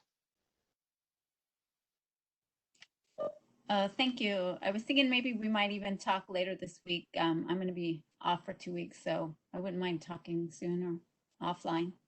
Yeah, I think our schedules sound like they're the same, so this would be the week to do it. my next question goes to Edison, and you were talking about compliance. You were making a distinction about compliance programs. I'm a bit concerned about that. I know in the past, in an earlier ramp, I think it was your 2015 ramp, which was before the MAVF modeling, but I think then you had a big emphasis on, even though there was a $4 billion 7 to 10 year pole loading program, you considered it a compliance program and therefore did not do the risk analysis on it. And what I want to mention is that what do you do in cases like that? I'm using that as an example. When for example, that the GO95 Rule 43, the strength requirement, allows for more stringent conditions, to be used in your design, but it doesn't, so what does that mean? You're being compliant and you're hitting minimum requirements, and anything more stringent, if you're taking your safety factors at a higher level, you're not going to distinguish that between a mitigation program because you're still considering it to be compliant. I'm using that as an example of a known example that I know of. So I wonder if Edison can speak to that. So Wendy, this is Robert. I think to try and understand your question, I think where do we draw the line between the definition of compliance and what might go beyond compliance? I think that's what I'm hearing. So some of the examples that we've talked about are minimum clearance distances for vegetation management as being one that's very difficult. I think Chris mentioned it earlier. Very difficult to understand what would be the effect of not doing that. And I think to Mason's earlier point about how we might score those, we think it makes a lot more sense to talk about the costs of those kinds of programs and using a traditional sort of prudence review to determine the continuation of those programs. When we decide to go beyond that, like our hazard tree program, our drought removal program, getting excess trims beyond the compliance requirement, those are things that we do believe we have at least sufficient data or judgment or both to score. I think the example you brought up of installing, let's say, larger poles than are necessarily required, I don't see that as a great example because we do have, within our cover conductor program, as well as the replacement of our wood poles with different types of materials. Those are scored. We do have RSEs for those. Anyway, I hope that kind of gets to your point, Wendy, but happy to delve into it further. I guess my question is, so would you consider a pole loading program such as what you did in the past as a program that would be a compliance and you don't need to score it, or would you consider that you would need to score it? That's kind of my main point. The pole loading program. Interesting question. I guess if we believe that a pole loading type program reduced fire risk, and when we were instituting that program, we would count it as a mitigation or wildfire mitigation plan, and we would score it, I guess is my short answer. The fact is that we've moved sort of right at the tail end of our actual pole loading program. It's pretty much winding down. What we do have in our wildfire mitigation plan is replacement of poles to support cover conductor. When we replace those poles, we either replace them with fire wrap poles or concrete or fiberglass poles, and those costs and benefits are scored today in our WMP and will be this year. So it's hard to do this in hypotheticals, but that's what we do plan to do for this WMP. Okay, well, thank you for that. I guess I would just say I would hate for the compliance part to get so expansive that you're not scoring many things. That would be the concern. And the other concern that staff have is that any large capital or O&M projects that you're doing, that you've been doing or going forward, it's informative to the commission to know how effective they are. The compliance is changing all the time, and it's changing to, the conditions that we live in and what is needed. Regulations are changing all the time is what I'm trying to say. So I don't know. Personally, I'm pretty concerned about that caveat about compliance, unless there's a really strong case for it. Yeah, I guess I'll just add, We want to know sorry. what's effective. We want to know what's effective, especially high cost programs. Certainly. So I guess to take another example, right? I mean, we're talking a lot about wildfire and WMP here, but RAMP is, wildfire is only one of many chapters. When we get to RAMP, the example that we've used earlier of hydro, dam inspections or things of that nature. If we're in our RAMP, if we're going to be providing a capital program that is going to reduce risk, something that we haven't done yet but will do. And my understanding, keep me honest here, Chris or Gary, is that if we're proposing that in the GRC and in our RAMP, we would score that with an RSE.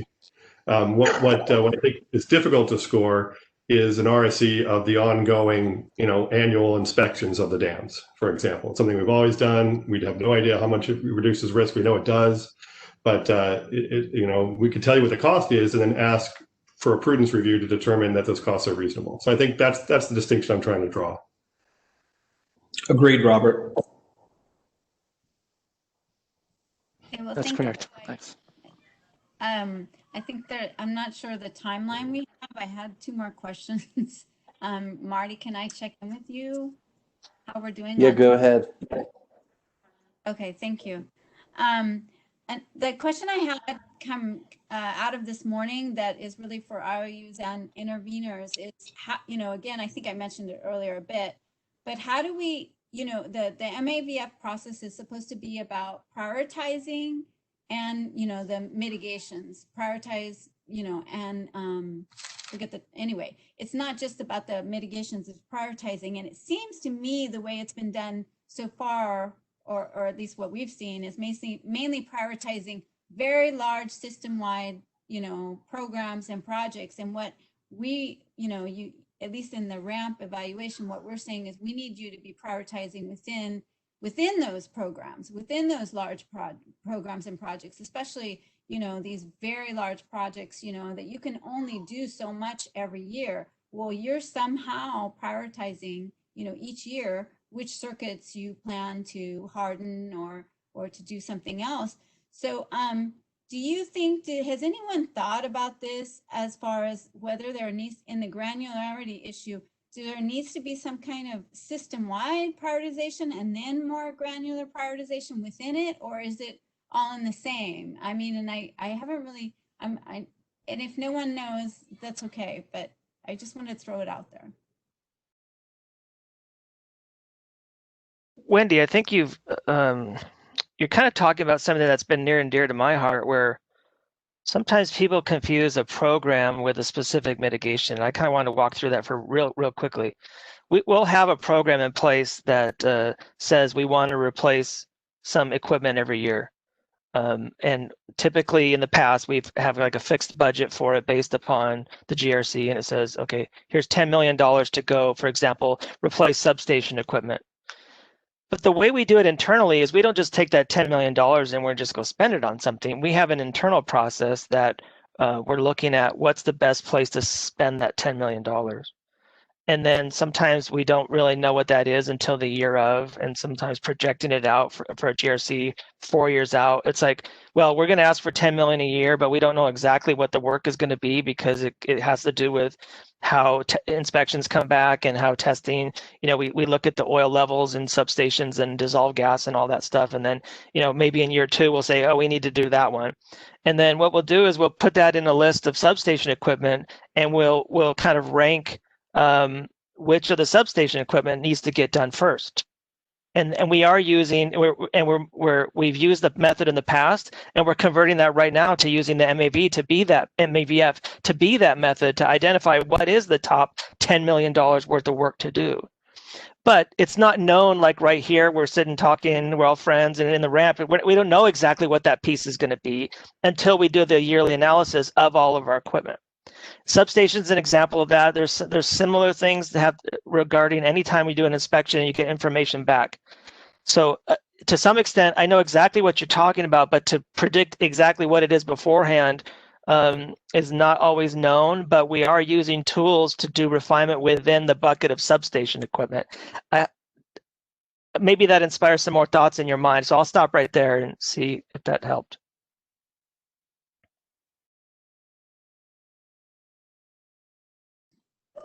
I mean, I think it's something that I'd be interested in what others think. I think that right now, what I've seen, at least, you know, in the big utilities, is that it's a big program, or a big, you know, that is a mitigation, rather than really using the MAVF to help prioritize within those large programs. Hi, Wendy. It's Vincent here. I just wanted to kind of chime in with a bit of my thoughts. I think we are where we are right now. It's a matter of evolution. I mean, we do want to go to, you know, more granular modeling, so that we can get the kind of look that you spoke about, and the kind of bottoms up approach that you spoke about. It's just it's for us anyway. It's just it'll take some time to get up to that area. And Edison, can you weigh in briefly? So this is Gary, echoing what Mason said. We are prioritizing work based on risk, based on what our models output. Are you using the MAVF for that? We will be, yes. At least for wildfire. Okay, thank you. I don't know if any of the interveners want to weigh in on that.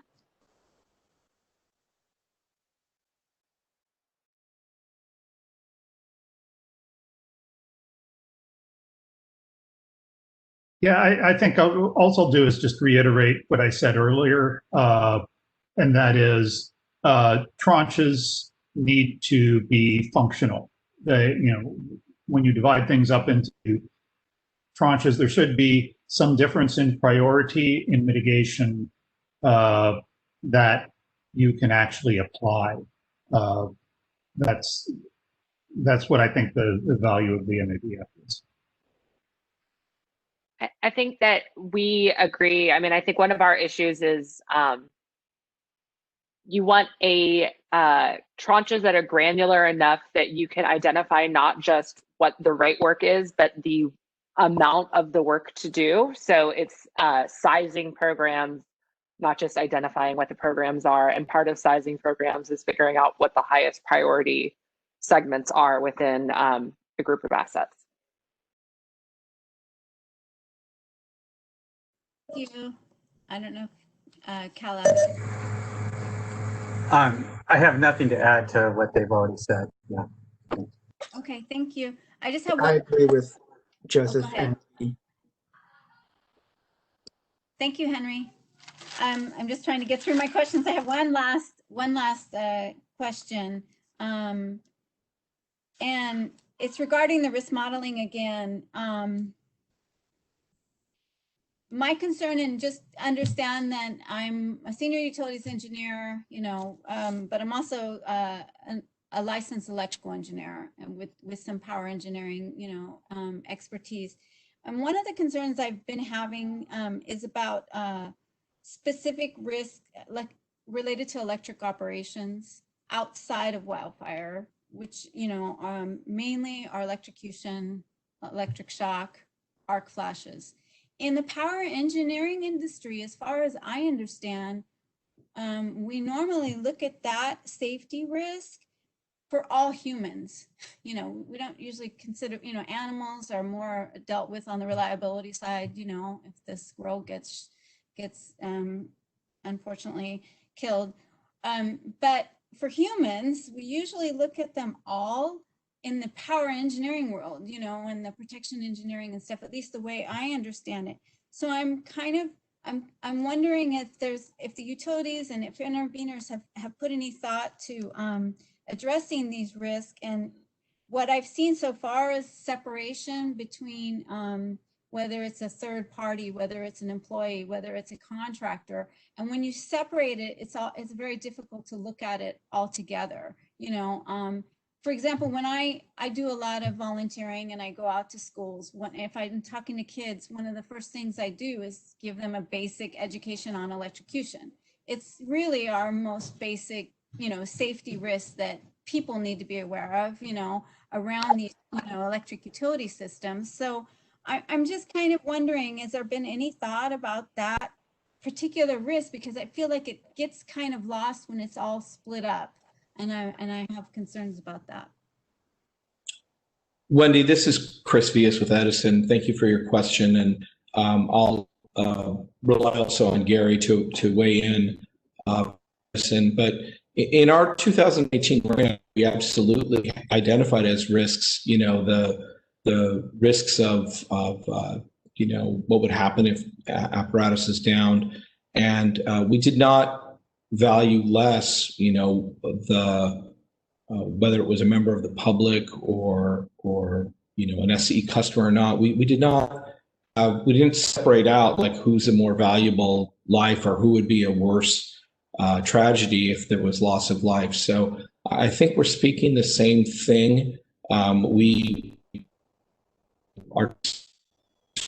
safety concerns for all members of the community, whether they are employees, whether they are not employees, whether they are SCE customers or not SCE customers. We don't place greater or lesser value. We place the value on that it is a life, and every life has value.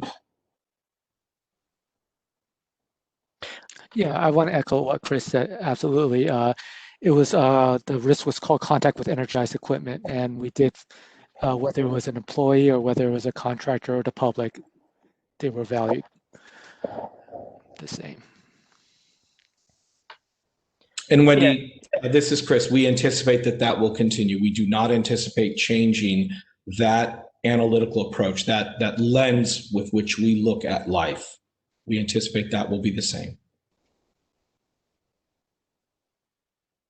Yeah, Wendy, at Sempro, I think we think of it the same way as you and what Edison just said, but for presentation purposes, there are different drivers that lead to each one. So for example, the employees and the contractors are becoming, thankfully very rarely, electrocuted for one reason, and the public is being electrocuted for different reasons, typically either touching contact with electrified facilities that are intact or from a wire down.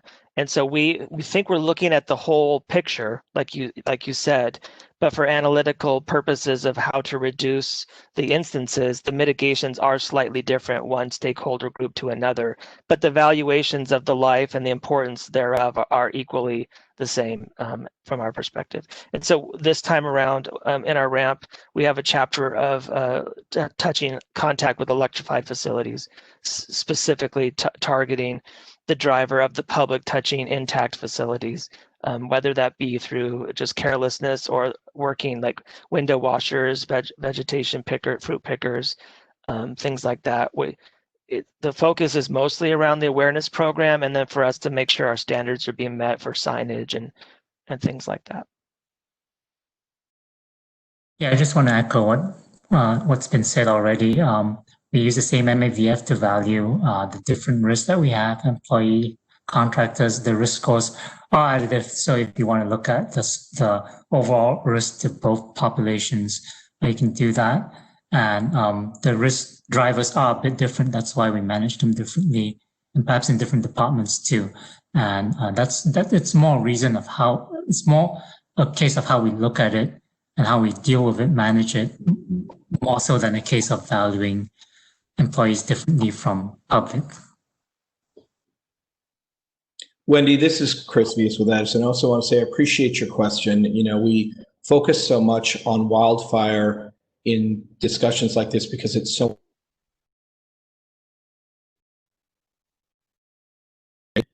the need to do that other work to mitigate hasn't gone away. When we had 9 top safety risks, wildfire was only one of them. So I appreciate you bringing that perspective here and reminding us all that there's a whole world of safety efforts that are needed outside of wildfire. And with those great comments, Chris, Thanks, Wendy. We're going to start to close your scheduled down the Q&A session at 3:30, so we're right on time. And I have not a lot to add to close. I just want to thank all of you for participating, particularly our speakers, and particularly Shayla Funk, who did all the heavy lifting for this shop to organize. So thanks, Shayla. And we are open to accepting any written statements or comments on track 1 scope and schedule through January 4th. If any parties want to submit any further comments in writing, January 4th to Shayla Funk. And hopefully sometime early in Q1, we will come out with what the outcomes of this workshop and how we want to move forward with track 1. I don't have any additional comments. If Ben Turner wants to say anything. Can I ask a quick question? This is Katie. Is it possible that we could maybe do written comments by January 6th? What's the difference? Personally, I have childcare limitations this week, and then we move into the holidays, and so having a couple of days in January would be very helpful. Yeah. Okay. Have those couple of working days actually make a very big difference for me. Fine. And then I want to let people know that we did send out the slide deck at 11:30 this morning to the service list. So you should have that in your inbox, and we will let you know when the recording is available. Marty, can I just double check that those comments on January 6th, those go to Shayla, is that right? Email it to Shayla. Got it. Thank you. So if we don't have comments or question, we will close this workshop. Thanks again, everyone. It was a great exchange, and we look forward to working with you in 2021. Thank you. Thank you very much. Thank you. Thank you.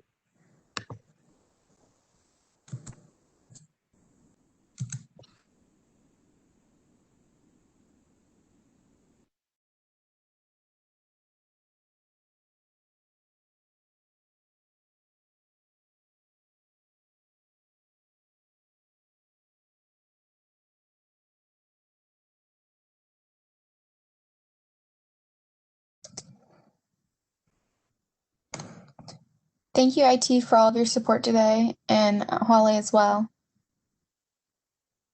You're welcome.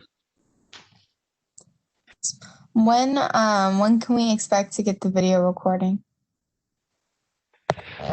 I believe it takes like a few days before it settles in. I'm not too sure, but if you check in with Robert, he could give you more information on that. Perfect. Thank you. You're welcome.